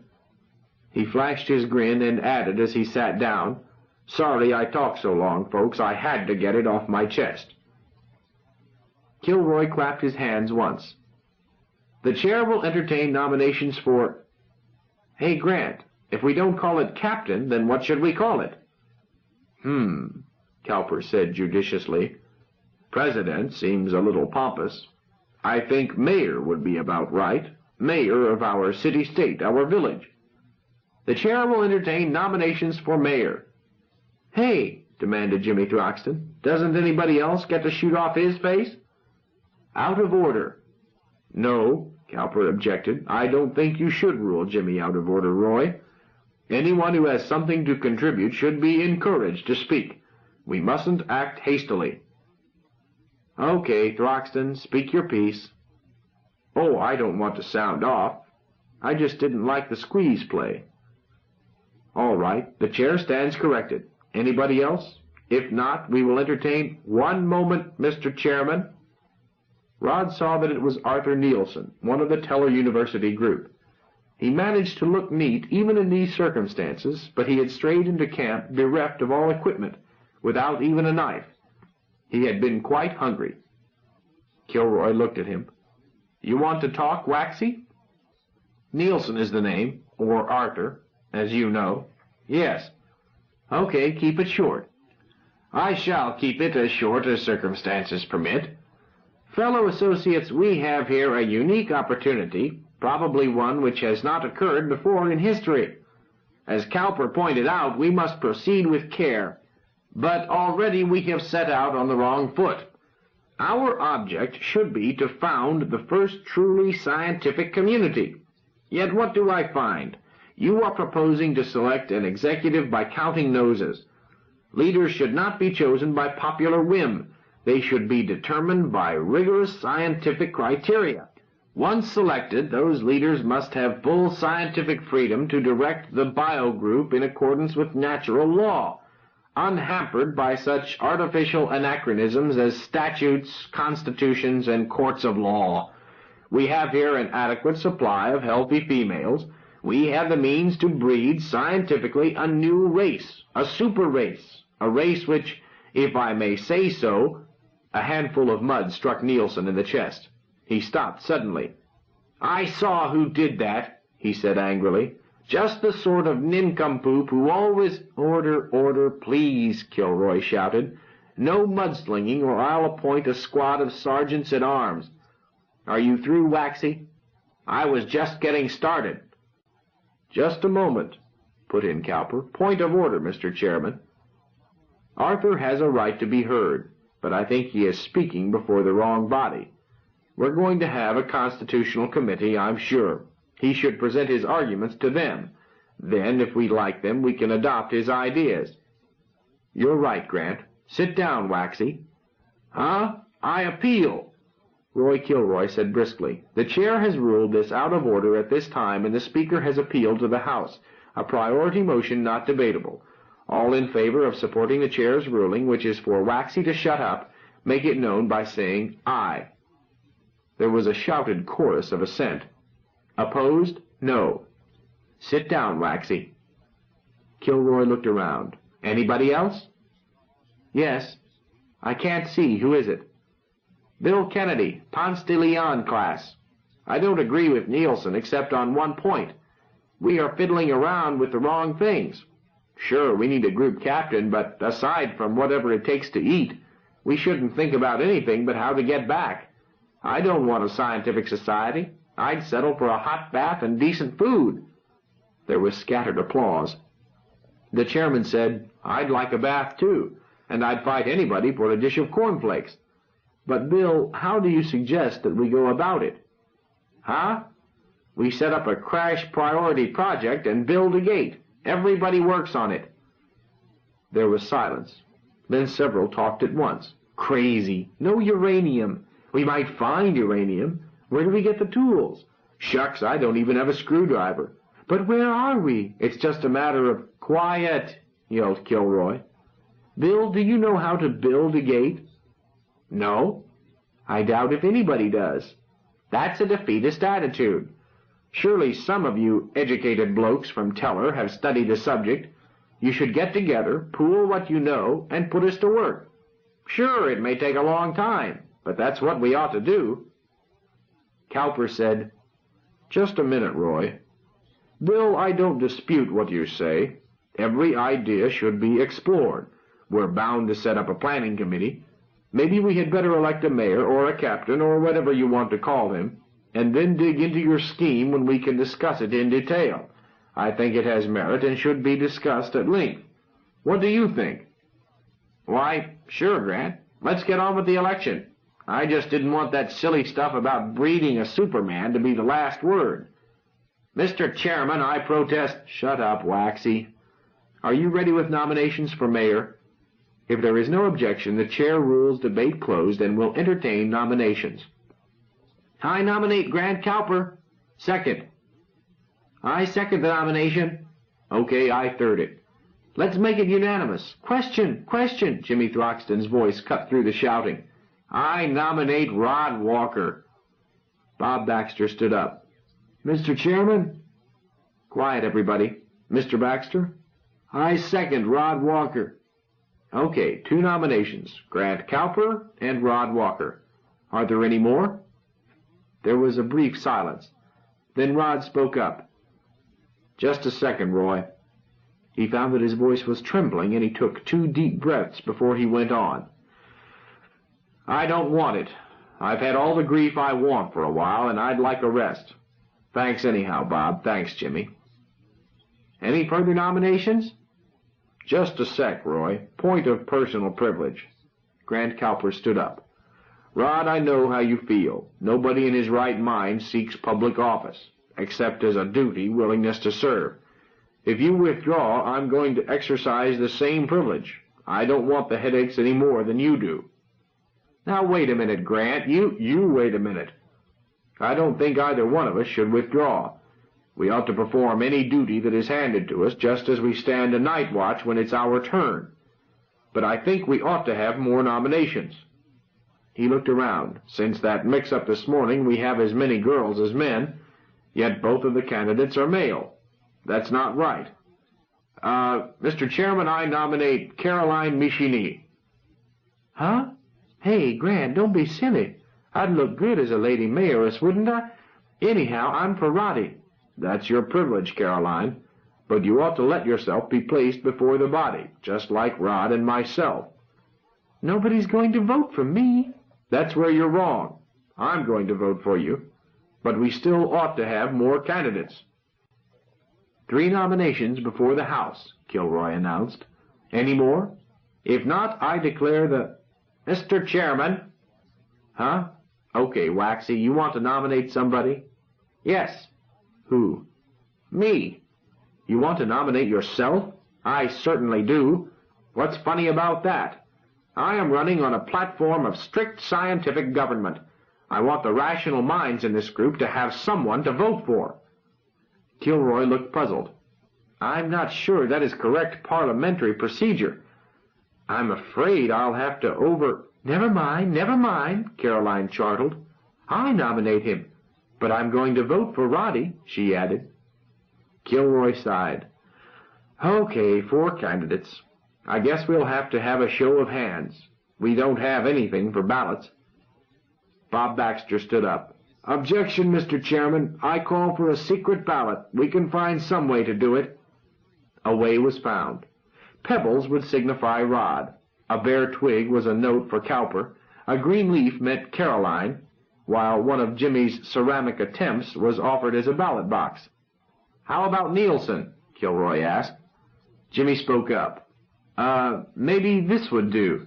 I made another pot the same time I made this one, only it busted. I'll get chunks of it, and all the crackpots are votes for Waxy. Mr. Chairman, I resent the Save it, Waxy. Pieces of baked clay for you, pebbles for Walker, twigs for Grant, leaves for Carroll. Get your votes, folks, then file past and drop them in the ballot box. Shorty, you and Marjorie act as tellers." The tellers solemnly counted the ballots by firelight. There were 5 votes for Rod, 1 for Nielsen, none for Caroline, and 22 for Cowper. Rod shook hands with Cowper and faded back into the darkness so that no one would see his face.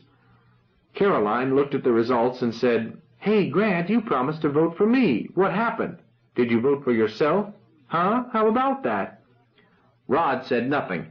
He had voted for Cowper and was certain that the new mayor had not returned the compliment. He was sure who his 5 friends were. Dog take it, he had seen it coming. Why hadn't Grant let him bow out? Grant ignored Caroline's comment. He briskly assumed the chair and said, thank you all. I know you want to get to sleep, so I will limit myself tonight to appointing a few committees." Rod did not get to sleep at once. He told himself that there was no disgrace in losing an election. Shucks, hadn't his old man lost the time he had run for Community Corporation Board? He told himself, too, that trying to ride herd on those apes was enough to drive a man crazy, and he was well out of it. He had never wanted the job. Nevertheless, there was a lump in his middle and a deep sense of personal failure. It seemed that he had just gone to sleep. His father was looking at him, saying, "You know we are proud of your son. Still, if you had had the foresight to—" when someone touched his arm. He was awake, alert, and had Colonel Bowie out at once. "Put away that toothpick," Jimmy whispered, "before you hurt somebody. Me, I mean." "What's up?" "I'm up. I've got the fire watch. You're about to be, because we are holding a session of the inner sanctum." "Huh?" "Shut up and come along. Keep quiet. People are asleep." The inner sanctum turned out to be Jimmy, Caroline, Jacqueline, Bob Baxter, and Carmen Garcia. They gathered inside the ring of fire, but as far from the sleepers as possible. Rod looked around at his friends. "What's this all about?" "It's about this," Jimmy said seriously. "You're our captain, and we like that election as much as I like a crooked deck of cards." "That's right," agreed Caroline. "All that fancy talk." "Huh? Everybody got to talk. Everybody got to vote." "Yes," agreed Baxter. "Yes and no." "It was all proper. I have no kick." "I didn't expect you to kick, Rod. Nevertheless, well, I don't know how much politicking you've seen, Rod. I haven't seen much myself, except in church matters, and we Quakers don't do things that way. We wait until the Spirit moves. But despite all the rigmarole, that was a slick piece of railroading. This morning you would have been elected overwhelmingly. Tonight you did not stand a chance." "The point is," Jimmy put in, "do we stand for it?" "What can we do?" "What can we do? We don't have to stay here. We've still got our own group. We can walk out and find another place, a bigger cave, maybe." "Yes, sir," agreed Caroline. "Right tonight." Rod thought about it. The idea was tempting. They didn't need the others, guys like Nielsen and Cowper. The discovery that his friends were loyal to him, loyal to the extent that they would consider exile rather than let him down, choked him up. He turned to Jacqueline. "How about you, Jackie?" "We're partners, Rod, always." "Bob, do you want to do this, you and Carmen?" "Yes, well..." "Well, what?" "Rod, we're sticking with you. This election is all very well, but you took us in when we needed it and teamed with us. We'll never forget it. Furthermore, I think that you make a sounder team captain than Cowper is likely to make. But there is one thing." "Yes?" "If you decide that we leave, Carmen and I will appreciate it if you put it off a day." "Why?" demanded Caroline. "Now is the time." "Well, they've set this up as a formal colony, a village with a mayor. Everybody knows that a regularly elected mayor can perform weddings." "Oh," said Caroline, "pardon my big mouth." "Carmen and I can take care of the religious end. It's not very complicated in our church. But just in case we ever are rescued, We would like it better, and our folks would like it if the civil requirements were all perfectly regular and legal. You see?" Rod nodded. "I see. But if you say to leave tonight—" "I don't," Rod answered with sudden decision. "We'll stay and get you two properly married. Then—" "Then we all shove off in a shower of rice," Caroline finished. "Then we'll see. Cowper may turn out to be a good mayor. We won't leave just because I lost an election." He looked around at their faces. But I certainly do thank you. He could not go on. Carmen stepped forward and kissed him quickly. "Good night, Rod. Thanks." Chapter 9. A Joyful Omen. Mayor Cowper got off to a good start. He approved, took over, and embellished a suggestion that Carmen and Bob should have their own quarters. He suspended work on the wall and set the whole village to constructing a honeymoon cottage. Not until his deputy, Roy Kilroy, reminded him did he send out hunting parties. He worked hard himself, having set the wedding for that evening and having decreed that the building must be finished by sundown. Finished it was by vandalizing part of the wall to supply building stone when the supply ran short. Construction was necessarily simple, since they had no tools, no mortar but clay mud, no way to cut timbers. It was a stone box as tall as a man and a couple of meters square, with a hole for a door.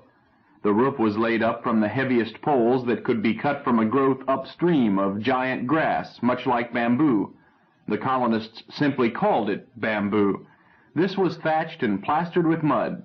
It sagged badly. But it was a house, and even had a door which could be closed. A woven grass mat stiffened with bamboo. It neither hinged nor locked, but it filled the hole and could be held in place with a stone and a pole. The floor was clean sand, covered with fresh broadleaves. As a doghouse for a St. Bernard, it would have been about right. As a dwelling for humans, it was not much. But it was better than that which most human beings had enjoyed through the history and prehistory of the race. Bob and Carmen did not look at it critically. When work was knocked off for lunch, Rod self-consciously sat down near a group around Cowper. He had wrestled with his conscience for a long time in the night, and had decided that the only thing to do was to eat sour grapes and pretend to like them. He could start by not avoiding Cowper. Marjorie Chung was cook for the day. She cut Rod a chunk of scorched meat. He thanked her and started to gnaw it. Cowper was talking. Rod was not trying to overhear, but there seemed to be no reason not to listen. "Which is the only way we will get the necessary discipline into the group. I'm sure you agree." Cowper glanced up, caught Rod's eye, looked annoyed, then grinned. "Hello, Rod." "Hi, Grant." "Look, old man, we're having an executive committee meeting. Would you mind finding somewhere else to eat lunch?" Rod stood up, blushing. "Oh, sure." Cowper seemed to consider it. "Nothing private, of course, just getting things done. On second thought, maybe you should sit in and give us your advice." "Huh? Oh, no, I didn't know anything was going on." Rod started to move away. Cowper did not insist. "Got to keep working, lots to do. See you later then, any time." He grinned and turned away. Rod wandered off, feeling conspicuous. He heard himself hailed and turned gratefully, joined Jimmy Throxton. "Come outside the wall," Jimmy said quietly. "The Secret Six are having a picnic. Seen the happy couple?" "You mean Carmen and Bob? Know any other happy couples?" "Oh, there they are, staring hungrily at their future mansion. See you outside." Rod went beyond the wall, found Jacqueline and Caroline sitting near the water and eating. From habit he glanced around, sizing up possible cover for carnivores and figuring escape routes back into the crawl. But his alertness was not conscious, as there seemed no danger in the open so near other people. He joined the girls and sat down on a rock. "Hi, kids." "Hello, Rod." "Hello, Roddy," Caroline seconded. "What news on the Rialto?" "None, I guess. Say, did Grant appoint an executive committee last night?" "He appointed about 1,000 committees, but no executive committee, unless he did it after we adjourned. Why an executive committee? This gang needs one the way I need a bicycle." "Who is on it, Rod? asked Jacqueline. Rod thought back and named the faces he had seen around Cowper. She looked thoughtful. "Those are his own special buddies from Teller U." "Yes, I guess so." "I don't like it," she answered. "What's the harm?" "Maybe none, maybe. It is about what we could expect. But I'd feel better if all the classes were on it, not just that older bunch, you know." "Shucks, Jack, you've got to give him some leeway." "I don't see why," put in Caroline. "That bunch you named are the same ones His Honor appointed as chairman of other committees. It's a tight little clique. You notice none of us unsavory characters got named to any important committee. I'm on waste disposal and camp sanitation. Jackie is on food preparation, and you aren't on any. You should have been on the Constitution, Codification, and Organization Committee, but he made himself chairman and left you out. Add it up." Rod did not answer. Caroline went on. "I'll add it if you won't. First thing you know, there will be a nominating committee. Then we'll find that only those of a certain age, say 21, can hold office. Pretty soon that executive committee will turn into a Senate, called something else probably, with a veto that can be upset only by a 3/4 majority that we will never get. That's the way my Uncle Phil would have rigged it." "Your Uncle Phil?" "Boy, there was a politician. I never liked him. He had kissed so many babies his lips were puckered. I used to hide when he came into our house. But I'd like to put him up against His Honor. It'd be a battle of dinosaurs. Look, Rod, they've got us roped and tied. I say we should fade out right after the wedding."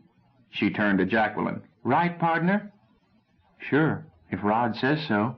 "Well, I don't say so. Look, Carol, I don't like the situation. To tell the truth, well, I was pretty sour at being kicked out of the captaincy. But I can't let the rest of you pull out on that account. There aren't enough of us to form another colony, not safely." "Why, Roddy, there are 3 times as many people still back in those trees as there are here in the camp. This time we'll build up slowly and be choosy about whom we take. 6 is a good start. We'll get by." "Not 6, Carol. 4. "Huh? 6? We shook on it last night before Jimmy woke you." Rod shook his head. "Carol, how can we expect Bob and Carmen to walk out right after the rest have made them a wedding present of a house of their own?" "Well, darn it, we'd build them another house." "They would go with us, Carol, but it's too much to ask." "I think," Jacqueline said grudgingly, "that Rod has something, Carol." The argument was ended by the appearance of Bob, Carmen, and Jimmy. They had been delayed, explained Jimmy, by the necessity of inspecting the house. "As if I didn't know every rock in it. Oh, my back." "I appreciate it, Jim," Carmen said softly. "I'll rub your back." "Sold." Jimmy lay face down. "Hey," protested Caroline, "I carried more rocks than he did. Mostly he stood around and bossed." "Supervisory work is exceptionally tiring," Jimmy said smugly. "You get Bob to rub your back." Neither got a back rub as Roy Kilroy called to them from the wall. "Hey, you down there, lunch hour is over. Let's get back to work." "Sorry, Jimmy, later." Carmen turned away. Jimmy scrambled to his feet. "Bob, Carmen, don't go away yet. I want to say something." They stopped. Rod waved to Kilroy. "With you in a moment." He turned back to the others. Jimmy seemed to have difficulty in choosing words. Carmen, Bob, the future Baxters, you know we think a lot of you. We think it's swell that you are going to get married. Every family ought to have a marriage. But, well, shopping isn't what it might be around here, and we didn't know what to get you. So we talked it over and decided to give you this. It's from all of us. A wedding present." Jimmy jammed a hand in his pocket, hauled out his dirty, dog-eared playing cards, and handed them to Carmen. Bob Baxter looked startled. "Gosh, Jimmy, we can't take your cards, your only cards." We want you to have them." "But be quiet, Bob," Carmen said, and took the cards. "Thank you, Jimmy. Thank you very much. Thank you all." She looked around. "Our getting married isn't going to make any difference, you know. It's still one family. We'll expect you all to come play cards at our house just as—" She stopped suddenly and started to cry, buried her head on Bob's shoulder. He patted it. Jimmy looked as if he wanted to cry, and Rod felt nakedly embarrassed. They started back, Carmen with an arm around Jimmy and the other around her betrothed. Rod hung back with the other two. "Did Jimmy," he whispered, "say anything to either of you about this?" "No," Jacqueline answered. "Not me," Caroline agreed. "I was going to give him my stew pan, but now I'll wait a day or two."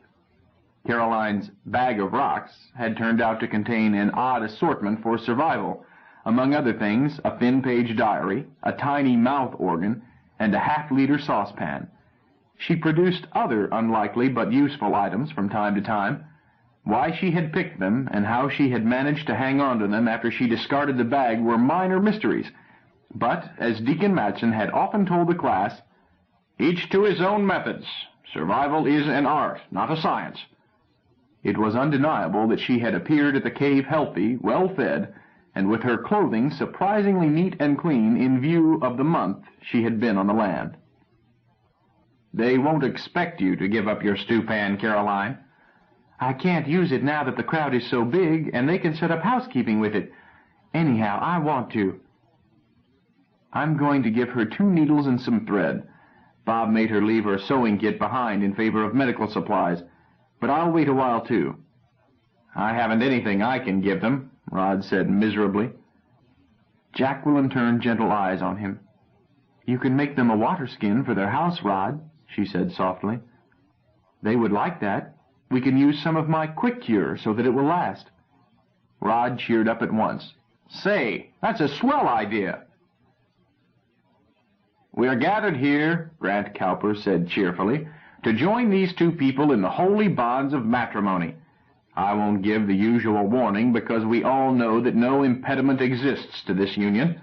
In fact, it is the finest thing that could happen to our little community, a joyful omen of things to come, a promise for the future, a guarantee that we are firmly resolved to keep the torch of civilization now freshly lighted on this planet forever burning in the future. It means that—" Rod stopped listening. He was standing at the groom's right as best man. His duties had not been onerous, but now he found that he had an overwhelming desire to sneeze. He worked his features around, then in desperation rubbed his upper lip violently and overcame it. He sighed silently and was glad for the first time that Grant Cowper had this responsibility. Grant seemed to know the right words, and he did not. The bride was attended by Caroline Michini.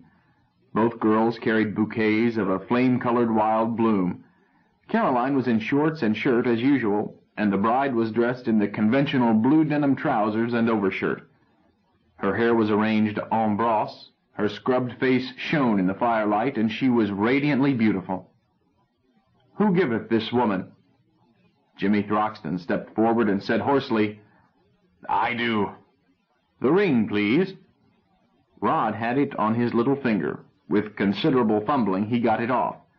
It was a Ponce de Leon senior class ring, borrowed from Bill Kennedy. He handed it to Cowper. "Carmen Eleonora, do you take this man to be your lawfully wedded husband, to have and to hold, for better and for worse, in sickness and in health, till death do you part?" "I do."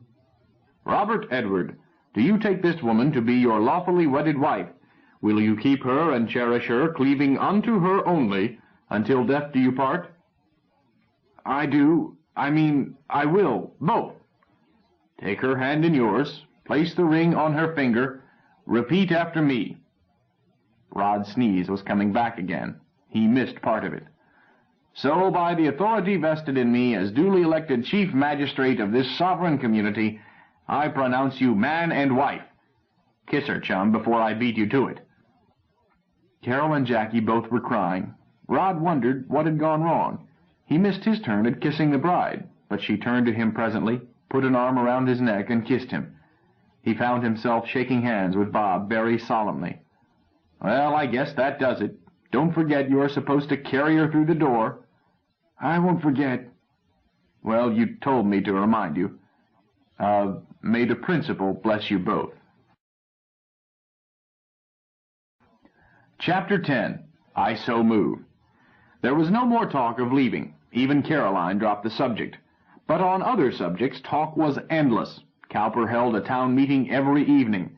These started with committee reports: the Committee on Food Resources and Natural Conservation, the Committees on Artifacts and Inventory, on Waste Disposal and Camp Sanitation, on Exterior Security, on Human Resources and Labor Allotment, on Recruitment and Immigration, on Conservation of Arts and Sciences, on Constitution, Codification, and Justice, on Food Preparation, on Housing and City Planning. Cowper seemed to enjoy the endless talk, and Rod was forced to admit that the others appeared to have a good time too. He surprised himself by discovering that he too looked forward to the evenings. It was the village's social life, the only recreation. Each session produced wordy battles, personal remarks, and caustic criticisms. What was lacking in the gentlemanly formality found in older congresses was made up in spice. Rod liked to sprawl on the ground with his ear near Jimmy Throxton and listen to Jimmy's slanderous asides about the intelligence, motives, and ancestry of each speaker. He waited for Caroline's disorderly heckling. But Caroline was less inclined to heckle now. Cowper had appointed her historian on discovering that she owned a diary and could take shorthand. "It is extremely important," he informed her in the presence of the village, "that we have a full record of these pioneer days for posterity. You've been writing in your diary every day?" "Sure, that's what it's for." "Good. From here on it will be an official account. I want you to record the important events of each day." "All right. It doesn't make the tiniest bit of difference. I do anyhow." Yes, but in greater detail. I want you to record our proceedings, too. Historians will treasure this document, Carol." "I'll bet." Cowper seemed lost in thought.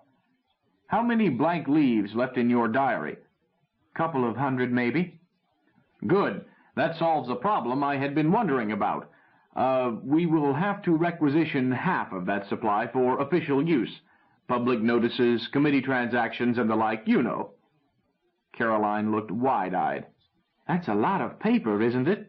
You had better send 2 or 3 big husky boys to carry it." Cowper looked puzzled. "You're joking." "Better make it 4 big huskies. I could probably manage 3, and somebody is likely to get hurt." "Now see here, Caroline, it is just a temporary requisition in the public interest. Long before you need all of your diary, we will devise other writing materials." "Go ahead and devise. That's my diary." Caroline sat near Cowper, diary in her lap and style in her hand, taking notes. Each evening she opened proceedings by reading the minutes of the previous meeting. Rod asked her if she took down the endless debates. "Goodness, no." "I wondered. It seemed to me that you would run out of paper. Your minutes are certainly complete." She chuckled. "Roddy, want to know what I really write down? Promise not to tell?" "Of course I won't. When I read the minutes, I just reach back in my mind and recall what the gabble was the night before. I've got an awfully good memory. But what I actually dirty the paper with, well, here." She took her diary from a pocket. "Here's last night. His Honor called us to disorder at 1/2 burping time. The Committee on Cats and Dogs reported, no cats, no dogs. The shortage was discussed. We adjourned and went to sleep, those who weren't already." Rod grinned. "A good thing Grant doesn't know shorthand." "Of course, if anything real happens, I put it down, but not the talk. Caroline was not adamant about not sharing her supply of paper when needed. A marriage certificate, drawn up in officialese by Howard Goldstein, a Teller law student, was prepared for the Baxters and signed by Cowper, the couple themselves, and Rod and Caroline as witnesses. Caroline decorated it with flowers and turtle doves before delivering it. There were others who seemed to feel that the new government was long on talk and short on results. Among them was Bob Baxter, but the Quaker couple did not attend most of the meetings. But when Cowper had been in office a week, Shorty Dumont took the floor after the endless committee reports. "Mr. Chairman?" "Can you hold it, Shorty? I have announcements to make before we get on to new business." "This is still about committee reports. When does the Committee on our Constitution report?" "Why, I made the report myself." "You said that a revised draft was being prepared and the report would be delayed. That's no report. What I want to know is, when do we get a permanent setup? When do we stop floating in air, getting along from day to day on temporary executive notices?" Cowper flushed. "Do you object to my executive decisions?" "Won't say that I do, won't say that I don't. But Rod was let out and you were put in on the argument that we needed constitutional government, not a dictatorship. That's why I voted for you." "All right, where's our laws? When do we vote on them?" "You must understand," Cowper answered carefully, "that drawing up a constitution is not done overnight. Many considerations are involved." Sure. But it's time we had some notion of what sort of a constitution you are cooking up. How about a Bill of Rights? Have you drawn up one?" "All in due time." "Why wait? For a starter, let's adopt the Virginia Bill of Rights as Article 1. I so move." "You're out of order. Anyhow, we don't even have a copy of it." "Don't let that bother you. I know it by heart. You ready, Carol? Take this down." "Never mind," Caroline answered. "I know it too. I'm writing it." "You see, these things aren't any mystery, Grant. Most of us could quote it. So let's quit stalling." Somebody yelled, "Whoopee! That's telling him, Shorty. I second the motion." Cowper shouted for order. He went on. "This is not the time nor the place. When the committee reports, you will find that all proper democratic freedoms and safeguards have been included, modified only by the stern necessities of our hazardous position." He flashed his smile. "Now, let's get on with business. I have an announcement about hunting parties. Hereafter, each hunting party will be expected to—" Dumont was still standing. "I said no more stalling, Grant. You argued that what we needed was laws, not a captain's whim. You've been throwing your weight around quite a while now, and I don't see any laws. What are your duties? How much authority do you have? Are you both the high and the low justice? Or do the rest of us have rights?" "Shut up and sit down. How long is your term of office?" Cowper made an effort to control himself. "Shorty, if you have suggestions on such things, you must take them up with the committee." "Oh, slush. Give me a straight answer." "You are out of order." "I am not out of order. I'm insisting that the committee on drawing up a constitution tell us what they are doing. I won't surrender the floor until I get an answer. This is a town meeting, and I have as much right to talk as anybody." Cowper turned red. "I wouldn't be too sure," he said ominously. "Just how old are you, Shorty?" Dumont stared at him. "Oh, so that's it. And the cat is out of the bag." He glanced around. "I see quite a few here who are younger than I am. See what he's driving at, folks? Second-class citizens. He's going to stick an age limit in that so-called Constitution. Aren't you, Grant? Look me in the eye and deny it. Roy, Dave, grab him and bring him to order." Rod had been listening closely. The show was better than usual. Jimmy had been adding his usual flippant commentary. Now Jimmy whispered, "That tears it. Do we choose up sides or do we fade back and watch the fun?" Before he could answer, Shorty made it clear that he needed no immediate help. He set his feet wide and snapped, "Touch me and somebody gets hurt." He did not reach for any weapon, but his attitude showed that he was willing to fight. He went on, "Grant, I've got one thing to say, then I'll shut up." He turned and spoke to all. "You can see that we don't have any rights and we don't know where we stand, but we are already organized like a straitjacket. Committees for this, committees for that, and what good has it done?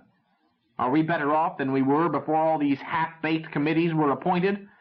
The wall is still unfinished, the camp is dirtier than ever, and nobody knows what he is supposed to do. Why, we even let the signal fire go out yesterday.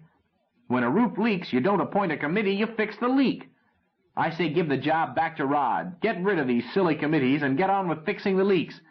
Anybody with me? Make some noise." They made plenty of noise. The shouts may have come from less than half, but Cowper could see that he was losing his grip on them. Roy Kilroy dropped behind Shorty Dumont and looked questioningly at Cowper. Jimmy jabbed Rod in the ribs and whispered, "Get set, boy." But Cowper shook his head at Roy. "Shorty," he said quietly, "are you through making your speech?" "That wasn't a speech. That was a motion. And you had better not tell me it's out of order." "I did not understand your motion. State it." "You understood it. I'm moving that we get rid of you and put Rod back in." Kilroy interrupted. "Hey, Grant, he can't do that. That's not according to—" "Hold it, Roy. Shorty, your motion is not in order." "I thought you would say that." "And it is really two motions. But I'm not going to bother with trifles. You say people don't like the way I'm doing things, so we'll find out." He went on briskly. "Is there a second to the motion?" "Second." "I second it." "Moved and seconded. The motion is to recall me and put Rod in office. Any remarks?" A dozen people tried to speak. Rod got the floor by out-shouting the others. "Mr. Chairman! Mr. Chairman! Privileged question." The chair recognizes Rod Walker. "Point of personal privilege. I have a statement to make." "Well, go ahead." "Look, Grant, I didn't know Shorty planned to do this. Tell him, Shorty." "That's right." Okay, Cowper said sourly. "Any other remarks? Don't yell, just stick up your hands." "I'm not through," insisted Rod. "Well?" "I not only did not know, I'm not for it. Shorty, I want you to withdraw your motion." "No!" "I think you should. Grant has only had a week. You can't expect miracles in that time. I know. I've had grief enough with this bunch of wild men. You may not like the things he's done. I don't myself, a lot of them. That's to be expected.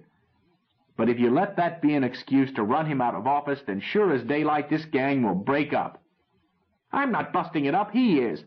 He may be older than I am, but if he thinks that makes the least difference when it comes to having a say, well, he'd better think twice. I'm warning him. You hear that, Grant?" "I heard it. You misunderstood me." "Like fun I did." "Shorty," Rod persisted, "will you drop this idea? I'm asking you, please." Shorty Dumont looked stubborn. Rod looked helplessly at Cowper, shrugged and sat down. Cowper turned away and growled, "Any more debate? You back there. Agnes, you've got the floor." Jimmy whispered, "Why did you pull a stunt like that, Rod? Nobility doesn't suit you." "I wasn't being noble. I knew what I was doing," Rod answered in low tones. "You messed up your chances to be re-elected." "Stow it." Rod listened. It appeared that Agnes Fries had more than one grievance. "Jim?" "Jump to your feet and move to adjourn." "What? Ruin this when it's getting good? There is going to be some hair pulled, I hope." "Don't argue. Do it, or I'll bang your heads together." "Oh, all right. Spoil sport." Jimmy got reluctantly to his feet, took a breath, and shouted, "I move we adjourn." Rod bounced to his feet. "Second the motion." Cowper barely glanced at them. "Out of order. Sit down." "It is not out of order," Rod said loudly. "A motion to adjourn is always in order. It takes precedence, and it cannot be debated. I call for the question." "I never recognized you. This recall motion is going to be voted on if it is the last thing I do." Cowper's face was tense with anger. "Are you through, Agnes, or do you want to discuss my table manners, too?" "You can't refuse a motion to adjourn," Rod insisted. "Question. Put the question." Several took up the shout, drowning out Agnes Fries, preventing Cowper from recognizing another speaker. Boos and catcalls rounded out the tumult. Cowper held up both hands for silence, then called out, "It has been moved and seconded that we adjourn. Those in favor say aye." "Aye." "Opposed?" "No," said Jimmy. "The meeting is adjourned." Cowper strode out of the circle of firelight. Shorty Dumont came over, planted himself in front of Rod, and looked up. "A fine sort of pal you turned out to be." He spat on the ground and stomped off. "Yeah," agreed Jimmy. "What gives? Schizophrenia? Your nurse drop you on your head? That noble stuff in the right doses might have put us back in business, but you didn't know when to stop." Jacqueline had approached while Jimmy was speaking. "I wasn't pulling any tricks," Rod insisted. "I meant what I said. Kick a captain out when he's had only a few days to show himself, and you'll bust us up into a dozen little groups. I wouldn't be able to hold them together. Nobody could." "Bosh! Jackie, tell the man." She frowned. "Jimmy, you're sweet, but you're not bright." "Et tu, Jackie?" "Never mind. Jackie will take care of you. A good job, Rod. By tomorrow everybody will realize it. Some of them are a little stirred up tonight." What I don't see, Rod said thoughtfully, is what got Shorty stirred up in the first place. Hadn't you heard? Maybe it was while you were out hunting. I didn't see it, but he got into a row with Roy, then Grant bawled him out in front of everybody. I think Shorty is self-conscious about his height, she said seriously. He doesn't like to take orders. Does anybody? The next day, Grant Cowper acted as if nothing had happened, but his manner had more of a King Log and less of King Stork. Late in the afternoon, he looked up Rod. Walker, can you spare me a few minutes? Why not? Let's go where we can talk. Grant led him to a spot out of earshot. They sat on the ground and Rod waited. Cowper seemed to have difficulty in finding words. Finally he said, Rod, I think I can depend on you. He threw in his grin, but it looked forced. Why? Asked Rod. Well, the way you behaved last night. So? Don't bank on it. I didn't do it for you. Rod paused, then added, Let's get this straight. I don't like you. For once, Cowper did not grin. That makes it mutual. I don't like you a little bit. But we've got to get along, and I think I can trust you. Maybe. I'll risk it. I agree with every one of Shorty's gripes. I just didn't agree with his solution. Cowper gave a wry smile unlike his usual expression. For an instant, Rod found himself almost liking him. The sad part is that I agree with his gripes myself. Huh? Rod, you probably think I'm a stupid jerk, but the fact is I do know quite a bit about theory of government. The hard part is to apply it in a transitional period like this. We've got 50 people here and not a one with any practical experience in government, not even myself. But every single one considers himself an expert. Take that Bill of Rights motion. I couldn't let that stand. I know enough about such things to know that the rights and duties needed for a cooperative colony like this can't be taken over word for word from an agrarian democracy, and they are still different from those necessary for an industrial republic. He looked worried. It is true that we had considered limiting the franchise. You do, and they'll toss you in the creek. I know. That's one reason why the law committee hasn't made a report. Another reason is, well, confound it, how can you work out things like a constitution when you practically haven't any writing paper? It's exasperating. But about the franchise, the oldest one of us is around 22 and the youngest is about 16. The worst of it is that the youngest are the most precocious, geniuses or near geniuses. Cowper looked up. I don't mean you. Oh, no, Rod said hastily. I'm no genius. You're not 16 either. These brilliant brats worry me. Bush lawyers, every blessed one, with always a smart answer and no sense. We thought with an age limit, a reasonable one, the older heads could act as ballast while they grow up. But it won't work. No, it won't. But what am I to do? That order about hunting teams not being mixed, that wasn't aimed at teams like you and Carol, but she thought it was, and gave me the very deuce. I was just trying to care of these kids. Confound it, I wish they were all old enough to marry and settle down. The Baxters don't give me trouble. I wouldn't worry. In a year or so, 90% of the colony will be married. I hope so. Say, are you thinking about it? Me? Rod was startled. Farthest thing from my mind. I thought... Never mind. I didn't get you out here to ask about your private affairs. What Shorty had to say was hard to swallow, but I'm going to make some changes. I'm abolishing most of the committees. So? Yes, blast them, they don't do anything. They just produce reports. I'm going to make one girl boss cook and one man boss hunter. I want you to be chief of police. Huh? Why in Ned do you want a chief of police? Well, somebody has to see that orders are carried out. You know, camp sanitation and such. Somebody has to keep the signal smoking. We haven't accounted for 37 people aside from known dead. Somebody has to assign the night watch and check on it. The kids run hog wild if you don't watch them. You are the one to do it. Why? Well, let's be practical, Rod. I've got a following and so have you.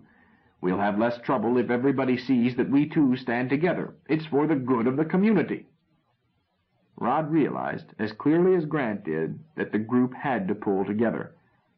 But Cowper was asking him to shore up his shaky administration, and Rod not only resented him, but thought that Cowper was all talk and no results. It was not just the unfinished wall, he told himself, but a dozen things. Somebody ought to search for a salt lick every day. There ought to be a steady hunt for edible roots and berries and things, too.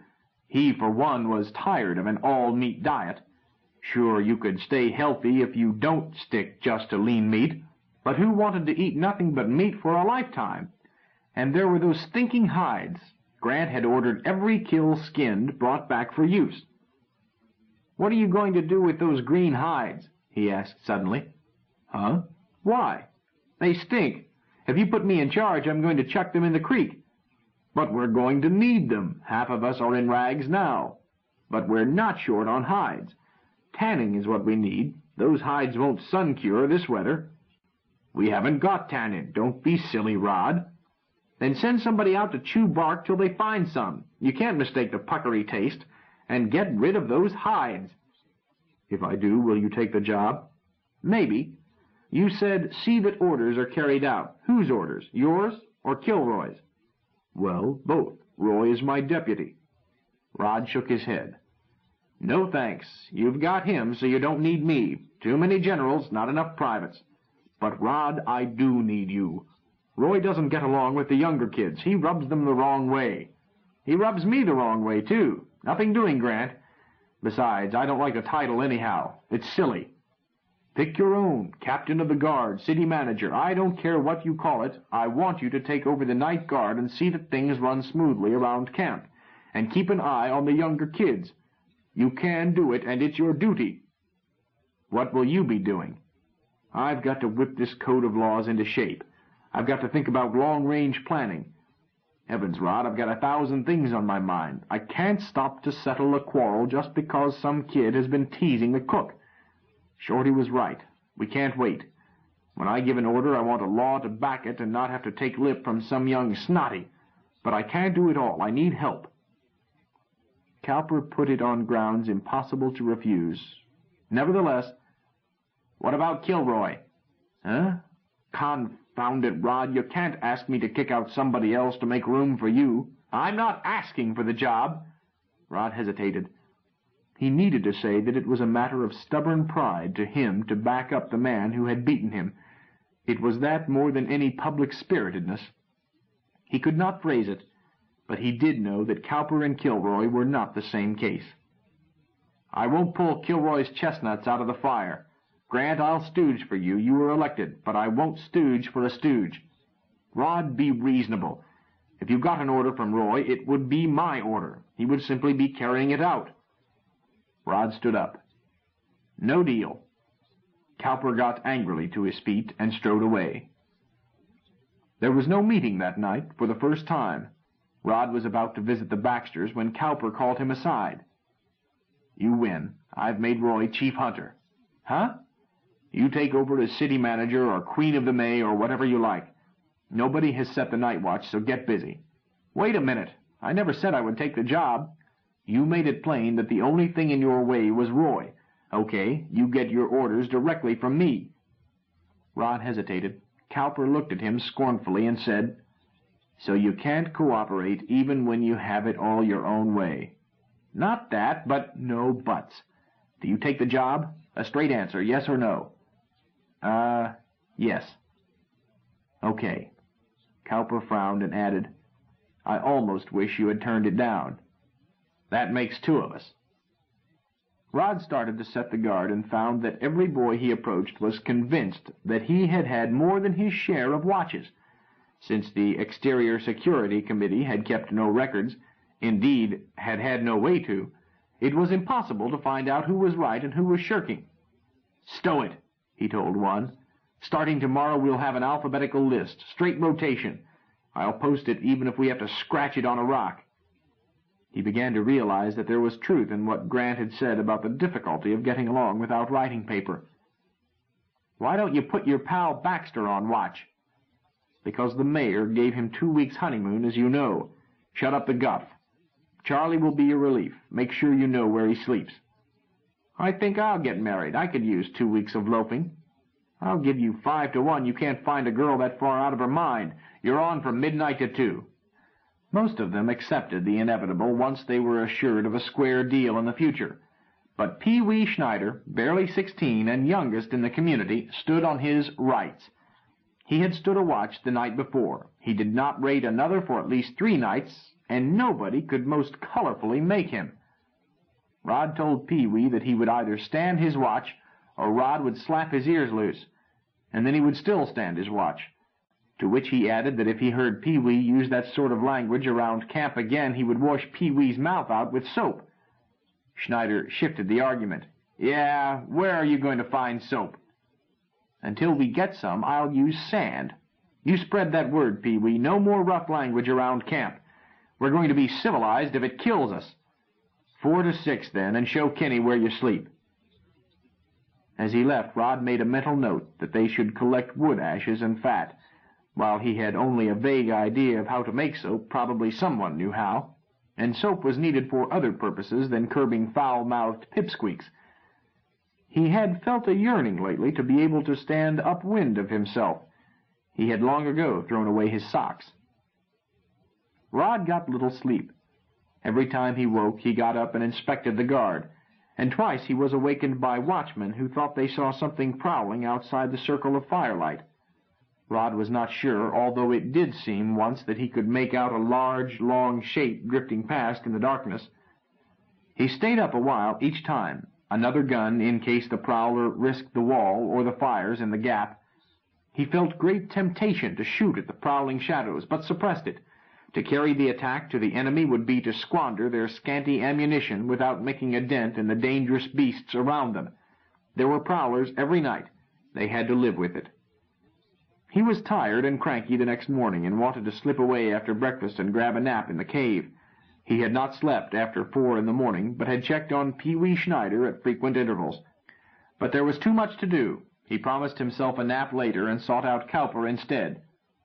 2 or 3 things on my mind, Grant. Spill it. Any reason not to put girls on watch? I don't think it's a good idea. Why not? These girls don't scream at a mouse. Every one of them stayed alive by her own efforts at least a month before she joined up here. Ever seen Caroline in action?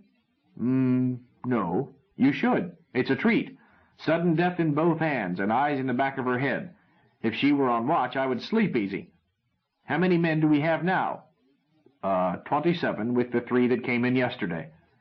All right, out of 27, who doesn't stand watch? Why, everybody takes his turn. You? Huh? Isn't that carrying it pretty far? I don't expect you to take a watch. You run it and check on the others. That's 2 off. Roy Kilroy? Look, Rod, you had better figure that he is a department head as chief hunter and therefore exempt. You know why. No use looking for trouble. I know. All right. Bob Baxter is off duty, too. Until next week. But this is this week.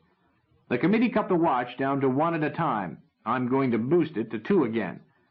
Besides that, I want a sergeant of the guard each night. He will be on all night and sleep all next day.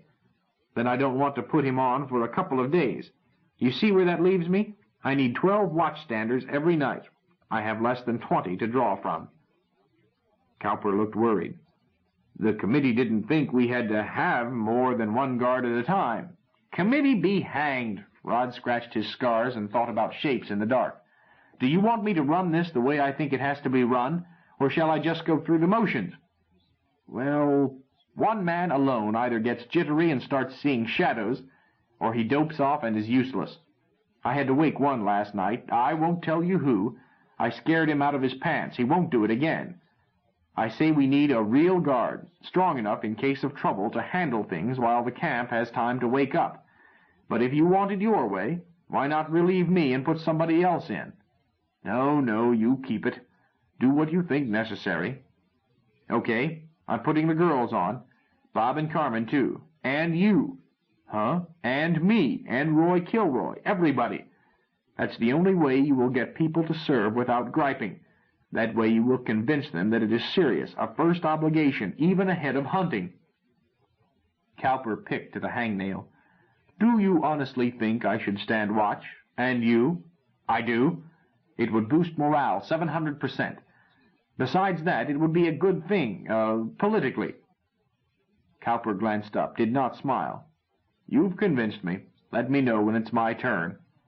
Another thing. Last night there was barely wood to keep 2 fires going. Your problem. Use anybody not on the day's hunting or cooking details. I will. You'll hear some beefs.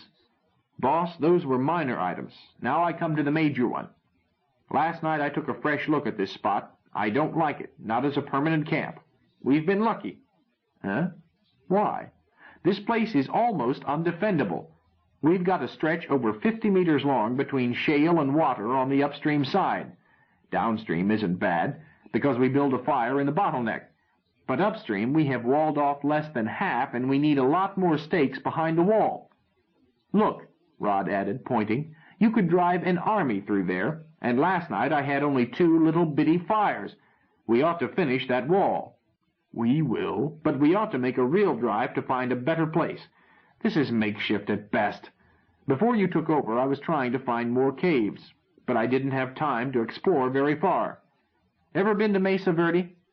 In Colorado? No. Cliff dwellings. You've seen pictures. Maybe somewhere up or downstream, more likely down, we will find pockets like those at Mesa Verde where we can build homes for the whole colony. You ought to send a team out for 2 weeks or more searching. I volunteer for it. Maybe, but you can't go. I need you. In a week I'll have this guard duty lined up so that it will run itself. Bob Baxter can relieve me. They respect him. He thought for a moment. Jackie? Jimmy? I'll team with Carol. Rod, I told you I want you here. But are you and Caroline planning to marry? Huh? What gave you that notion? Then you can't team with her in any case. We are trying to reintroduce amenities around here. Now see here, Cowper. Forget it. All right. But the first thing, the very first, is to finish that wall. I want to put everybody to work right away. Cowper said, I'm sorry, you can't. Why not? Because we are going to build a house today. Bill Kennedy and Sue Briggs are getting married tonight. Huh? I hadn't heard. I guess you are the first to hear. They told me about it privately at breakfast. Rod was not surprised, as Bill and Sue preferred each other's company. Look, do they have to get married tonight? That wall is urgent, Grant, I'm telling you. Don't be so intense, Rod. You can get along a night or two with bigger fires. Remember, there are human values more important than material values.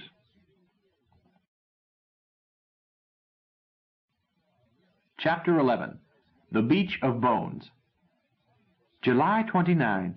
Bill and Sue got married tonight. His Honor never looked lovelier. He made a mighty pretty service out of it.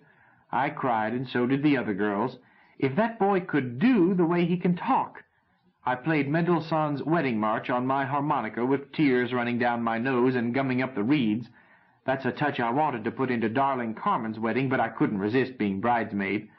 The groom got stuck carrying his lady fair over the threshold of their house, if I may call it that, and had to put her down and shove her in ahead of him. The ceiling is lower than it ought to be, which is why he got stuck, because we ran out of rock, and Roddy raised Cain when we started to use part of the wall. His Honor was leading the assault on the wall, and both of them got red in the face and shouted at each other. But His Honor backed down after Roddy got him aside and said something. Bill was pretty sore at Roddy, but Bob sweet-talked him and offered to swap houses, and Roddy promised Bill that we would take the roof off and bring the walls up higher as soon as the wall is finished. That might not be as soon as he thinks, though. Usable rock is getting hard to find. I've broken my nails trying to pry out pieces we could use. But I agree with Roddy that we ought to finish that wall and sleep a lot sounder now that he is running the watch, and I'll sleep sounder yet when that wall is tight and the pincushion back of it finished. Of course we girls sleep down at the safe end, but who wants to wake up and find a couple of our boys missing? It is not as if we had them to spare, bless their silly little hearts. Nothing like a man around the house, Mother always said, to give a home that lived-in look. July 30. I'm not going to write in this unless something happens. His Honor talks about making papyrus like the Egyptians, but I'll believe it when I see it. August 5. I was sergeant of the guard last night, and Roddy was awake practically all night. I turned in after breakfast and slept until late afternoon. When I woke up, there was Roddy, red-eyed and cross, yelling for more rocks and more firewood. Sometimes Roddy is a little hard to take. August 9. The salt lick Alice found is closer than the one Shorty found last week, but not as good. August 14. Jackie finally made up her mind to marry Jim, and I think Roddy is flabbergasted, but I could have told him a month ago. Roddy is stupid about such things. I see another house and wall crisis coming, and Roddy will get a split personality because he will want Jimmy and Jacqueline to have a house right away, and the only decent stone within reach is built into the wall. August 15.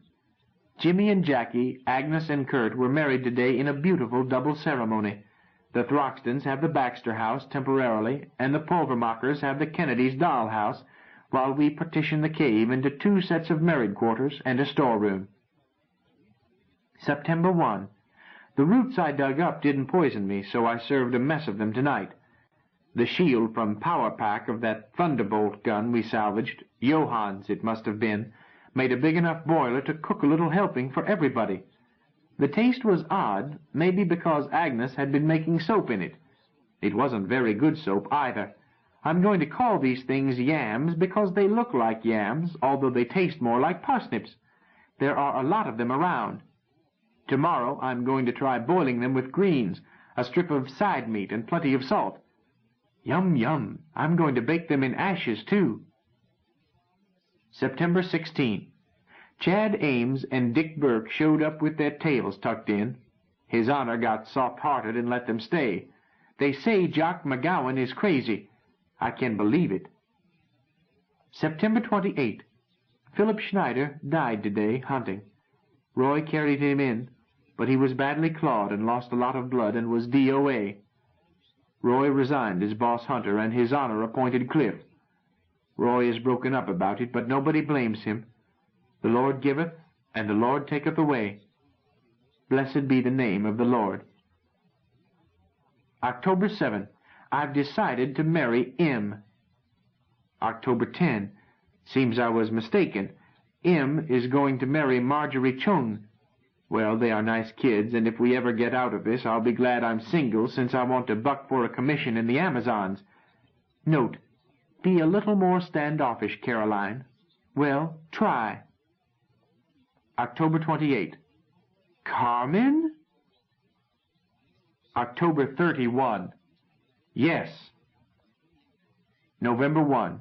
Well, glory be, I'm the new city manager. Little Carol, the girl with 2 left feet. Just a couple of weeks temporary in acting while Roddy is away, but say sir when you speak to me. His Honor finally let Roddy make the downriver survey he has been yipping about, accompanying it with a slew of advice and injunctions that Roddy will pay no attention to once he is out of sight, if I know Roddy. It's a 2-man team, and Roddy picked Roy as his teamer. They left this morning. November 5. Being city manager is not all Marshmallow Sunday. I wish Roddy would get back. November 11. His Honor wants me to copy off in here the report of the Artifacts Committee. Mick Mahmud has been keeping it in his head, which strikes me as a good place. But His Honor has been very jumpy since Roddy and Roy left, so I guess I will humor him. Here it is. 12 spare knives, besides 1 each for everybody.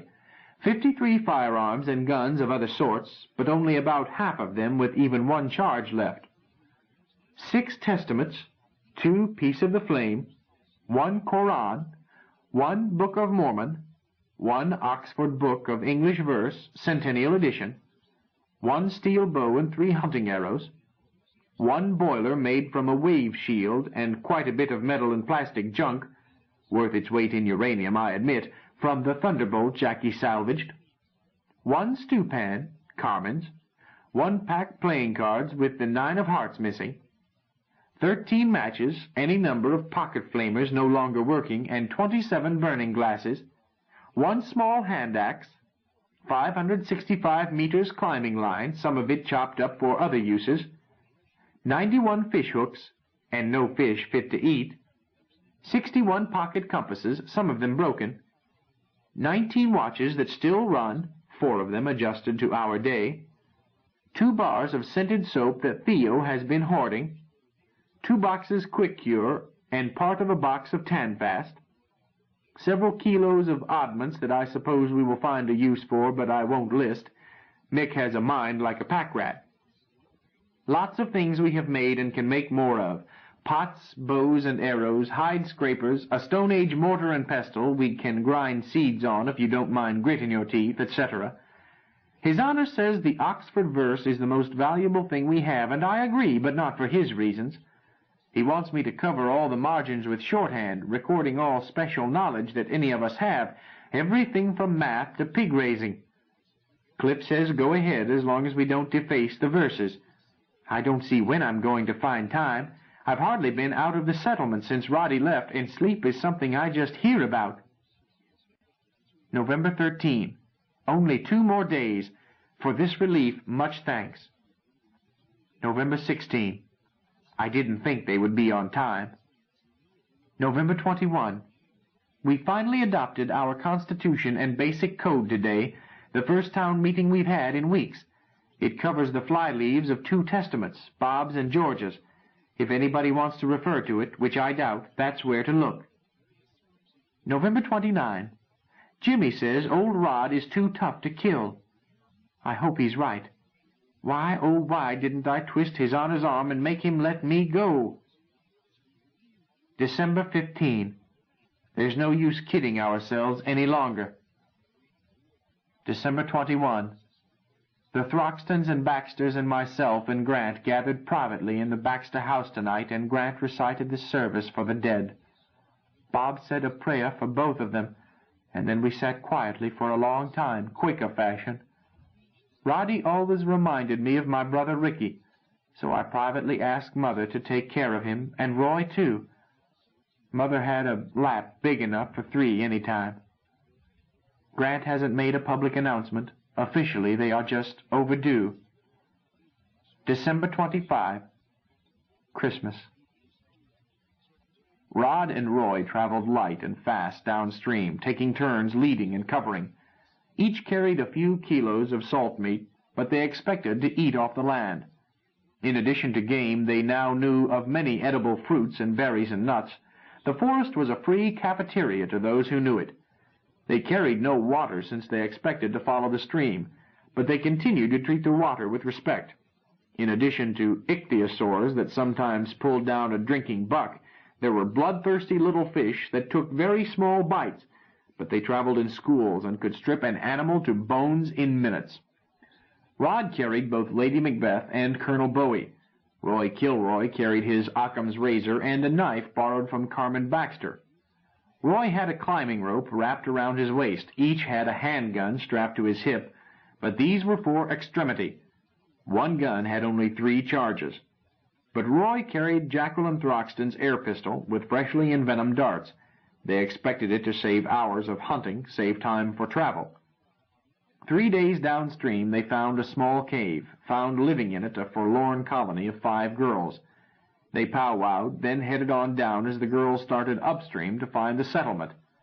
The girls had told them of a place farther down where the creek could be crossed. They found it, a wide rocky shallows with natural stepping stones, then wasted 2 days on the far side before crossing back. By the 7th morning they had found no cave other than the one the girls had occupied. Rod said to Roy, "Today makes a week. Grant said to be back in 2 weeks." "That's what the man said, yes, sir." "No results." "Nope, none." "We ought to start back." Roy did not answer. Rod said querulously, "Well, what do you think?" Kilroy was lying down, watching the local equivalent of an ant. He seemed in no hurry to do anything else. Finally he answered, "Rod, you are bossing this party. Upstream, downstream, just tell me." "Oh, go soak your head." "On the other hand, a bush lawyer like Shorty might question Grant's authority to tell us to return at a given time. He might use words like free citizen and sovereign autonomy. Maybe he's got something. This neighborhood looks awfully far west of the Pecos." "Well, we could stretch it a day at least. We won't be taking that side trip going back." Obviously. Now, if I were leading the party, but I'm not. Cut the double talk. I ask for advice. Well, I say we are here to find caves, not to keep a schedule. Rod quit frowning. Up off your belly. Let's go. They headed downstream. The terrain changed from forest valley to canyon country as the stream cut through a plateau. Game became harder to find, and they used some of their salt meat. 2 days later, they came to the first of a series of bluffs carved eons earlier into convolutions, pockets, blank, dark eyes. This looks like it. Yes, agreed Roy. He looked around.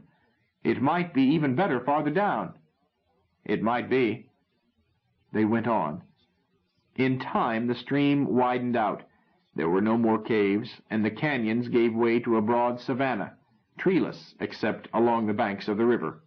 Rod sniffed. I smell salt. You ought to. There's ocean over there somewhere. I don't think so. They went on. They avoided the high grass, kept always near the trees. The colonists had listed more than a dozen predators large enough to endanger a man, from a leonine creature twice as long as the biggest African lion down to a vicious little scaly thing which was dangerous if cornered. It was generally agreed that the leonine monster was the stauber they had been warned against, although a minority favored a smaller carnivore which was faster, trickier, and more likely to attack a man. One carnivore was not considered for the honor. It was no larger than a jackrabbit, had an oversized head, a big jaw, front legs larger than hind, and no tail. It was known as Dopey Joe from the silly gollywog expression it had and its clumsy, slow movements when disturbed. It was believed to live by waiting at burrows of field rodents for supper to come out. Its skin cured readily and made a good water bag. Grassy fields such as this savanna often were thick with them. They camped in a grove of trees by the water. Rod said, "Shall I waste a match or do it the hard way?" "Suit yourself. I'll knock over something for dinner." "Watch yourself. Don't go into the grass." "I'll work the edges. Cautious Kilroy, they called me around the insurance companies." Rod counted his 3 matches, hoping there would be 4, then started making fire by friction. He had just succeeded, delayed by moss that was not as dry as it should have been, when Roy returned and dropped a small carcass. "The darndest thing happened." The kill was a Dopey Joe. Rod looked at it with distaste. "Was that the best you could do? They taste like kerosene." "Wait till I tell you. I wasn't hunting him. He was hunting me." "Don't kid me." "Truth. I had to kill him to keep him from snapping my ankles. So I brought him in." Rod looked at the small creature. "Never heard the like. Must be insanity in his family." "Probably." Roy started skinning it. Next morning they reached the sea, a glassy body untouched by tide, unruffled by wind. It was extremely briny, and its shore was crusted with salt. They concluded that it was probably a dead sea, not a true ocean. But their attention was not held by the body of water. Stretching away along the shore, apparently to the horizon, were millions on heaping millions of whitened bones. Roy stared. Where did they all come from? Rod whistled softly. "Search me. But if we could sell them at 5 pence a metric ton, we'd be millionaires." "Billionaires, you mean?" "Let's not be fussy." They walked out along the beach, forgetting to be cautious, held by the amazing sight. There were ancient bones, cracked by sun and sea, new bones with gristle clinging, big bones of the giant antelope the colonists never hunted, tiny bones of little buck no larger than terriers, bones without number of all sorts. But there were no carcasses. They inspected the shore for a couple of kilometers, awed by the mystery. When they turned, they knew that they were turning back not just to camp, but to head home. This was as far as they could go. On the trip out, they had not explored the caves. On their way back, Rod decided that they should try to pick the best place for the colony, figuring game, water supply, and most importantly, shelter and ease of defense. They were searching a series of arched galleries water-carved in sandstone cliff. The shelf of the lowest gallery was 6 or 7 meters above the sloping stand of soil below. The canyon dropped rapidly here. Rod could visualize a flume from upstream, bringing running water right to the caves. Not right away, but when they had time to devise tools and cope with the problems. Someday. But in the meantime, here was plenty of room for the colony in a spot which almost defended itself. Not to mention, he added, being in out of the rain. Rod was the better alpinist. He inched up, flat to the rock, reached the shelf, and threw down his line to Rod, snaked him up quickly. Rod got an arm over the edge, scrambled to his knees, stood up, and gasped, "What the deuce?" "That," said Roy, "is why I kept quiet. I thought you would think I was crazy." "I think we both are." Rod stared around. Filling the depth of the gallery, not seen from below, was terrace on terrace of cliff dwellings. They were not inhabited, nor had they ever been, by men. Openings which must have been doors were no higher than a man's knee, not wide enough for shoulders. But it was clear that they were dwellings, not merely formations carved by water. There were series of rooms arranged in half a dozen low stories from floor to ceiling of the gallery. The material was a concrete of dried mud and adobe used with wood. But there was nothing to suggest what had built them. Roy started to stick his head into an opening. Rod shouted, "Hey, don't do that." "Why not? It's abandoned." "You don't know what might be inside. Snakes, maybe." "There are no snakes. Nobody's ever seen one." "No, but take it easy." "I wish I had a torchlight." "I wish I had 8 beautiful dancing girls and a Cadillac copter. Be careful. I don't want to walk back alone." They lunched in the gallery and considered the matter. "Of course they were intelligent," Roy declared. "We may find them elsewhere. Maybe really civilized now. These look like ancient ruins." "Not necessarily intelligent," Rod argued. "Bees make more complicated homes." "Bees don't combine mud and wood the way these people did. Look at that lintel." "Birds do. I'll concede that they were bird-brain, no more." "Rod, you won't look at the evidence. Where are their artifacts? Show me one ashtray marked Made in Jersey City. I might find some if you weren't so jumpy." "All in time. Anyhow, the fact that they found it safe shows that we can live here." "Maybe. What killed them? Or why did they go away?" They searched 2 galleries after lunch, found more dwellings. The dwellers had apparently formed a very large community. The 4th gallery they explored was almost empty, containing a beginning of a hive in one corner. Rod looked it over. "We can use this. It may not be the best, but we can move the gang in and then find the best at our leisure." "We're heading back?" In the morning. This is a good place to sleep, and tomorrow we'll travel from Cannes to Kant. I wonder what's up there." Rod was looking at a secondary shelf inside the main arch. Roy eyed it. "I'll let you know in a moment." "Don't bother. It's almost straight up. We'll build ladders for spots like that." "My mother was a human fly. My father was a mountain goat. Watch me." The shelf was not much higher than his head. Roy had a hand over when a piece of rock crumbled away. He did not fall far. Rod ran to him. "You all right, boy?" Roy grunted. "I guess so," then started to get up. He yelped. "What's the matter?" "My right leg. I think it's broken." Rod examined the break, then went down to cut splints. With a piece of the line Roy carried, used economically, for he needed most of it as a ladder, he bound the leg, padding it with leaves. It was a simple break of the tibia with no danger of infection. They argued the whole time. "Of course you will," Roy was saying. "Leave me a fresh kill and what salt meat there is. You can figure some way to leave water.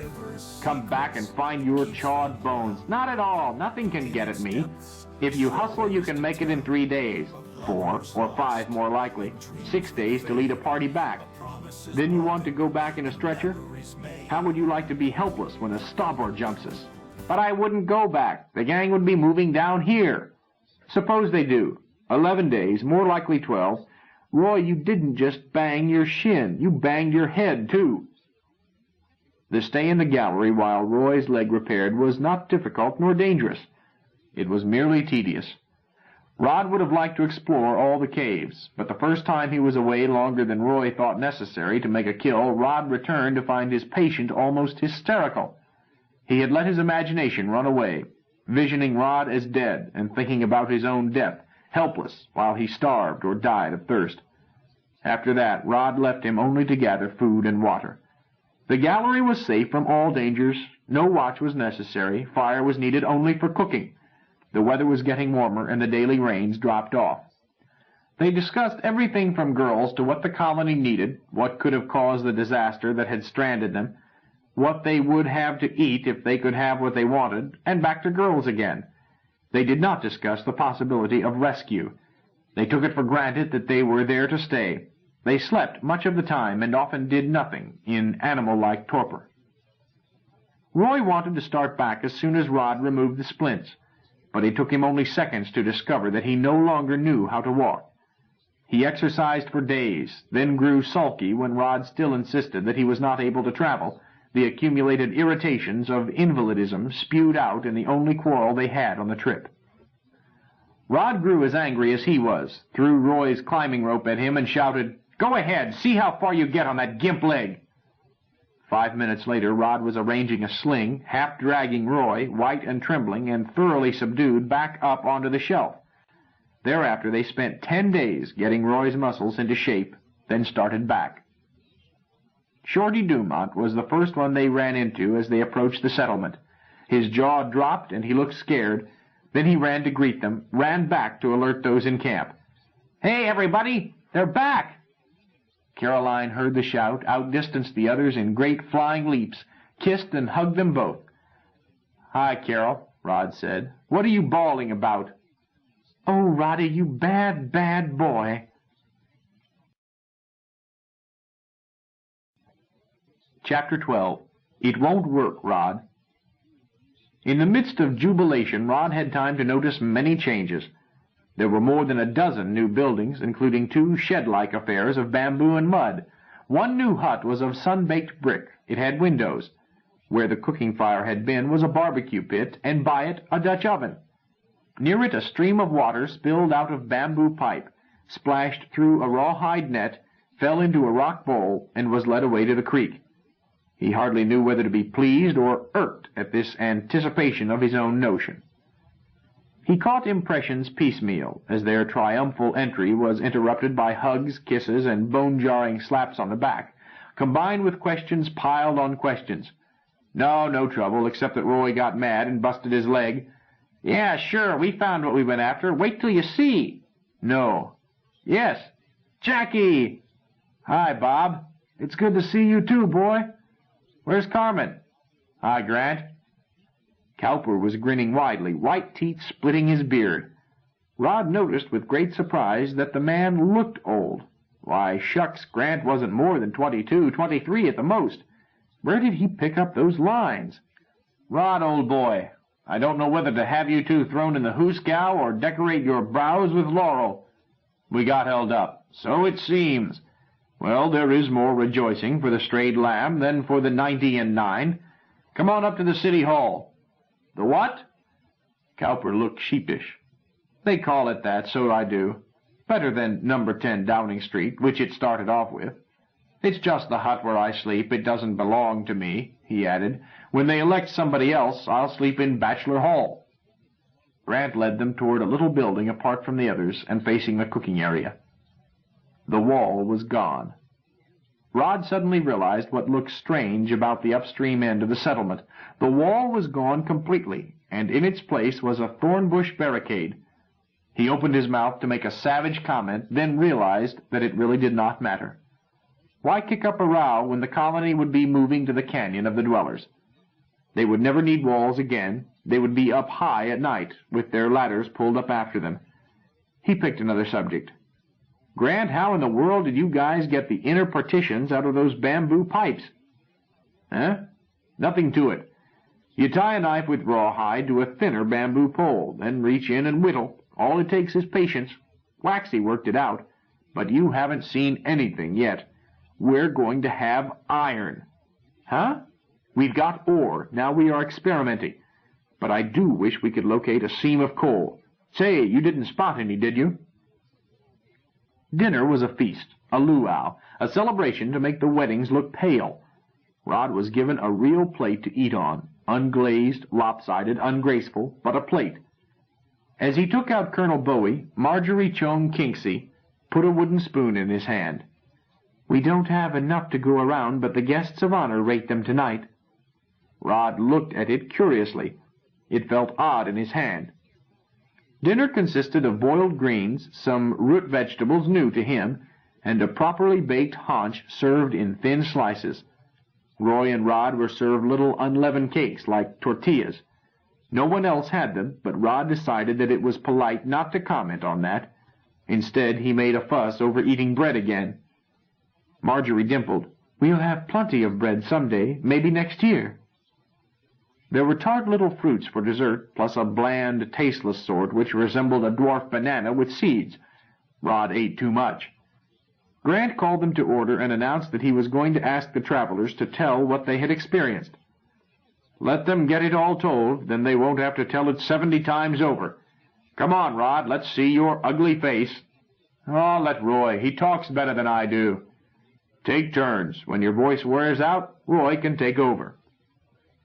Between them they told it all, interrupting and supplementing each other. The colonists were awed by the beach of 1 billion bones, still more interested in the ruins of the dwellers.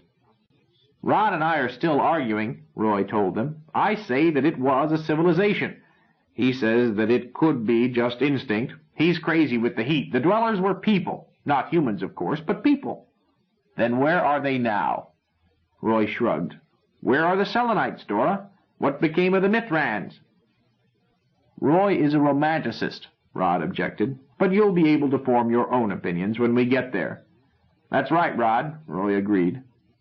"That covers everything," Rod went on. "The rest was just waiting while Roy's leg healed.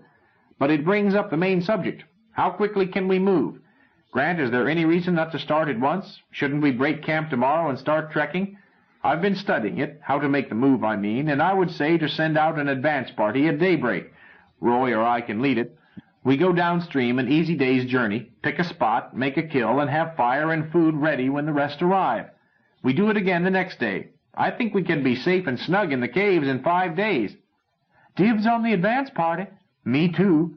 There were other shouts, but Rod could not help but realize that the response was not what he had expected. Jimmy did not volunteer, and Caroline merely looked thoughtful. The Baxters he could not see. They were in shadow. He turned to Cowper. "Well, Grant, do you have a better idea?"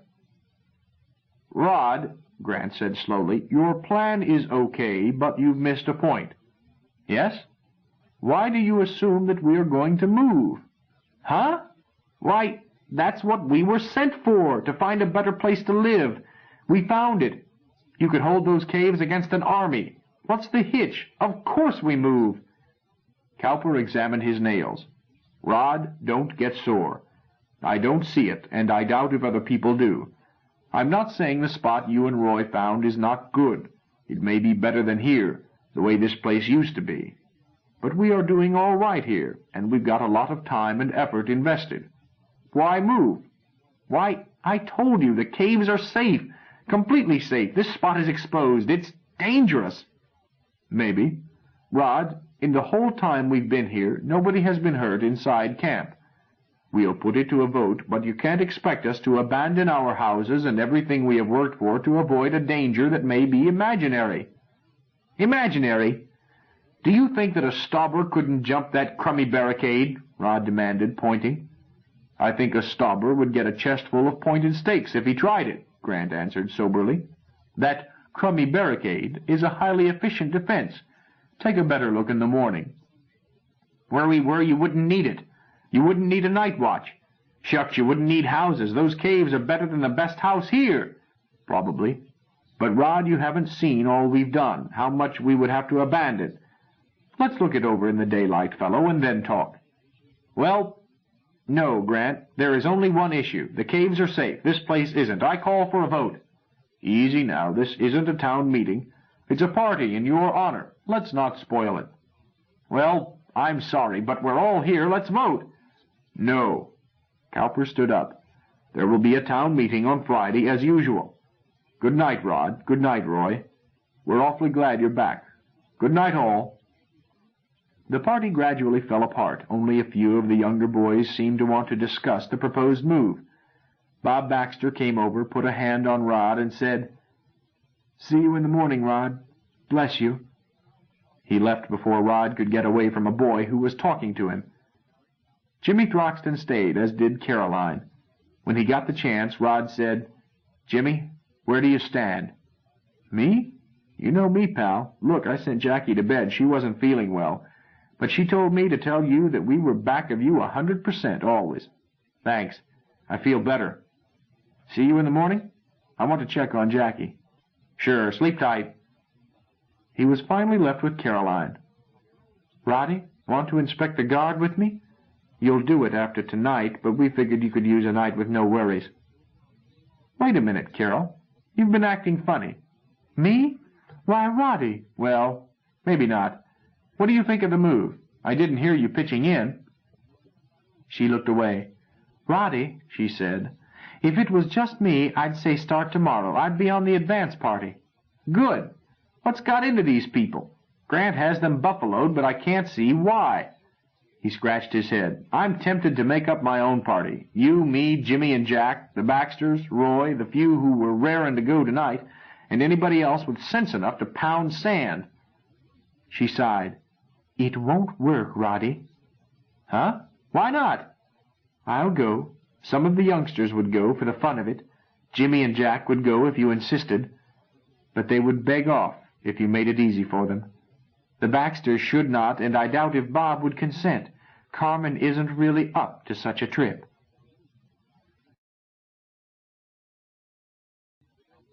Chapter 13.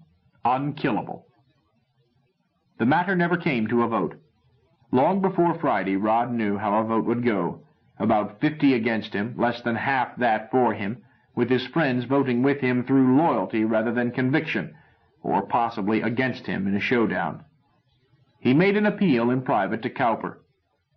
"Grant, you've got me licked. Even Roy is sticking with you now. But you could swing them around." "I doubt it. What you don't see, Rod, is that we have taken root. You may have found a better place, but it's too late to change. After all, you picked this spot." "Not exactly. It just sort of happened." "Lots of things in life just sort of happen. You make the best of them." "That's what I'm trying to do." "Grant, admitted that the move is hard, we could manage it. Set up way stations with easy jumps. Send our biggest huskies back for what we don't want to abandon. Shucks, we could move a person on a litter if we had to, using enough guards. If the town votes it, I'll be for it. But I won't try to argue them into it. Look, Rod, you've got this fixed idea that this spot is dangerously exposed. The facts don't support you. On the other hand, see what we have. Running water from upstream, waste disposal downstream, quarters comfortable and adequate for the climate. Salt. Do you have salt there? We didn't look for it, but it would be easy to bring it from the seashore.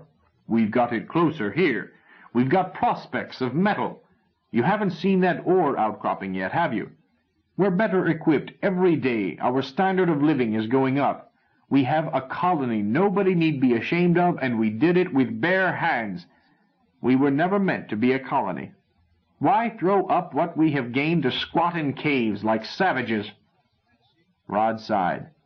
"Grant, this bank may be flooded in the rainy season, aside from its poor protection now." "It doesn't look it to me, but if so, we'll see it in time. Right now we are going into the dry season, so let's talk it over a few months from now." Rod gave up. He refused to resume as city manager, nor would Caroline keep it when Rod turned it down. Bill Kennedy was appointed, and Rod went to work under Cliff as a hunter, slept in the big shed upstream with the bachelors, and took his turn at night watch.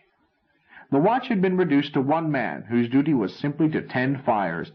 There was talk of cutting out the night fires, as fuel was no longer easy to find nearby, and many seemed satisfied that the thorn barrier was enough. Rod kept his mouth shut and stayed alert at night. Game continued to be plentiful, but became skittish. Buck did not come out of cover the way they had in rainy weather. It was necessary to search and drive them out. Carnivores seemed to have become scarcer.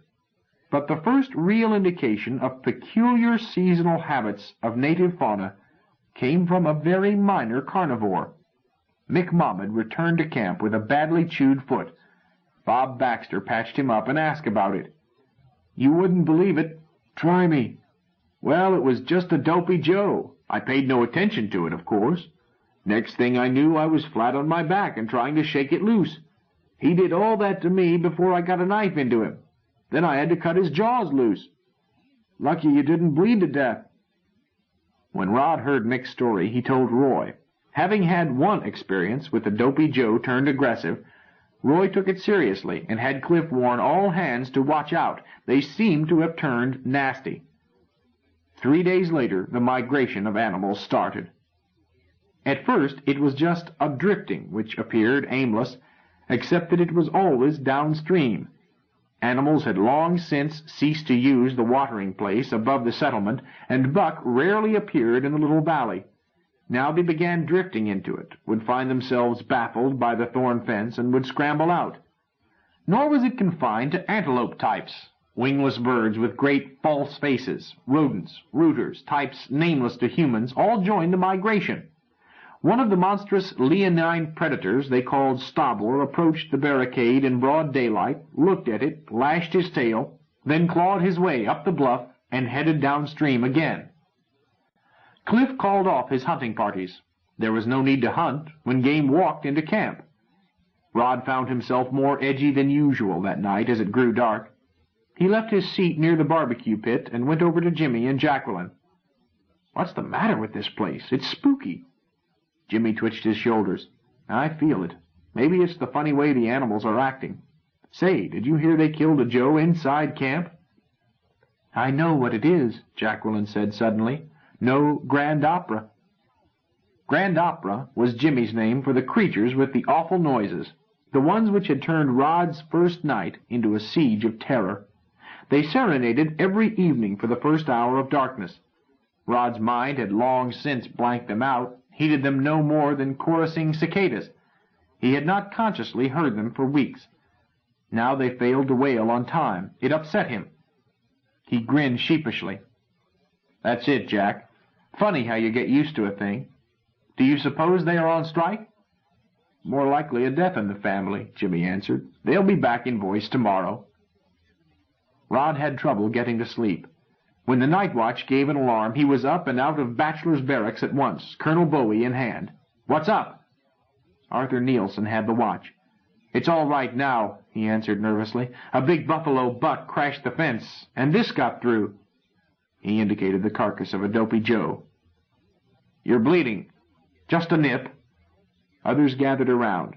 Cowper pushed through, sized the situation, and said, "Waxy, get that cut attended to. Bill?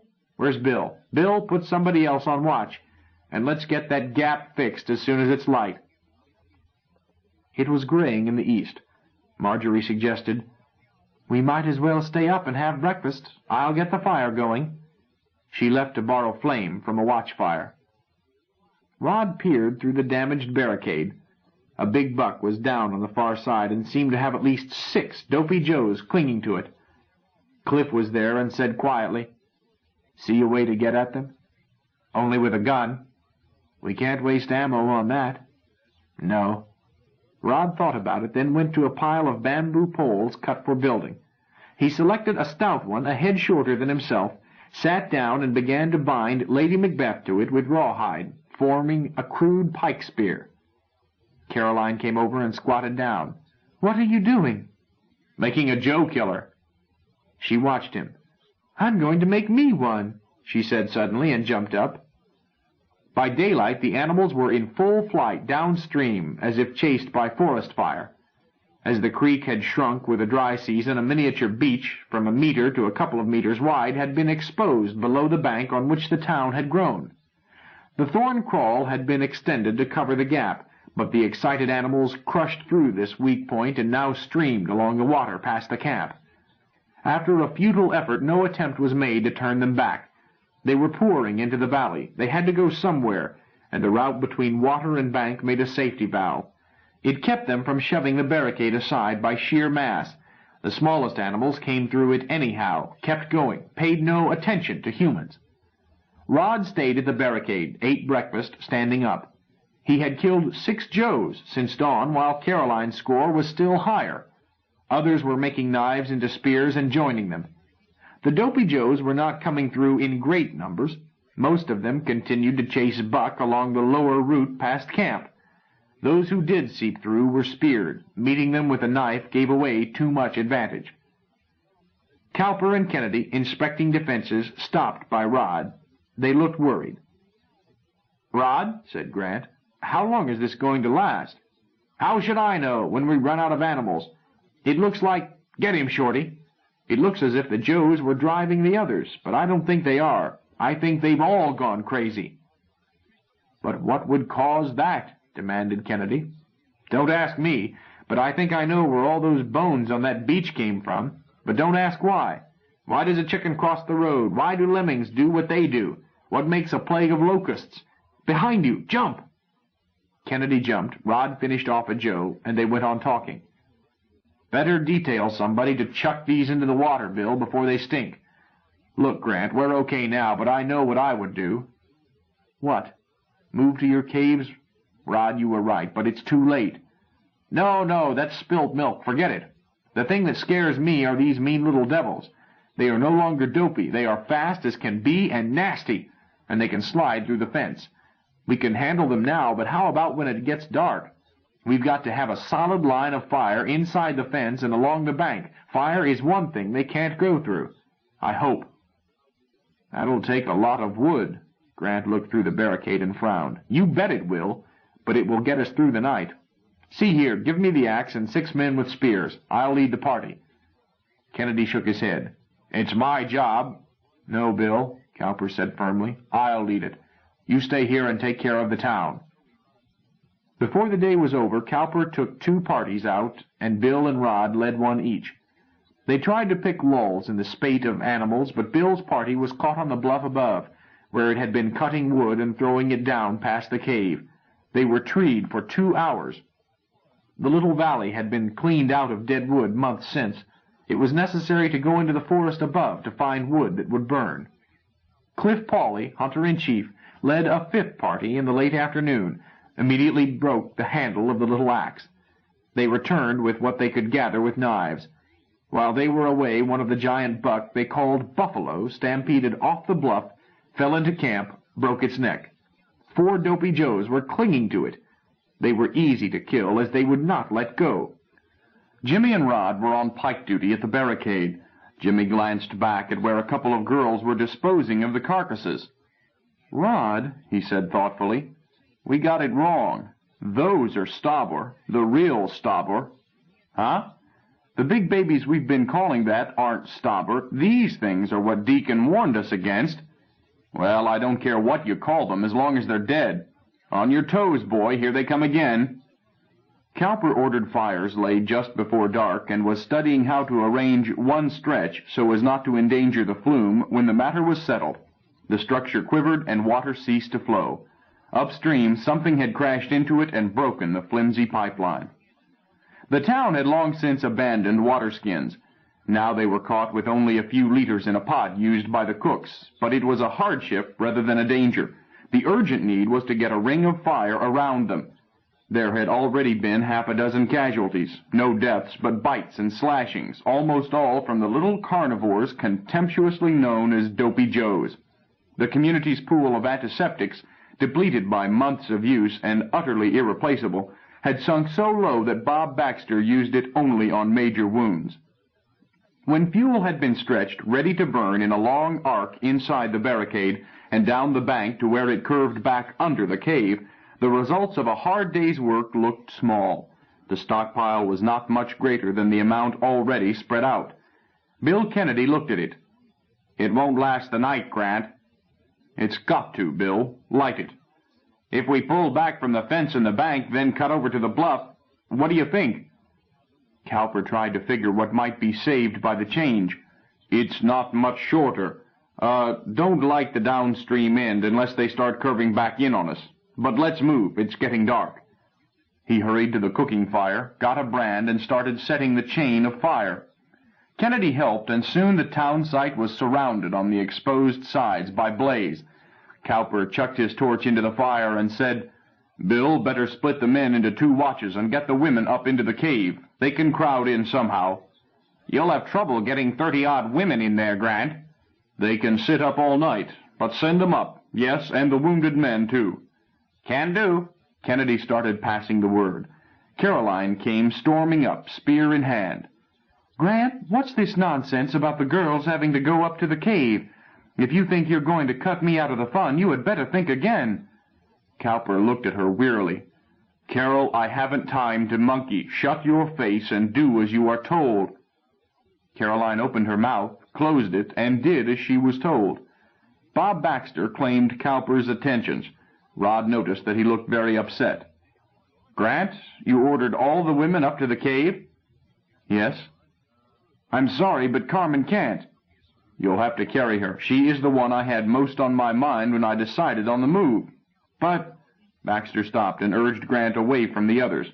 He spoke insistently but quietly. Grant shook his head. "It's not safe, Grant," Baxter went on, raising his voice.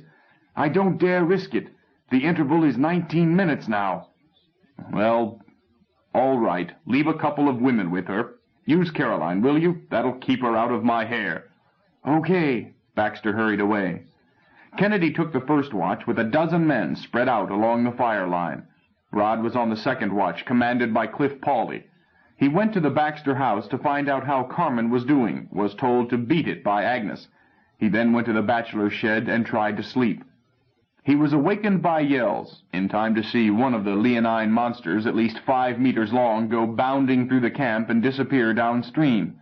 It had jumped the barrier, the stakes behind it, and the fire behind that, all in one leap. Rod called out, "Anybody hurt?" Shorty Dumont answered, "No, it didn't even stop to wave." Shorty was bleeding from a slash in his left calf. He seemed unaware of it. Rod crawled back inside, tried again to sleep. He was awakened again by the building shaking. He hurried out. "What's up?" "That you, Rod? I didn't know anybody was inside. Give me a hand. We're going to burn it." The voice was Baxter's. He was prying at a corner post and cutting rawhide strips that held it. Rod put his spear where it would not be stepped on, resheathed Colonel Bowie, and started to help. The building was bamboo and leaves, with a mud and thatch roof. Most of it would burn. "How's Carmen?" "Okay, normal progress.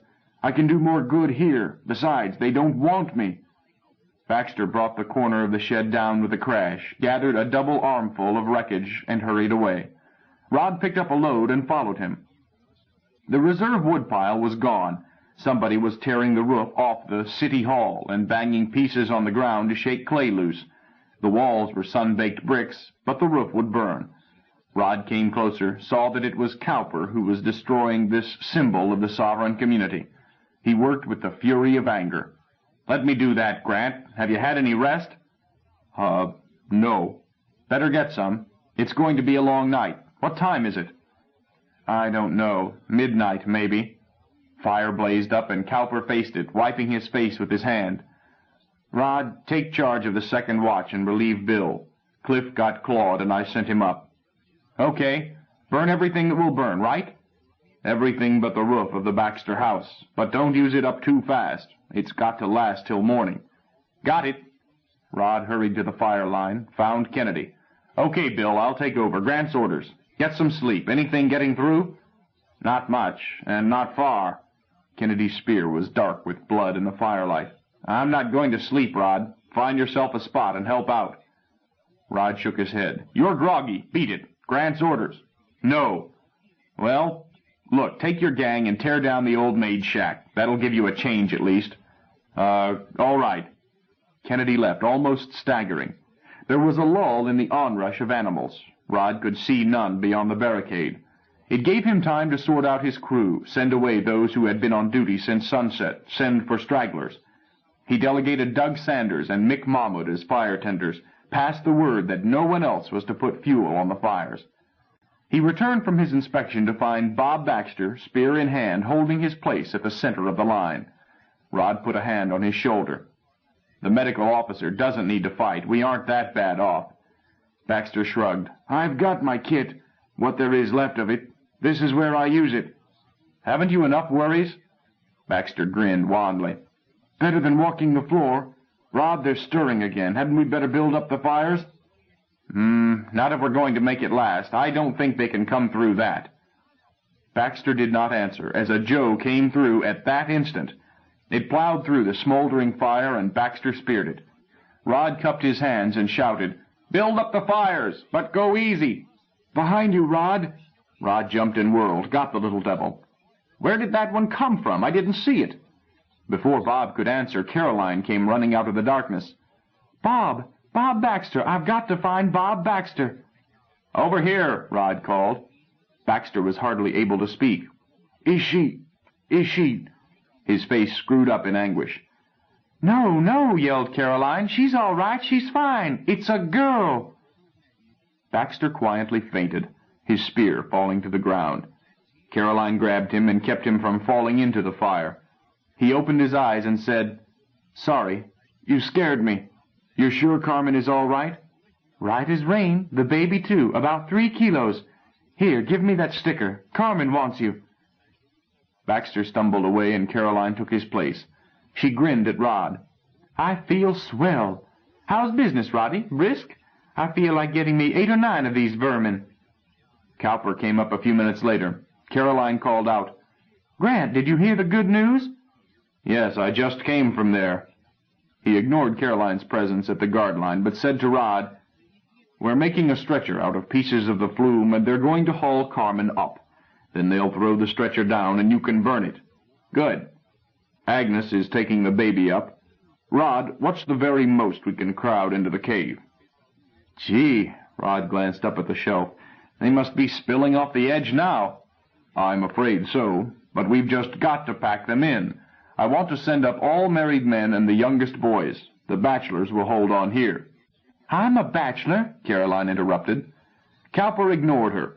"As soon as Carmen is safe, we'll do it. We can't keep fires going much longer." He turned away, headed up to the cave. Caroline whistled softly. "Roddy, we're going to have fun." "Not my idea of fun. Hold the fort, Carol. I've got to line things up." He moved down the line, telling each one to go or to stay. Jimmy scowled at him. "I won't go, not as long as anybody stays. I couldn't look Jackie in the face. You'll button your lip and do as Grant says, or I'll give you a mouthful of teeth. Hear me?" "I hear you. I don't like it." "You don't have to like it, just do it." "Seen Jackie? How is she?" "I snuck up a while ago. She's all right, just queasy. But the news about Carmen makes her feel so good she doesn't care." Rod used no age limit to determine who was expendable. With the elimination of married men, wounded, and all women, he had little choice. He simply told those whom he considered too young or not too skilled that they were to leave when word was passed. It left him with 6 plus himself, Cowper, and possibly Caroline. Trying to persuade Caroline was a task he had postponed. Continuing on page 198. He returned and found Cowper. "Carmen's gone up," Cowper told him. "You can send the others up now. Then we can burn the roof of the Baxter house." "I tore it down while they were hoisting her." Cowper looked around. "Carol, get on up." She set her feet. "I won't." Rod said softly, "Carol, you heard him. Go up right now." She scowled, stuck out her lip, then said, "All right for you, Roddy Walker," turned and fled up the path. Rod cupped his hands and shouted, "All right, everybody, all hands up but those I told to stay. Hurry!" About half of those leaving had started up when Agnes called down, "Hey, take it slow. Somebody will get pushed over the edge if you don't quit shoving." The queue stopped. Jimmy called out, "Everybody exhale. That'll do it." Somebody called back, "Throw Jimmy off. That will do it." The line moved again, slowly. In 10 minutes they accomplished the sardine packing problem of fitting nearly 70 people into a space comfortable for not more than 12. It could not even be standing room, since a man could stand erect only on the outer shelf.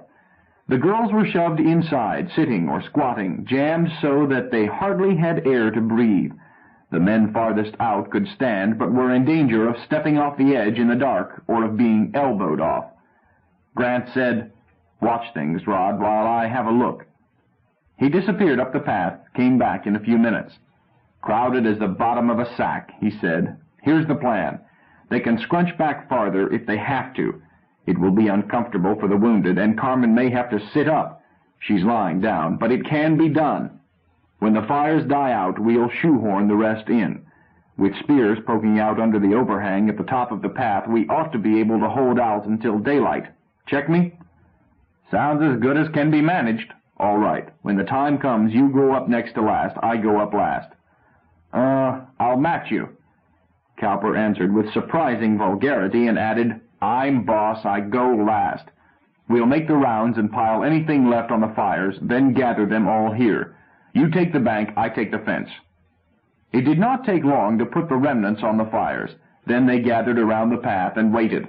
Roy, Kinney, Doug, Dick, Charlie, Howard, and Rod, and Grant. Another wave of senseless migration was rolling, but the fires held it, bypassed it around by the water. Rod grew stiff and shifted his spear to his left hand. The dying fires were only glowing coals in spots. He looked for signs of daylight in the east. Howard Goldstein said, "One broke through at the far end." "Hold it, Goldie," Cowper said. "We won't bother it unless it comes here." Rod shifted his spear back to his right hand. The wall of fire was now broken in many places. Not only could Joe's get through, but worse, it was hard to see them, so little light did the embers give off. Cowper turned to Rod and said, "All right, everybody up. You tallied them." Then he shouted, "Bill, Agnes, make room. I'm sending them up." Rod threw a glance at the fence, then turned. "Okay, Kenny first. Doug next. Don't crowd. Goldie and then Dick. Who's left? Roy?" He turned, uneasily aware that something had changed. Grant was no longer behind him. Rod spotted him bending over a dying fire. "Hey, Grant!" "Be right with you." Cowper selected a stick from the embers, waved it into flame. He hopped over the coals, picked his way through sharpened stakes, reached the thornbush barrier, shoved his torch into it. The dry branches flared up. He moved slowly away, picking his way through the stake trap. "I'll help you," Rod shouted. "I'll fire the other end."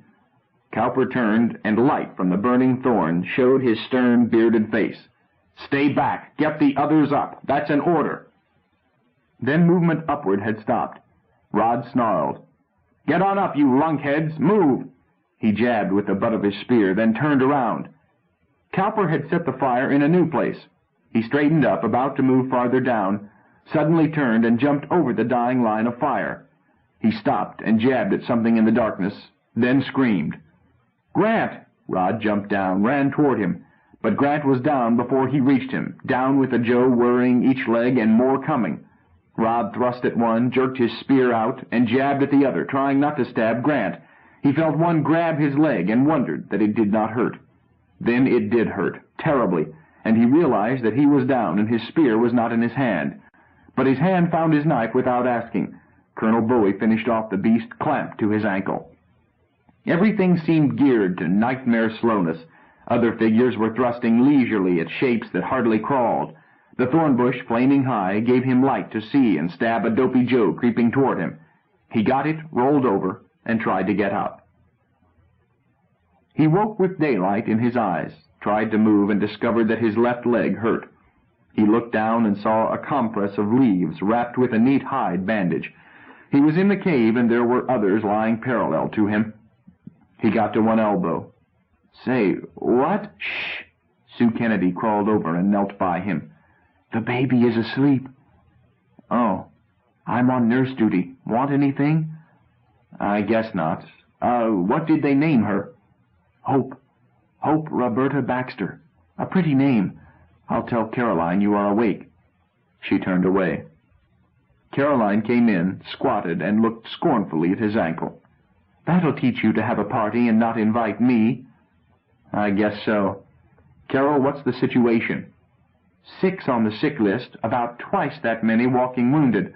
Those not hurt are gathering wood and cutting thorn. We fixed the axe." "Yes, but we're not having to fight them off?" "Didn't Sue tell you?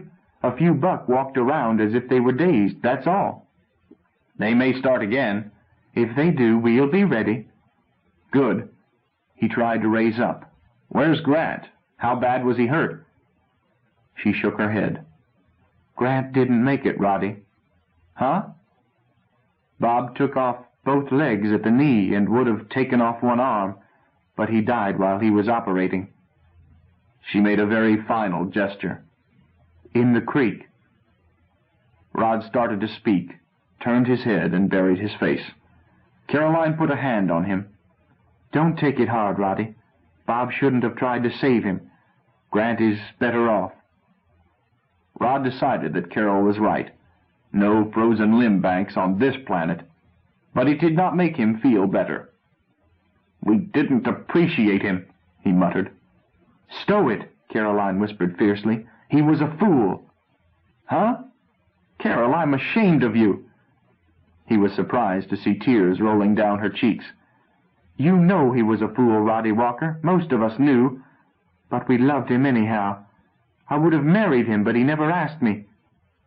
She wiped the tears. "Have you seen the baby?" "No." Her face lit up. "I'll fetch her. She's beautiful." "Sue said she was asleep." "Well, all right. But what I came for is this. What do you want us to do?" "Huh?" He tried to think. Grant was dead. Bill was his deputy. Is Bill laid up? "Didn't Sue tell you?" "Tell me what?" "You're the mayor. We elected you this morning. Bill and Roy and I are just trying to hold things together." Rod felt dizzy. Caroline's face kept drawing back, then swooping in. He wondered if he were going to faint. "Plenty of wood," she was saying, "and we'll have to crawl built by sundown. We don't need meat. Marjorie is butchering that big fellow that fell off the bluff and busted his neck. We can't trek out until you and Carmen and the others can walk, so we're trying to get the place back into shape temporarily. Is there anything you want us to do now?" He considered it. "No, not now." "Okay, you're supposed to rest." She backed out, stood up. "I'll look in later." Rod eased his leg and turned over. After a while he quieted and went to sleep. Sue brought broth in a bowl, held his head while he drank, then fetched Hope Baxter and held her for him to see. Rod said the usual inanities, wondering if all new babies looked that way. Then he thought for a long time. Caroline showed up with Roy. "How's it going, Chief?" Roy said. "Ready to bite a rattlesnake." "That's a nasty foot, but it ought to heal. We boiled the leaves, and Bob used sulfa." "Feels all right. I don't seem feverish." "Jimmy always said you were too mean to die," added Caroline. "Want anything, Roddy, or to tell us anything?" "Yes." "What?" "Get me out of here. Help me down the path." Roy said hastily, "Hey, you can't do that. You're not in shape." "Can't I? Either help or get out of my way, and get everybody together. We're going to have a town meeting." They looked at each other and walked out on him. He had made it to the squeeze at the top when Baxter showed up. "Now, Rod, get back and lie down, out of my way. Listen, boy, I don't like to get rough with a sick man, but I will if you make me." "Bob, how bad is my ankle?" "It's going to be all right, if you behave. If you don't, well, have you ever seen gangrene? When it turns black and has that sweetish odor?" "Quit trying to scare me. Is there any reason not to put a line under my arms and lower me?" "Well..." They used 2 lines and a third to keep his injured leg free, with Baxter supervising. They caught him at the bottom and carried him to the cooking space, laid him down. "Thanks," he grunted. "Everybody here who can get here?" "I think so, Roddy. Shall I count?" "Never mind. I understand you folks elected me mayor this morning." "That's right," agreed Kennedy. Who else was up? How many votes did I get?" "Huh? It was unanimous." Rod sighed. "Thanks. I'm not sure I would have held still for it if I'd been here. I gathered something else. Do I understand that you expect me to take you down to the caves Roy and I found? Caroline said something." Roy looked surprised. "We didn't vote, Rod, but that was the idea. After last night, everybody knows we can't stay here." Rod nodded. "I see. Are you all where I can see you? I've got something to say. I hear you adopted a constitution and things while Roy and I were away. I've never read them, so I don't know whether this is legal or not. But if I'm stuck with the job, I expect to run things. If somebody doesn't like what I do and we're both stubborn enough for a showdown, then you will vote. You back me up, or you turn me down and elect somebody else. Will that work? How about it, Goldie? You were on the law committee, weren't you?" Howard Goldstein frowned. "You don't express it very well, Rod." "Probably not. Well, but what you have described is the parliamentary vote of confidence. That's the backbone of our Constitution. We did it that way to keep it simple and still democratic. It was Grant's notion." "I'm glad," Rod said soberly. "I'd hate to think that I had torn up Grant's laws after he worked so hard on them. I'll study them, I promise, first chance I get. But about moving to the caves, we'll have a vote of confidence right now." Goldstein smiled. "I can tell you how it will come out. We're convinced." Rod slapped the ground. "You don't understand. If you want to move, move. But get somebody else to lead you. Roy can do it, or Cliff, or Bill. But if you leave it to me, no dirty little beasts, all teeth and no brains, are going to drive us out. We're men, and men don't have to be driven out, not by the likes of those. Grant paid for this land, and I say stay here and keep it for him."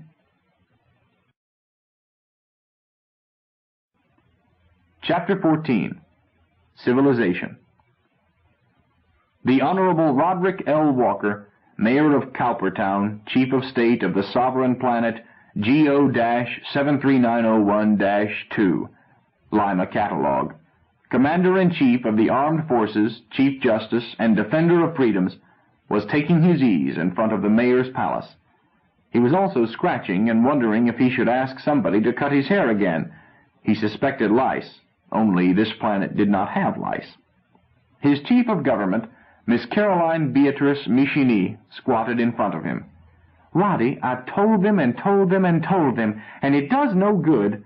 That family makes more filth than everybody else put together. You should have seen it this morning. Garbage in front of their door. Flies." "I saw it." "Well, what do I do? If you would let me rough him up a little, but you're too soft." "I guess I am." Rod looked thoughtfully at a slab of slate erected in the village square. It read, "To the memory of Ulysses Grant Cowper, first mayor, who died for his city." The carving was not good. Rod had done it. "Grant told me once," he added, "that government was the art of getting along with people you don't like." "Well, I sure don't like Bruce and Theo."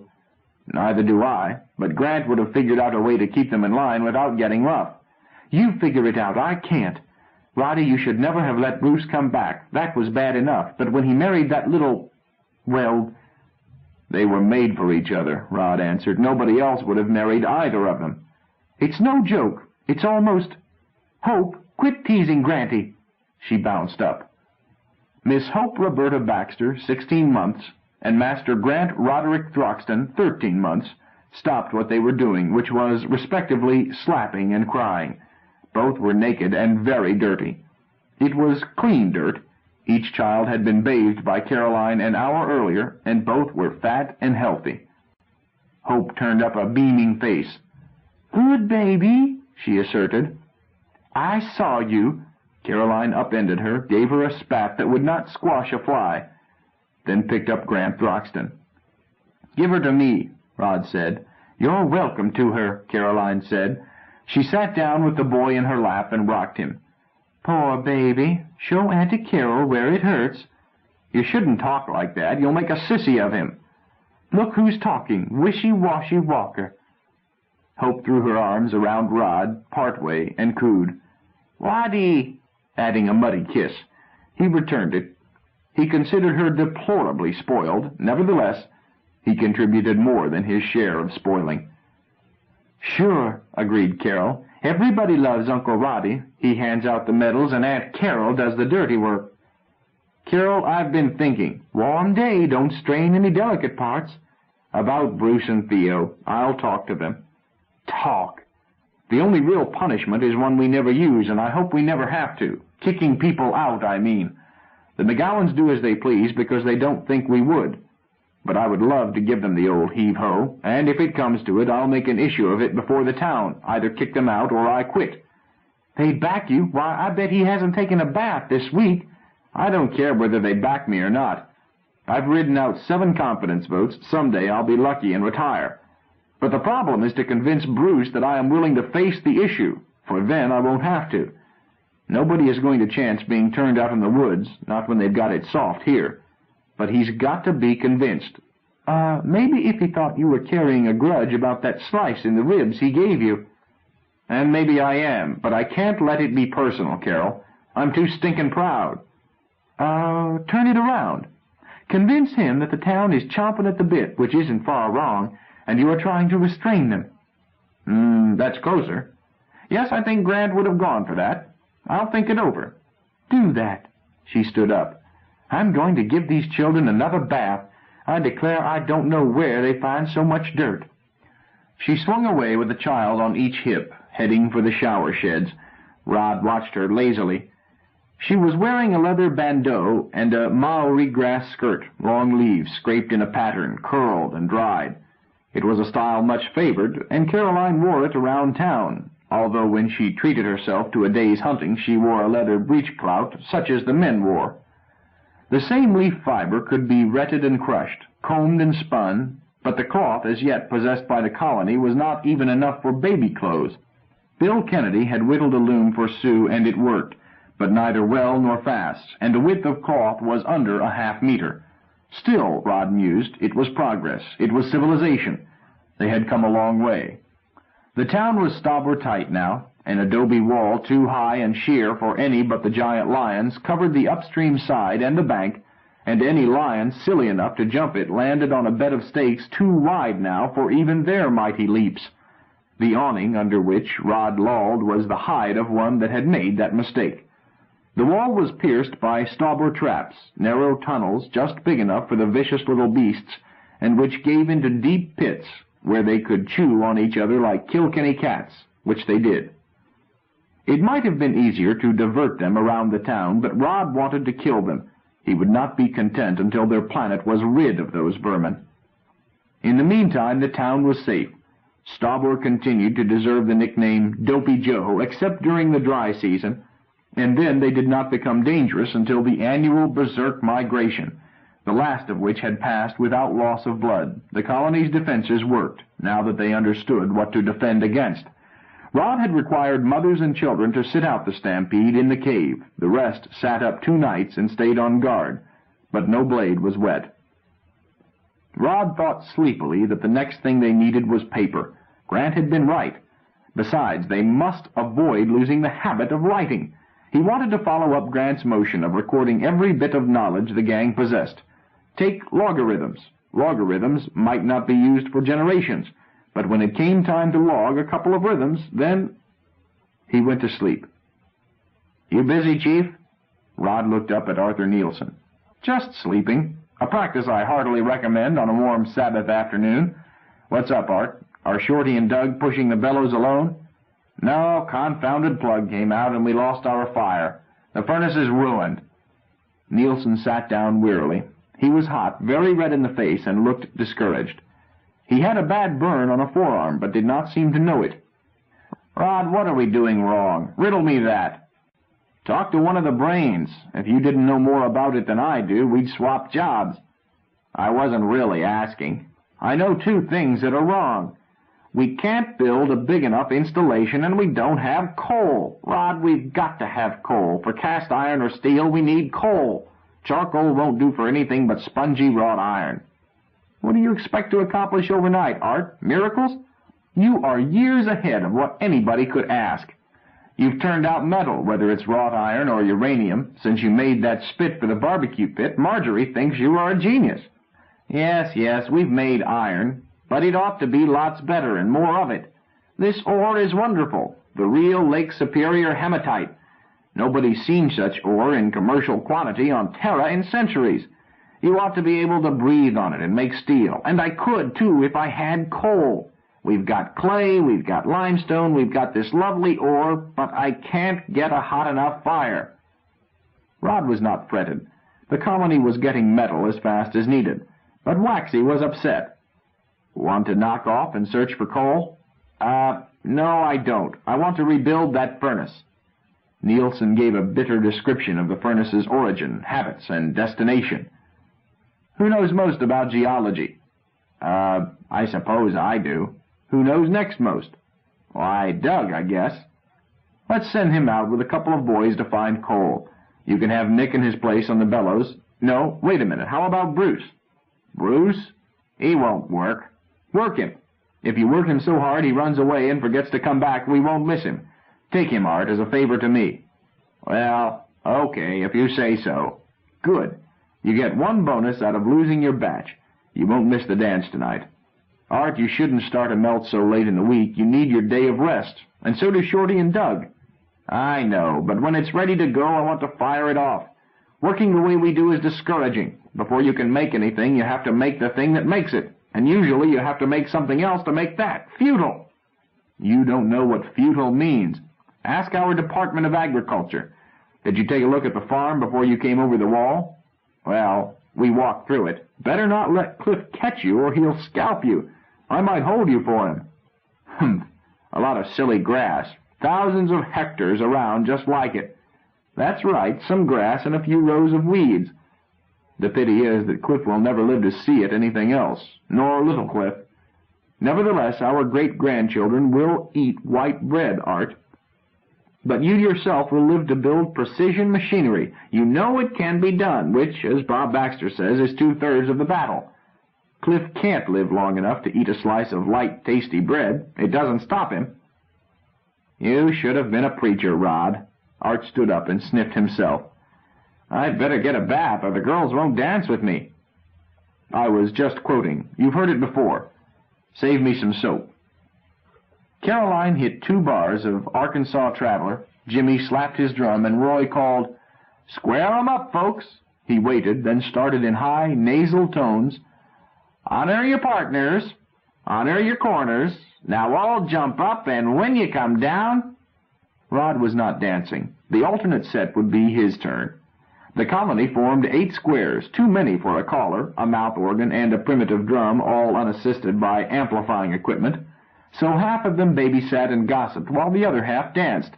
The caller and the orchestra were relieved at each intermission to dance the other sets. Most of them had not known how to square dance. Agnes Pulvermacher had put it over almost single-handed in the face of kidding and resistance, training callers, training dancers, humming tunes to Caroline, cajoling Jimmy to carve and shrink a jungle drum. Now she had 9 out of 10 dancing. Rod had not appreciated it at first. He was not familiar with the history of the Mormon pioneers, and had regarded it as a nuisance which interfered with work. Then he saw the colony, which had experienced a bad letdown after the loss in one night of all they had built, an apathy he had not been able to lift. He saw this same colony begin to smile and joke and work hard simply from being exposed to music and dancing. He decided to encourage it. He had trouble keeping time and could not carry a tune, but the bug caught him too. He danced not well, but with great enthusiasm. The village eventually limited dances to Sabbath nights, weddings, and holidays, and made them formal, which meant that women wore grass skirts. Leather shorts, breechclouts, and slacks, those not long since cut up for rags, were not acceptable. Sue talked about making a real square dance dress as soon as she got far enough ahead in her weaving, and a cowboy shirt for her husband, but the needs of the colony made this a distant dream. Music stopped, principals changed. Caroline tossed her mouth organ to Shorty and came over. "Come on, Roddy, let's kick some dust."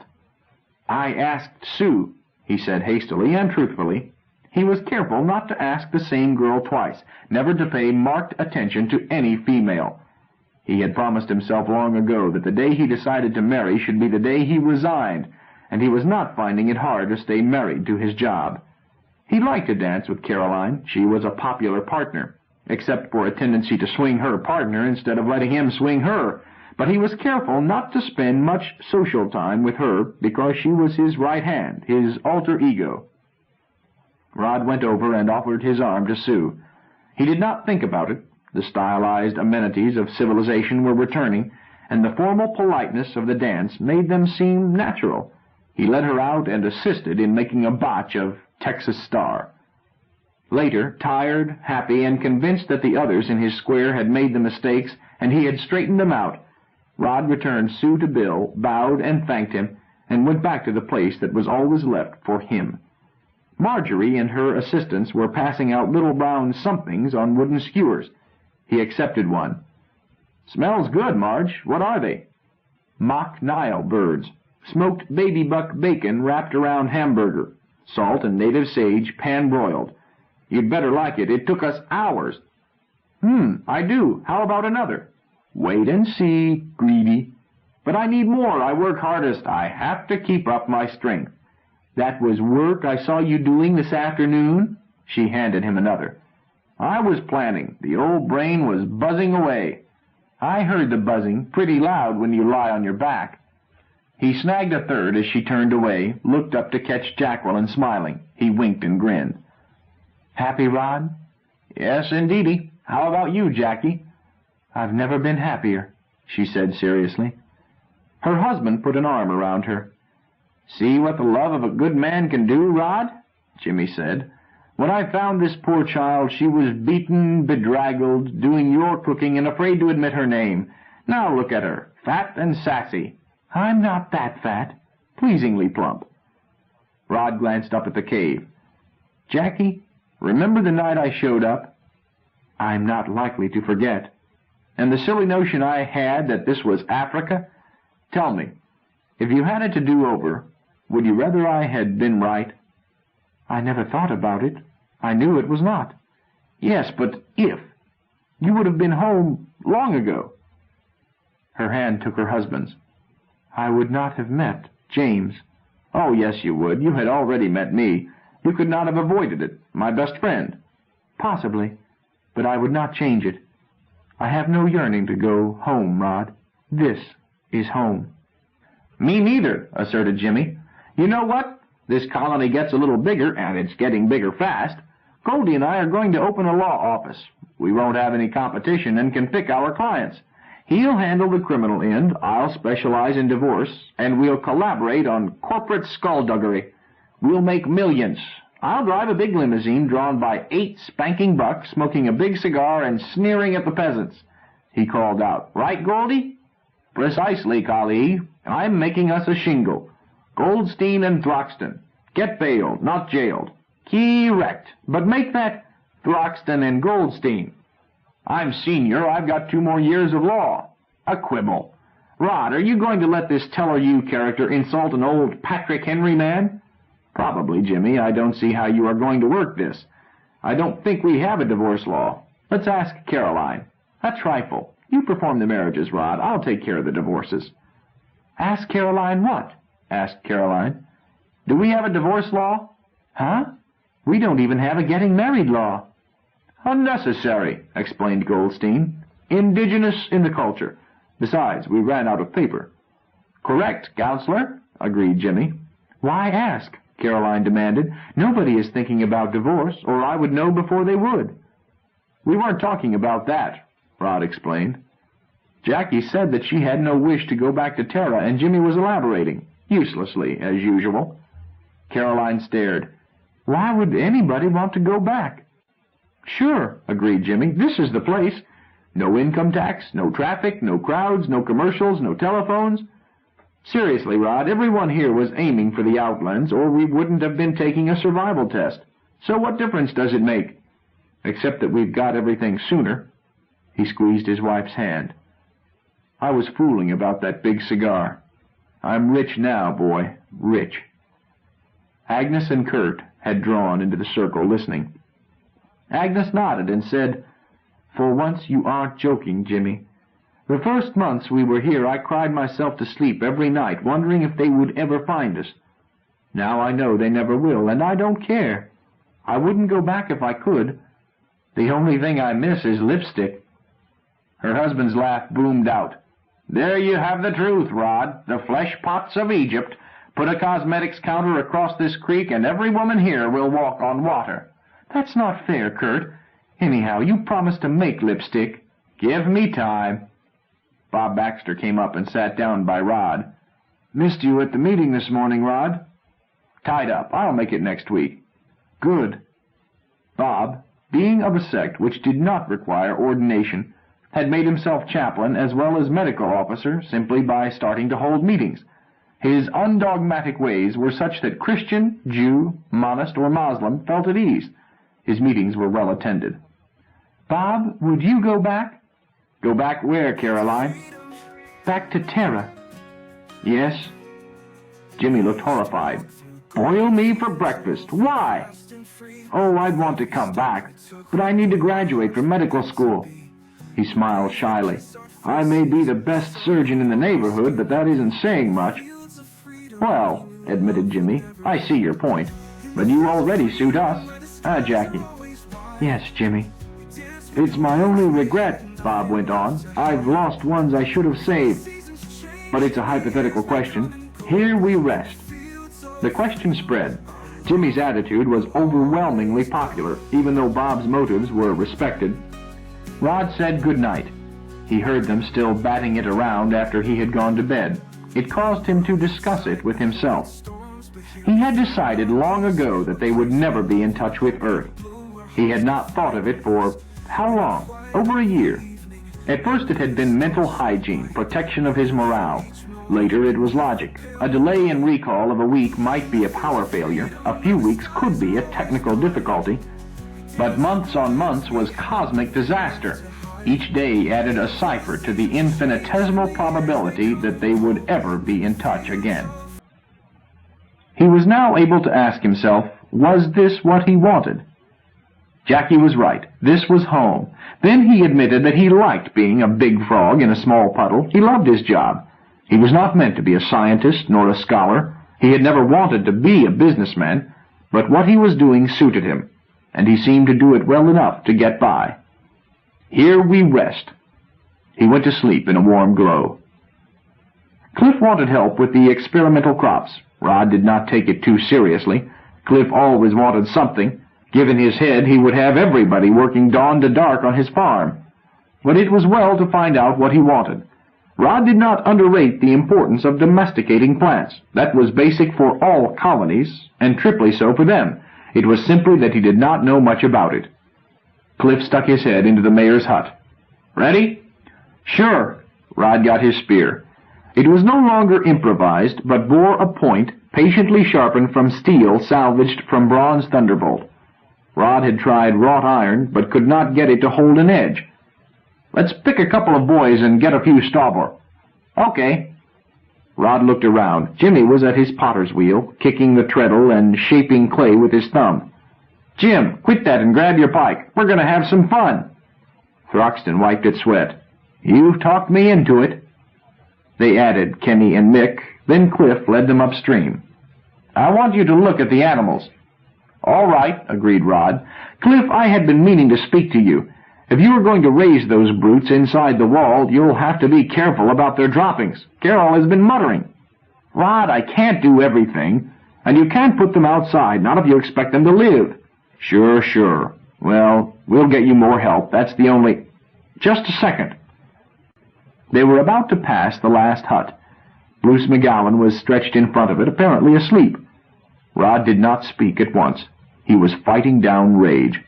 He wrestled with himself, aware that the next moment could change his future, damage the entire colony. But his rational self was struggling in a torrent of anger, bitter and self-righteous. He wanted to do away with this parasite, destroy it.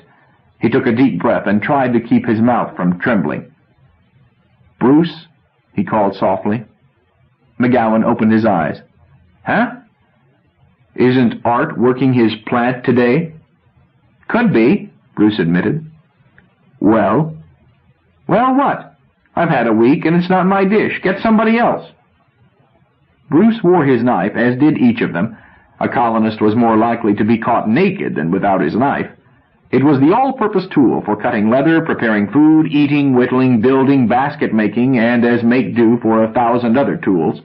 Their wealth came from knives.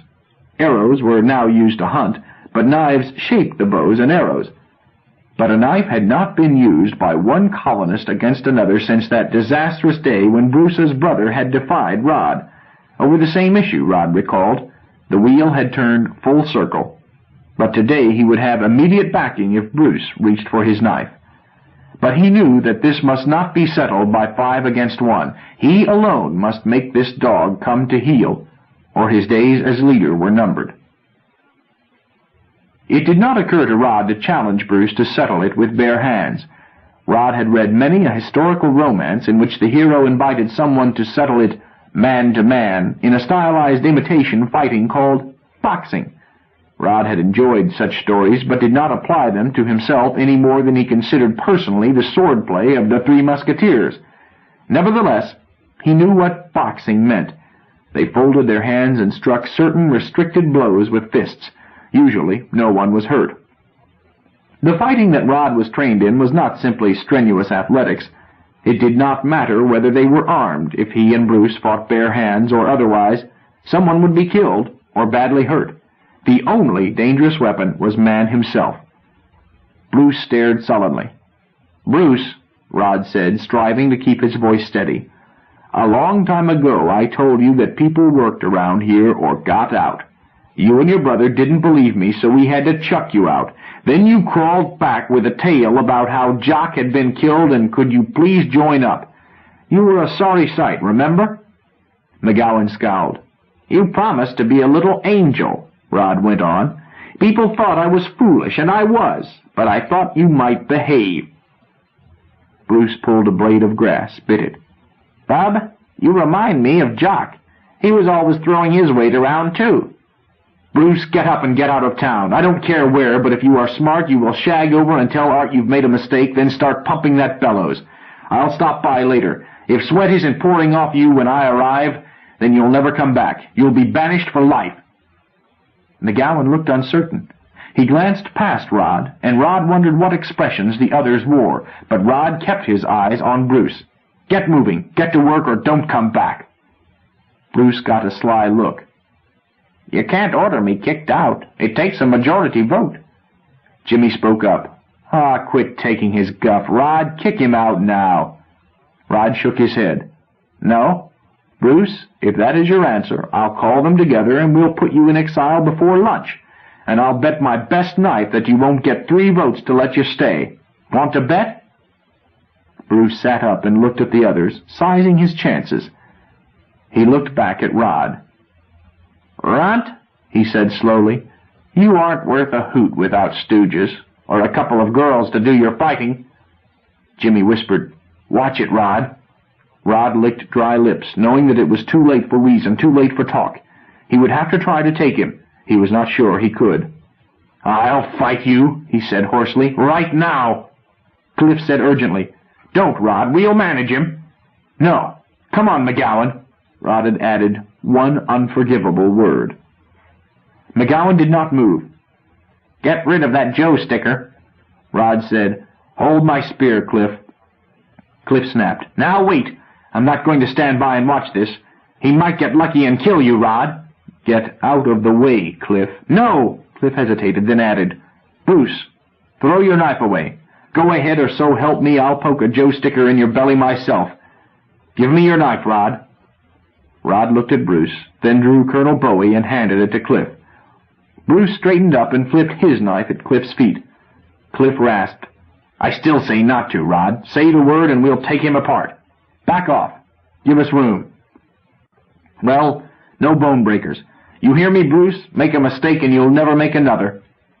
"No bone breakers," Rod repeated, and knew dismally that the rule would work against him. Bruce had him on height and reach and weight. "Okay," McGowan agreed. "Just catclawing. I'm going to show this rube that one McGowan is worth 2 of him." Cliff sighed. "Pack off, everybody. Okay, get going." Crouched, they sashayed around, not touching. Only the preliminaries could use up much time. The textbook used in most high schools and colleges listed 27 ways to destroy or disable a man hand to hand. None of the methods took as long as 3 seconds once contact was made. They chopped at each other, feinting with their hands, too wary to close. Rod was confused by the injunction not to let the fight go to conclusion. Bruce grinned at him. "What's the matter? Scared?" "I've been waiting for this, you loud-mouthed pimple. Now you're going to get it." He rushed him. Rod gave back, ready to turn Bruce's rush into his undoing. But Bruce did not carry it through. It had been a feint, and Rod had reacted too strongly. Bruce laughed. "Scared silly, huh? You had better be." Rod realized that he was scared, more scared than he had ever been. The conviction flooded over him that Bruce intended to kill him. The agreement about bone breakers meant nothing. This ape meant to finish him. He backed away, more confused than ever, knowing that he must forget rules if he was to live through it, but knowing, too, that he had to abide by the silly restriction, even if it meant the end of him. Panic shook him. He wanted to run. He did not quite do so. From despair itself he got a cold feeling of nothing to lose and decided to finish it. He exposed his groin to a savate attack. He saw Bruce's foot come up in the expected kick. With fierce joy he reached in the proper shinobi counter. He showed the merest of hesitation, knowing that a full twist would break Bruce's ankle. Then he was flying through air. His hands had never touched Bruce. He had time for sick realization that Bruce had seen the gambit, countered with another, when he struck ground and Bruce was on him. "Can you move your arm, Rod?" He tried to focus his eyes and saw Bob Baxter's face floating over him. "I kicked him?" Baxter did not answer. An angry voice answered, "Cripes, no, he almost chewed you to pieces." Rod stirred and said thickly, "Where is he? I've got to whip him." Baxter said sharply, "Lie still." Cliff added, "Don't worry, Rod, we fixed him." Baxter insisted, "Shut up, see if you can move your left arm." Rod moved the arm, felt pain shoot through it, jerked and felt pain everywhere. "It's not broken," Baxter decided. "Maybe a green stick break. We'll put it in a sling. Can you sit up? I'll help." "I want to stand." He made it with help, stood swaying. Most of the villagers seemed to be there. They moved jerkily.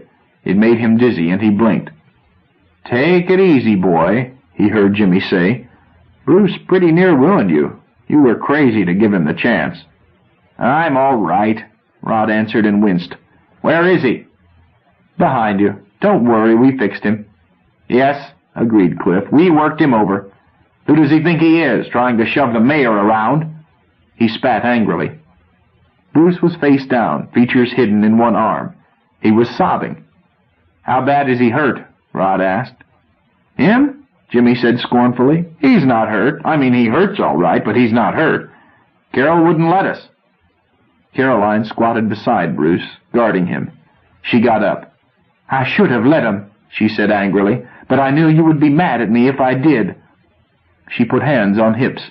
"Roddy Walker, when are you going to get sense enough to yell for me when you're in trouble?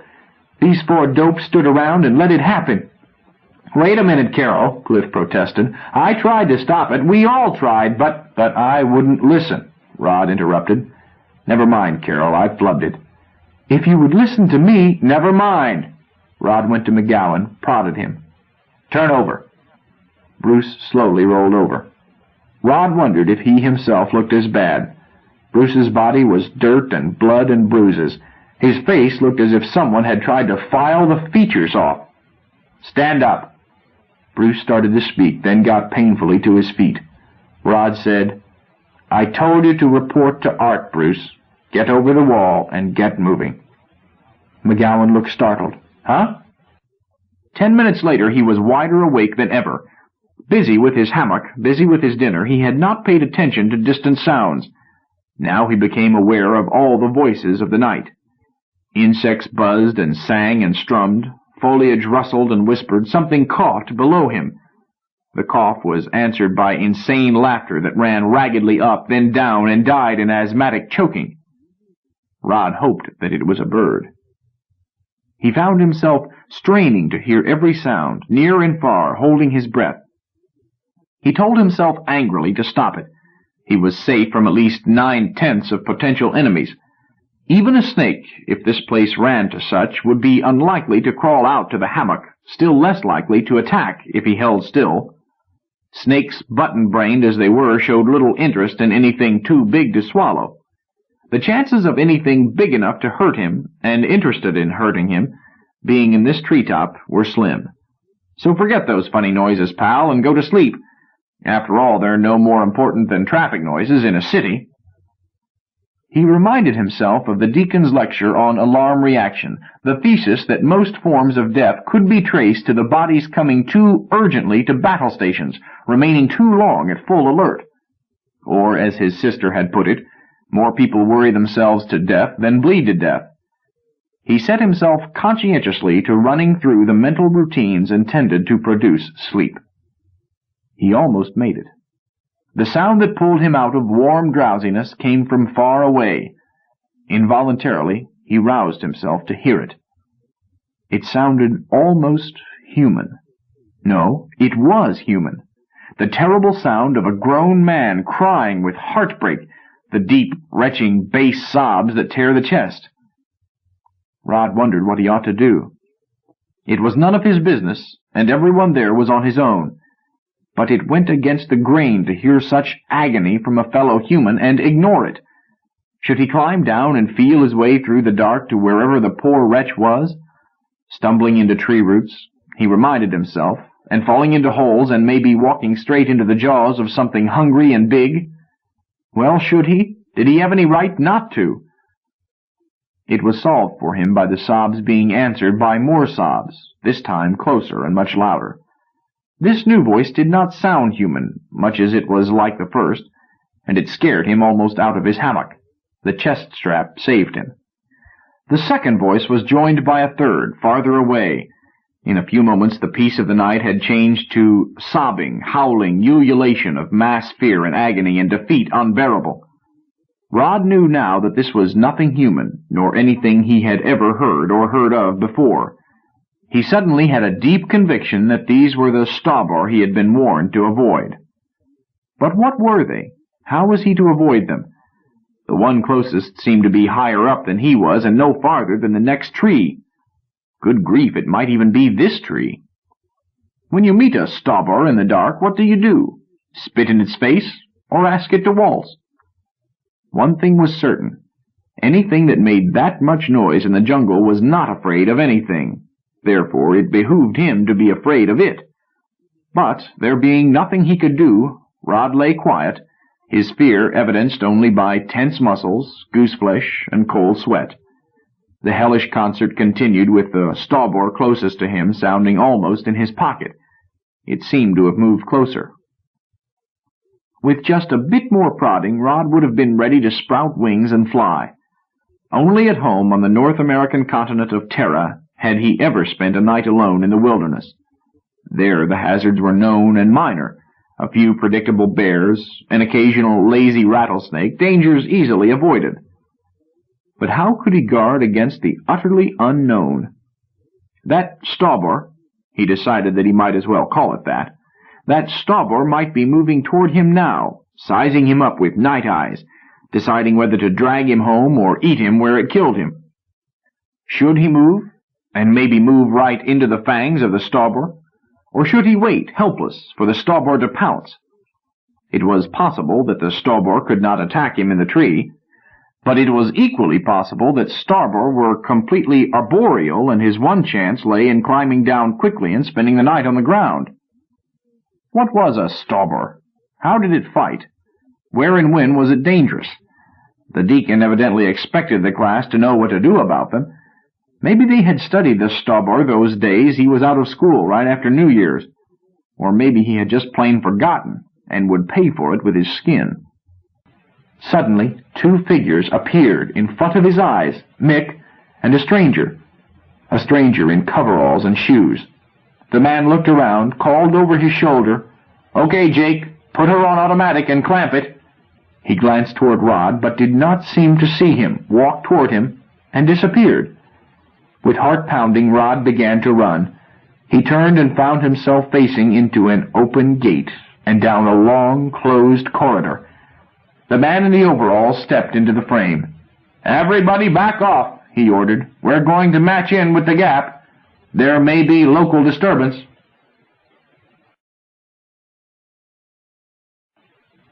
Chapter 15. In Achilles' Tent. It had been a half hour since Mick had stumbled through the gate as it had focused, fallen flat in the low gravity of Luna. Rod was trying to bring order out of confusion, trying to piece together his own wits. Most of the villagers were out on the field or sitting on top of the wall, watching technicians set up apparatus to turn the locusts into a permanent gate, with controls and communications on both sides. Rod tried to tell one that they were exposed, that they should not run around unarmed. Without looking up, the man had said, "Speak to Mr. Johnson." He found Mr. Johnson, tried again, was interrupted. "Will you kids please let us work? We're glad to see you, but we've got to get a power fence around this area. No telling what might be in that tall grass." "Oh," Rod answered. "Look, I'll set guards. We know what to expect. Beat it, will you? You kids mustn't be impatient." So Rod went back inside his city, hurt and angry. Several strangers came in, poked around as if they owned the place, spoke to the excited villagers, went out again. One stopped to look at Jimmy's drum, rapped it, and laughed. Rod wanted to strangle him. "Rod?" "Huh?" He whirled around. "Yes, Marjorie? Do I cook lunch or don't I? All my girls have left, and Mel says it's silly because we'll all be gone by lunchtime, and I don't know what to do." "Huh? Nobody's leaving that I know of." "Well, maybe not, but that's the talk." He was not given time to consider this, as one of the ubiquitous strangers came up and said briskly, "Can you tell me where to find a lad named Roderick Welker?" "Walker," Rod corrected. "I'm Rod Walker. What do you want?" "My name is Sansom, Clyde B. Sansom, Administrative Officer in the Emigration Control Service.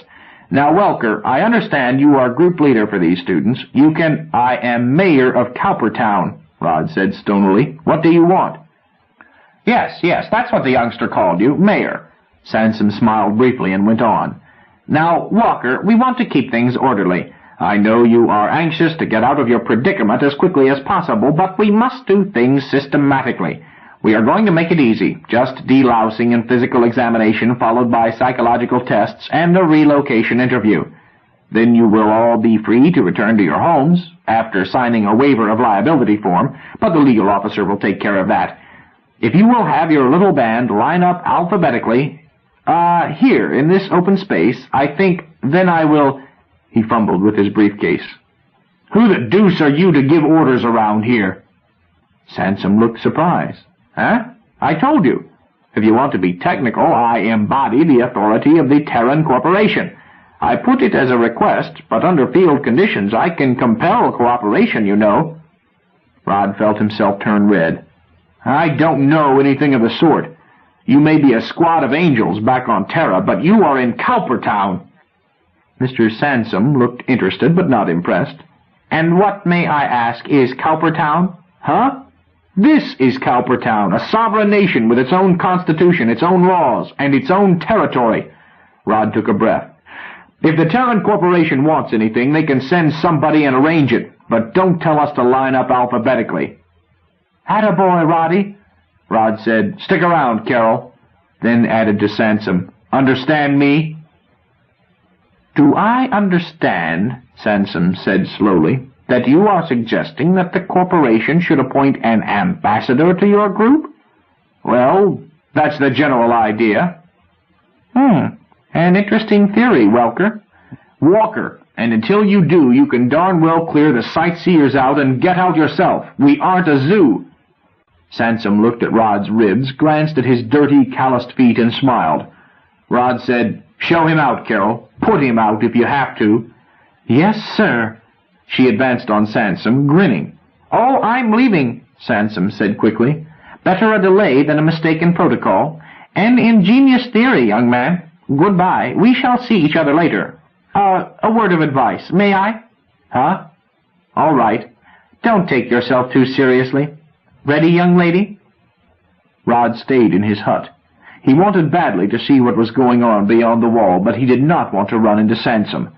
So he sat and gnawed his thumb and thought. Apparently some weak sisters were going back, wave a dish of ice cream under their noses, and off they would trot, abandoning their land, throwing away all they had built up. Well, he wouldn't. This was home, his place. He had earned it. He wasn't going back and maybe wait half a lifetime for a chance to move to some other planet, probably not as good. Let them go. Cowpertown would be better and stronger without them. Maybe some just wanted to make a visit, show off grandchildren to grandparents, then come back. Probably. in which case they had better make sure that Sansom or somebody gave them written clearance to come back. Maybe he ought to warn them. But he didn't have anyone to visit, except Sis, and Sis might be anywhere. Unlikely that she was on Terra. Bob and Carmen, carrying Hope, came in to say goodbye. Rod shook hands solemnly.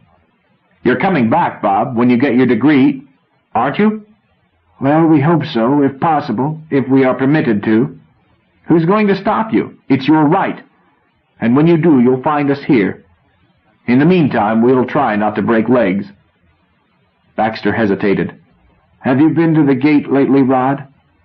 "No. Why?" Don't plan too far ahead.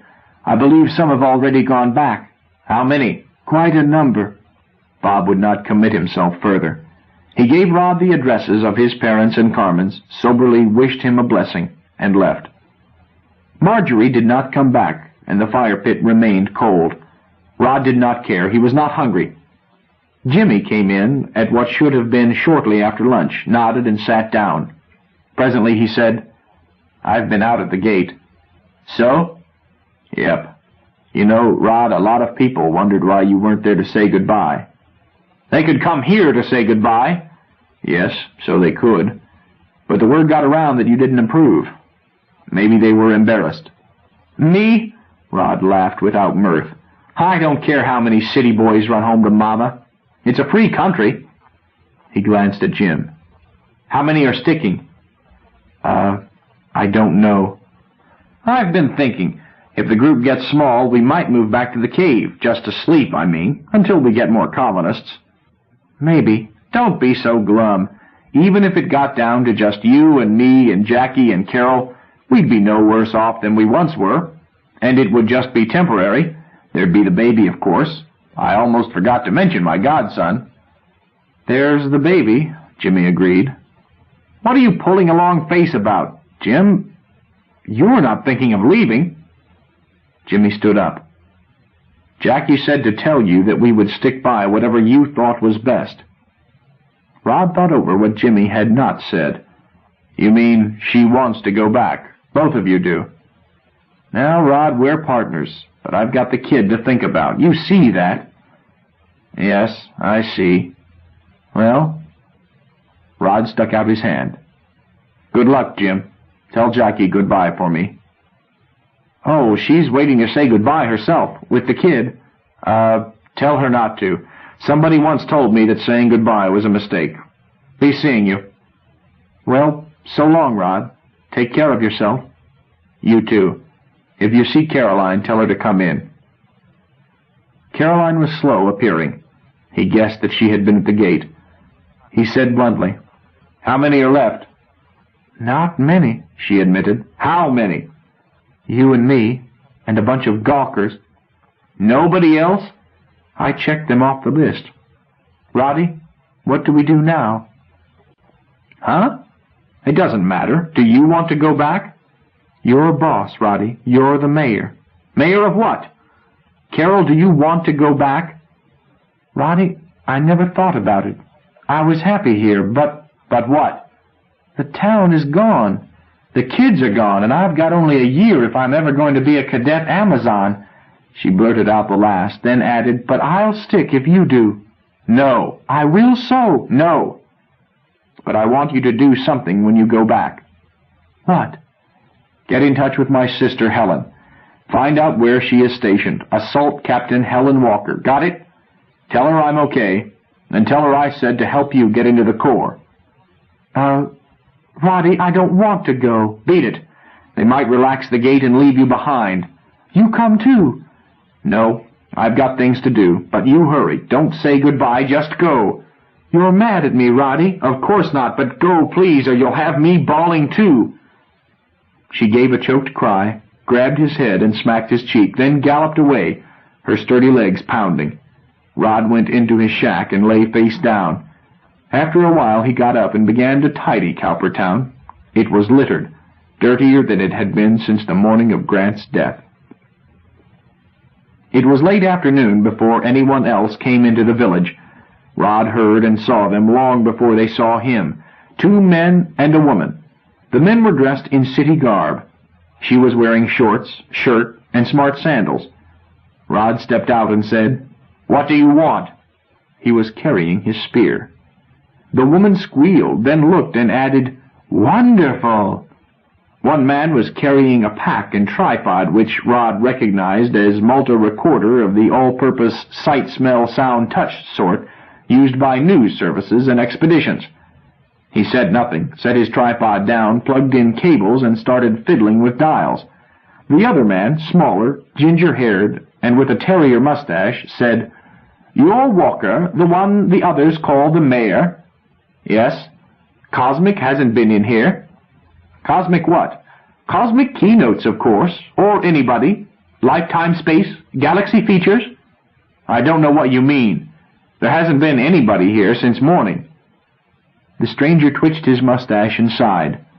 "That's all I want to know. Go into your trance, Ellie. Start your box, Mac." "Wait a minute," Rod demanded. "Who are you and what do you want?" "Huh? I'm Evans of Empire Enterprises." "Pulitzer Prize," the other man said, and went on working. "With Mac's help," Evans added quickly. "The lady is Ellie Ellens herself." Rod looked puzzled. Evans said, "You don't know? Son, where have you—" "Never mind. She's the highest-paid emotional writer in a system. She'll interpret you so that every woman reader from the Outlands Overseer to the London Times will cry over you and want to comfort you. She's a great artist." Miss Ellens did not seem to hear the tribute. She wandered around with a blank face, stopping occasionally to look or touch. She turned and said to Rod, "Is this where you held your primitive dances?" "What?" "We held square dances here once a week." "Square dances. Well, we can change that." She went back into her private world. "The point is, brother," Evans went on, "we don't want just an interview. Plenty of that as they came through. That's how we found out you were here, and dropped everything to see you. I'm not going to dicker. Name your own price. But it's got to be exclusive news, features, commercial rights, everything." "Oh," Evans looked around. "Advisory service, too, when the actors arrive." "Actors?" "Of course. If the control service had the sense to sneeze, they would have held you all here until a record was shot. But we can do it better with actors. I want you at my elbow every minute. We'll have somebody play your part. Besides that—" "Wait a minute," Rod butted in. "Either I'm crazy or you are. In the first place, I don't want your money." "Huh? You signed with somebody? That guard let another outfit in ahead of us?" "What guard? I haven't seen anybody." Evans looked relieved. "We'll work it out. The guard they've got to keep anybody from crossing your wall, I thought he might have both hands out. But don't say you don't need money. That's immoral." "Well, I don't. We don't use money here." Sure, but you've got a family, haven't you? Families always need money. Look, let's not fuss. We'll treat you right, and you can let it pile up in the bank. I just want you to get signed up." "I don't see why I should." "Binder," said Mac. Yes, Mac. See here, brother, think it over. Just let us have a binder that you won't sign with anybody else. You can still stick us for anything your conscience will let you. Just a binder with 1,000 plutons on the side." "I'm not going to sign with anybody else." "Got that, Mac?" "Can." Evans turned to Rod. "You don't object to answering questions in the meantime, do you? And maybe a few pictures?" I don't care." Rod was finding them puzzling and a little annoying, but they were company, and he was bitterly lonely. "Fine." Evans drew him out with speed and great skill. Rod found himself telling more than he realized he knew.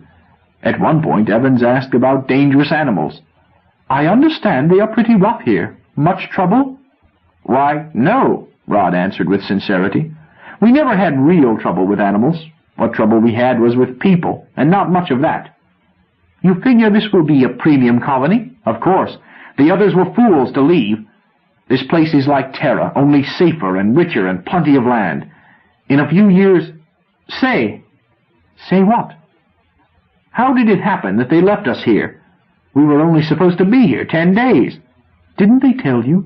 "Well, maybe the others were told. I never heard." "It was the supernova, of course. Delta Gamma 113, supplied Mac. That's it. Space-time distortion, but I'm no mathematician. Fluxion, said Mac. Whatever that is. They've been fishing for you ever since. As I understand it, the wave front messed up their figures for this whole region. Incidentally, brother, when you go back— I'm not going back. Well, even on a visit, don't sign a waiver.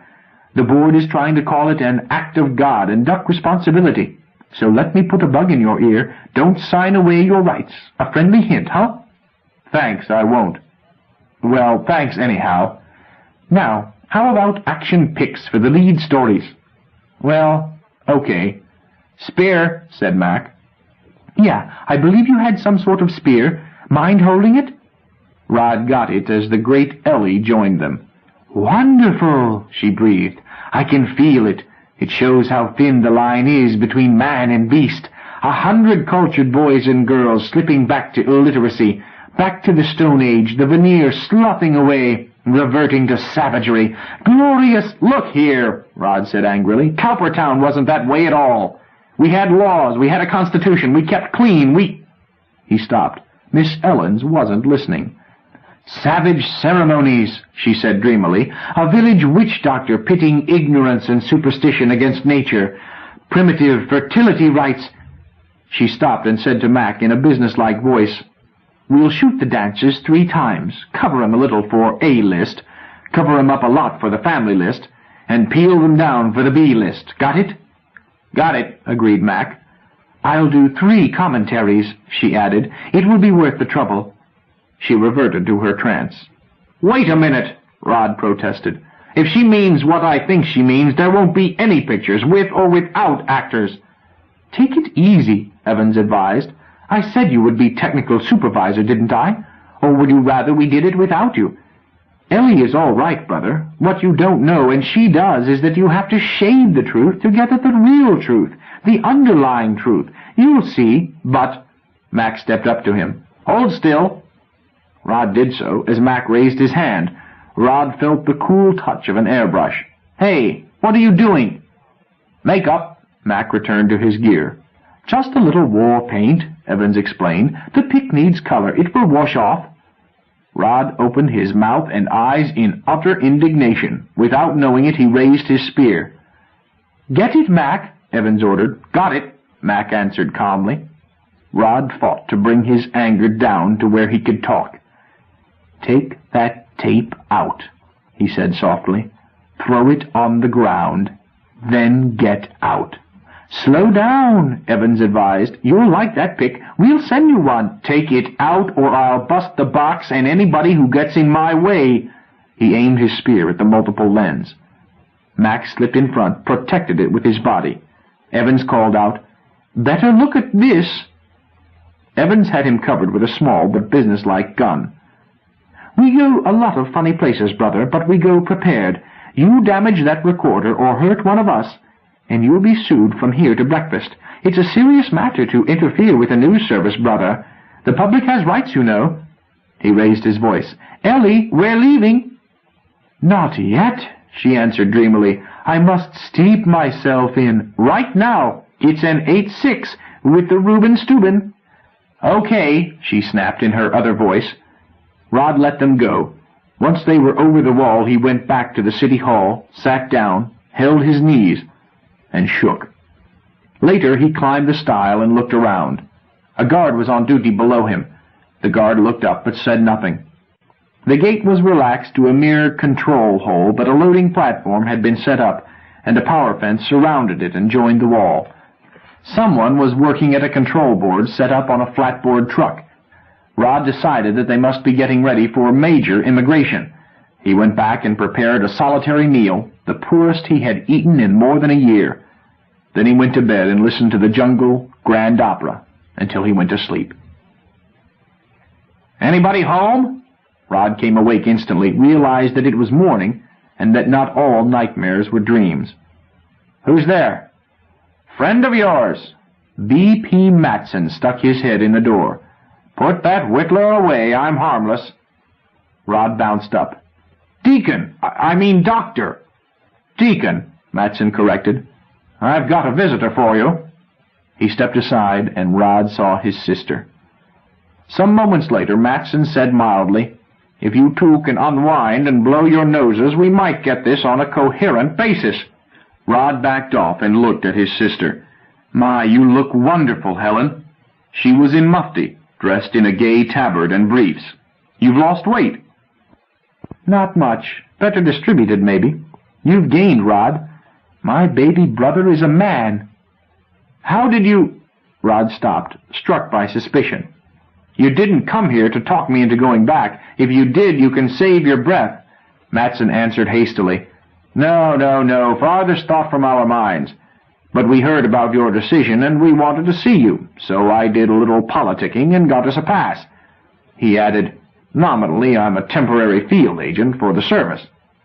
"Oh, well, I'm certainly glad to see you, as long as that is understood." Sure. Matson took out a pipe, stoked, and fired it. "I admire your choice, Rod. First time I've been on Tangaroa." "On what?" "Huh? Oh, Tangaroa. Polynesian goddess, I believe. Did you folks give it another name?" Rod considered it. "To tell the truth, we never got around to it. It just was." Matson nodded. "Takes two of everything before you need names. But it's lovely, Rod. I can see you made a lot of progress." "We would have done all right," Rod said bitterly, "if they hadn't jerked the rug out." He shrugged. "Like to look around?" "I surely would." "All right. Come on, sis. Wait a minute, I haven't had breakfast. How about you?" "Well, when we left the Gap, it was pushing lunchtime. I could do with a bite. Helen?" "Yes, indeed." Rod scrounged in Marjorie's supplies. The haunch on which he had supped was not at its best. He passed it to Matson. "Too high?" Matson sniffed it. "Pretty gamey. I can eat it if you can." "We should have hunted yesterday, but things happened." He frowned. "Sit tight. I'll get cured meat." He ran up to the cave, found a smoked side and some salted strips. When he got back, Matson had a fire going. There was nothing else to serve. No fruit had been gathered the day before. Rod was uneasily aware that their breakfasts must have been very different. But he got over it in showing off how much they had done. Potter's wheel, Sue's loom with a piece half finished, the flume with the village, fountain and the showers that ran continuously, iron artifacts that Art and Doug had hammered out. "I'd like to take you up to Art's ironworks, but there is no telling what we might run into." "Come now, Rod, I'm not a city boy, nor is your sister helpless." Rod shook his head. "I know this country, you don't. I can go up there at a trot, but the only way for you would be a slow sneak, because I can't cover you both." Matson nodded. "You're right. It seems odd to have one of my students solicitous over my health, but you are right. We don't know this setup." Rod showed them the Stobber traps and described the annual berserk migration. "Stobber pour through those holes and fall in the pits. The other animals swarm past, as solid as city traffic, for hours." "Catastrophic adjustment," Matson remarked. "Huh? Oh, yes, we figured that out. Cyclic catastrophic balance, just like human beings. If we had facilities, we could ship thousands of carcasses back to Earth every dry season." He considered it. "Maybe we will now." "Probably. But up to now it has been just a troublesome nuisance. These Stobber especially. I'll show you one out in the field when—" "Say!" Rod looked thoughtfully. "These are Stobber, aren't they? Little carnivores, heavy in front, about the size of a tomcat, and 8 times as nasty?" "Why ask me?" "Well, you warned us against Stobber. All the classes were warned." "I suppose these must be Stobber," Matson admitted, "but I did not know what they looked like." "Huh?" "Rod, every planet has its Stobber, all different, sometimes more than one sort." He stopped to tap his pipe. "You remember me telling the class that every planet has unique dangers, different from every other planet in the galaxy?" "Yes." "Sure, and it meant nothing, a mere intellectual concept. But you have to be afraid of the thing behind the concept if you are to stay alive. So we personify it. But we don't tell you what it is. We do it differently each year. It is to warn you that the unknown and deadly can lurk anywhere, and to plant it deep in your guts instead of in your head." "Well, I'll be a—" "Then there weren't any Stobber. There never were." "Sure there were. You built these traps for them, didn't you?" When they returned, Matson sat on the ground and said, "We can't stay long, you know." I realized that. Wait a moment. Rod went into his hut, dug out Lady Macbeth, rejoined them. "Here's your knife, sis. It saved my skin more than once. Thanks." She took the knife and caressed it, then cradled it and looked past Rod's head. It flashed by him, went tuck-spong in a corner post. She recovered it, came back, and handed it to Rod. "Keep it, dear. Wear it always in safety and health." "Gee, sis, I shouldn't. I've had it too long now." "Please. I'd like to know that Lady Macbeth is watching over you wherever you are. And I don't need a knife much now." "Huh? Why not?" "Because I married her," Matson answered. Rod was caught speechless. His sister looked at him and said, "What's the matter, buddy? Don't you approve?" "Huh? Oh, sure, it's—" He dug into his memory, fell back on quoted ritual. "May the principle make you one. May your union be fruitful. Then come here and kiss me." Rod did so, remembered to shake hands with the deacon. It was all right, he guessed, but, well, how old were they? Sis must be 30-ish, and the deacon, why, the deacon was old, probably past 40. It did not seem quite decent, but he did his best to make them feel that he approved. After he thought it over, he decided that if two people with their lives behind them wanted company in their old age, why, it was probably a good thing. "So you see," Matson went on, "I had a double reason to look you up. In the first place, though I am no longer teaching, it is vexing to mislay an entire class. In the second place, when one of them is your brother-in-law, it is downright embarrassing." "You've quit teaching?" "Yes. The board and I don't see eye to eye on policy. Secondly, I'm leading a party out, and this time your sister and I are going to settle down and prove a farm." Matson looked at him. "Wouldn't be interested, would you? I need a salted lieutenant." "Huh? Thanks, but as I told you, this is my place." Where are you going?" "To Rita, out toward the Hyades. Nice place. They are charging a stiff premium." Rod shrugged. "Then I couldn't afford it." "As my lieutenant, you'd be exempt. But I wasn't twisting your arm. I just thought you ought to have a chance to turn it down. I have to get along with your sister, you know." Rod glanced at Helen. "Sorry, sis." "It's all right, buddy. We're not trying to live your life." No." Matson puffed hard, then went on. "However, as your putative brother and former teacher, I feel obligated to mention a couple of things. I'm not trying to sell you anything, but I'll appreciate it if you'll listen, okay?" "Well, go ahead." "This is a good spot, but you might go back to school, you know, acquire recognized professional status.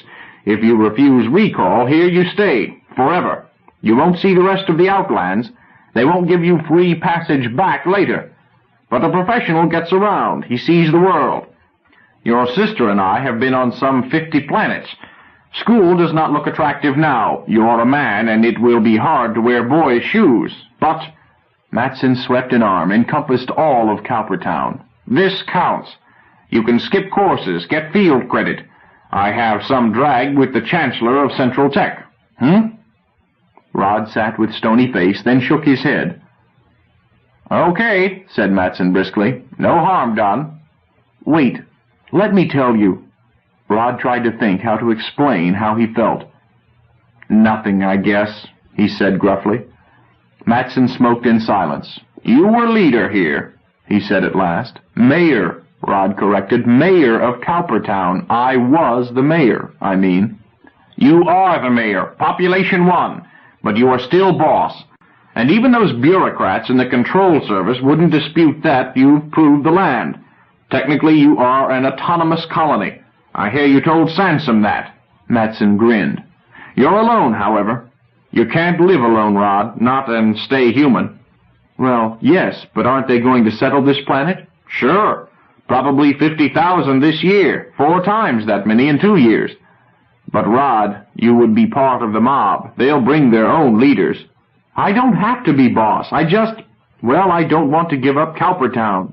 "Rod, Cowpertown is safe in history, along with Plymouth Rock, Botany Bay and Dakin's Colony. The citizens of Tangaroa will undoubtedly preserve it as a historical shrine. Whether you stay is another matter. Nor am I trying to persuade you. I was simply pointing out alternatives." He stood up. "About time we started, Helen." "Yes, dear."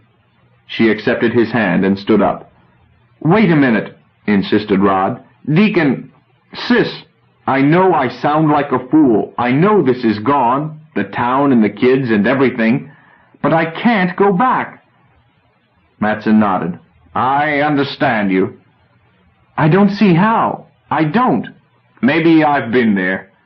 Rod, every one of us is beset by two things, a need to go home and the impossibility of doing it. You are at the age when these hurt worst. You've been thrown into a situation that makes the crisis doubly acute. Don't interrupt me. You've been a man here, the old man of the tribe, the bull of the herd. That is why the others could go back, but you can't. Wait, please. I suggested that you might find it well to go back and be an adolescent for a while, and it seems unbearable. I'm not surprised. It would be easier to be a small child. Children are another race, and adults deal with them as such. But adolescents are neither adult nor child. They have the impossible, unsolvable, tragic problems of all fringe cultures. They don't belong. They are second-class citizens, economically and socially insecure. It is a difficult period, and I don't blame you for not wanting to return to it. I simply think it might pay. But you have been king of a whole world. I imagine that term papers and being told to wipe your feet and such are out of the question. So, good luck. Coming, dear?" "Deacon," his wife said, "aren't you going to tell him?" "It has no bearing. It would be an unfair way to influence his judgment." "You men! I'm glad I'm not male." "So am I," Matson agreed pleasantly. "I didn't mean that. Men behave as if logic were stepping on crack in a sidewalk. I'm going to tell him." "On your head be it." "Tell me what?" demanded Rod. "She means," said Matson, "that your parents are back." "What?"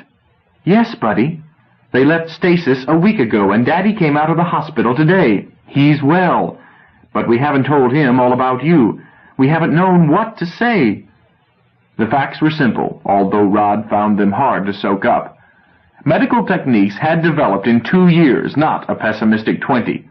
It had been possible to relax the stasis, operate, and restore Mr. Walker to the world. Helen had known for months that such outcome was likely, but their father's physician had not approved until he was sure. It had been mere coincidence that Tangaroa had been located at almost the same time. To Rod, one event was as startling as the other. His parents had been dead to him for a long time.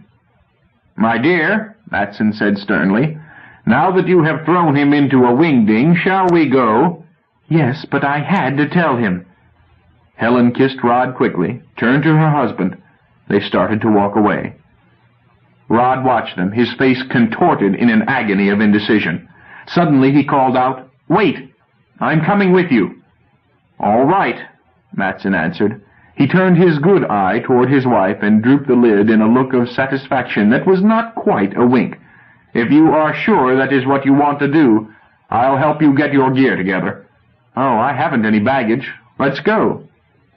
Rod stopped only long enough to free the penned animals.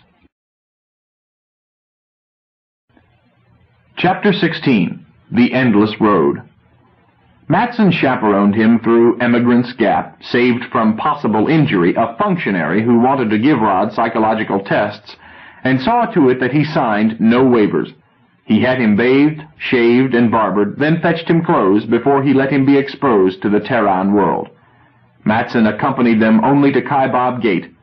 "I'm supposed to have a large dinner or something, so that you four can be alone as a family. About 9, dear. See you, Rod." He kissed his wife and left. "Sis, Dad doesn't know I'm coming?" Helen hesitated. "He knows. I screened him while Deacon was primping you." She added, "Remember, Rod, Dad has been ill, and the time has been only a couple of weeks to him." "Oh, that's so, isn't it?" Used all his life to Ramsbotham anomalies, Rod nevertheless found those concerned with time confusing. Planet-hopping via the gates did not seem odd. Besides, he was extremely edgy without knowing why, the truth being that he was having an attack of fear of crowds. The Matsons had anticipated it, but had not warned him lest they make him worse. The walk through tall trees just before reaching home calmed him. The necessity for checking all cover for dangerous animals and keeping a tree near him always in mind gave his subconscious something familiar to chew on. He arrived home almost cheerful, without being aware either that he had been frightened by crowds or soothed by non-existent dangers of an urban forest. His father looked browned and healthy, but shorter and smaller. He embraced his son, and his mother kissed him and wept. "It's good to have you home, son. I understand you had quite a trip." "It's good to be home, Dad." "I think these tests are much too strenuous, I really do." Rod started to explain that it really had not been a test, that it had not been strenuous, and that Tangaroa rather, had been a soft touch. But he got mixed up and was disturbed by the presence of Aunt Nora Peacecoat, no relation but a childhood friend of his mother. Besides, his father was not listening. But Mrs. Peacecoat was listening, and looked, peering with little eyes through folds of flesh. "Why, Roderick Walker, I knew that couldn't have been a picture of you." "Huh?" asked his father. "What picture?" "Why, that Wild Man picture that had Roddy's name on it. You must have seen it. It was on Facsimile and Empire Hour both. I knew it wasn't him. I said to Joseph, 'Joseph,' I said, 'that's not a picture of Rod Walker. It's a fake.'" "I must have missed it. As you know, I'll send it to you. I clipped it. I knew it was a fake. It's a horrible thing, a great naked savage with pointed teeth and a fiendish grin and a long spear and war paint all over its ugly face. I said to Joseph, 'As you know, I returned from the hospital just this morning, Nora.' Rod, there was no picture of you on the news services, surely?" Yes and no, maybe." "I don't follow you. Why should there be a picture of you?" "There wasn't any reason. This bloke just took it." "Then there was a picture." "Yes." Rod saw that Aunt Nora was eyeing him avidly. "But it was a fake, sort of." "I still don't follow you." "Please, Pater," Helen intervened. "Rod had a tiring trip. This can wait." "Oh, surely. I don't see how a picture can be a sort of a fake." "Well, Dad, this man painted my face when I wasn't looking. Rod stopped, realizing that it sounded ridiculous. "Then it was your picture," Aunt Nora insisted. "I'm not going to say any more." Mr. Walker blinked. "Perhaps that is best." Aunt Nora looked ruffled. "Well, I suppose anything can happen way off in those odd places. From the teaser on Empire Hour, I understand some very strange things did happen, not all of them nice." She looked as if daring Rod to deny it. Rod said nothing. She went on, "I don't know what you were thinking of, letting a boy do such things. My father always said that if the Almighty had intended to us to use those gate things instead of rocket ships, He would have provided His own holes in the sky." Helen said sharply, "Mrs. Peacecoat, in what way is a rocket ship more natural than a gate?" "Why, Helen Walker, I've been Aunt Nora all your life. Mrs. Peacecoat, indeed." Helen shrugged. "And my name is Matson, not Walker, as you know." Mrs. Walker, distressed and quite innocent, broke in to ask Mrs. Peacecoat to stay for dinner. Mr. Walker added, "Yes, Nora, join us under the lamp." Rod counted to 10, but Mrs. Peacecoat said she was sure they wanted to be alone, they had so much to talk about, and his father did not insist. Rod quieted during ritual, although he stumbled in responses and once left an awkward silence. Dinner was wonderfully good, but he was astonished by the small portions. Tara must be under severe rationing, but everyone seemed happy, and so he was. "I'm sorry about this mix-up," his father told him. "I suppose it means that you will have to repeat a semester at Patrick Henry." "On the contrary, Pater," Helen answered. "Deacon is sure that Rod can enter Central Tech with advanced standing." "Really? They were more strict in my day." "All of that group will get special credit. What they learned cannot be learned in classrooms." Seeing that his father was inclined to argue, Rod changed the subject. "Sis, that reminds me. I gave one of the girls your name, thinking you were still in the Corps. She wants to be appointed cadet, you see. You can still help her, can't you?" "I can advise her and perhaps coach her for the exams. Is this important to you, buddy?" "Well, yes, and she is #1 officer material. She's a big girl, even bigger than you are, and she looks a bit like you. She is smart like you, too, a round genius, and always good-natured and willing, but strong and fast and incredibly violent when you need it. Sudden death in all directions. Roderick!" His father glanced at the lamp. Sorry, Dad, I was just describing her." "Very well, son. When did you start picking up your meat with your fingers?" Rod dropped the tidbit and blushed. "Excuse me, we didn't have forks." Helen chuckled. "Never mind, Rod. Pater, it's perfectly natural. Whenever we paid off any of our girls, we always put them through reorientation to prepare them for the perils of civil life, and fingers were made before forks." No doubt. Speaking of reorientation, there is something we must do, daughter, before this family will be organized again." "So?" "Yes, I mean the transfer of guardianship. Now that I am well, by a miracle, I must reassume my responsibilities." Rod's mind slipped several cogs before it penetrated that Dad was talking about him. Guardian? Oh, Sis was his guardian, wasn't she? But it didn't mean anything. Helen hesitated. "I suppose so, Pater," she said, her eyes on Rod, "if Buddy wants to." "Huh? That is not a factor, daughter. Your husband won't want the responsibility of supervising a young boy, and it is my obligation and privilege." Helen looked annoyed. Rod said, "I can't see that it matters, Dad. I'll be away at college, and after all, I am nearly old enough to vote." His mother looked startled. "Why, Roddy, dear." "Yes," agreed his father. "I'm afraid I can't regard a gap of 3 years as negligible." "What do you mean, Dad? I'll be of age in January." Mrs. Walker clasped a hand to her mouth. "Jerome, we've forgotten the time lag again. Oh, my baby boy." Mr. Walker looked astonished, muttered something about "very difficult," and gave attention to his plate. Presently he looked up. "You'll pardon me, Rod. Nevertheless, until you are of age, I must do what I can. I hardly think I want you to live away from home while at college." "Sir? Why not?" "Well, I feel that we have drifted apart, and not all for the best. Take this girl you spoke of in such surprising terms. Am I correct in implying that she was, a close chum?" Rod felt himself getting warm. "She was my city manager," he said flatly. "Your what?" "My executive officer. She was captain of the guard, chief of police, anything you want to call her. She did everything. She hunted, too. But that was just because she liked to. Carol is, Carol is swell." "Roderick, are you involved with this girl?" "Me? Gosh, no. She was more like a big sister. Oh, Carol was sweet on half a dozen fellows one time or another, but it never lasted." "I am very glad to hear that you are not seriously interested in her. She does not sound like desirable companionship for a young boy."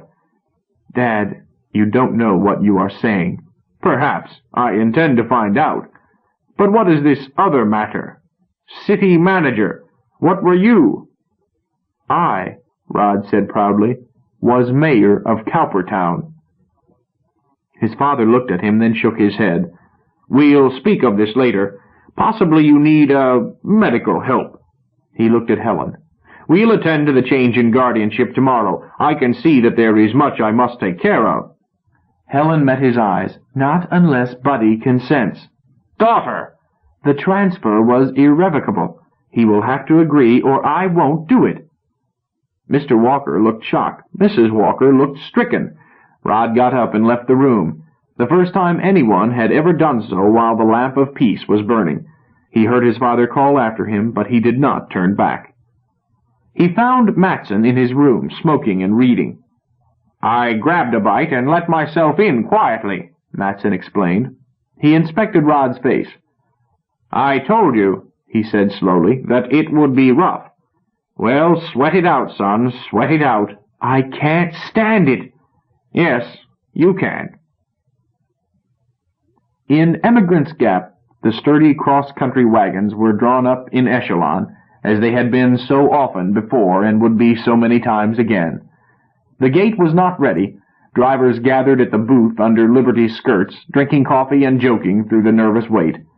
Their professional captain was with them, a lean, homely young man with deep lines in his face from sun and laughing, and perhaps some from worry. But he did not seem to be worrying now.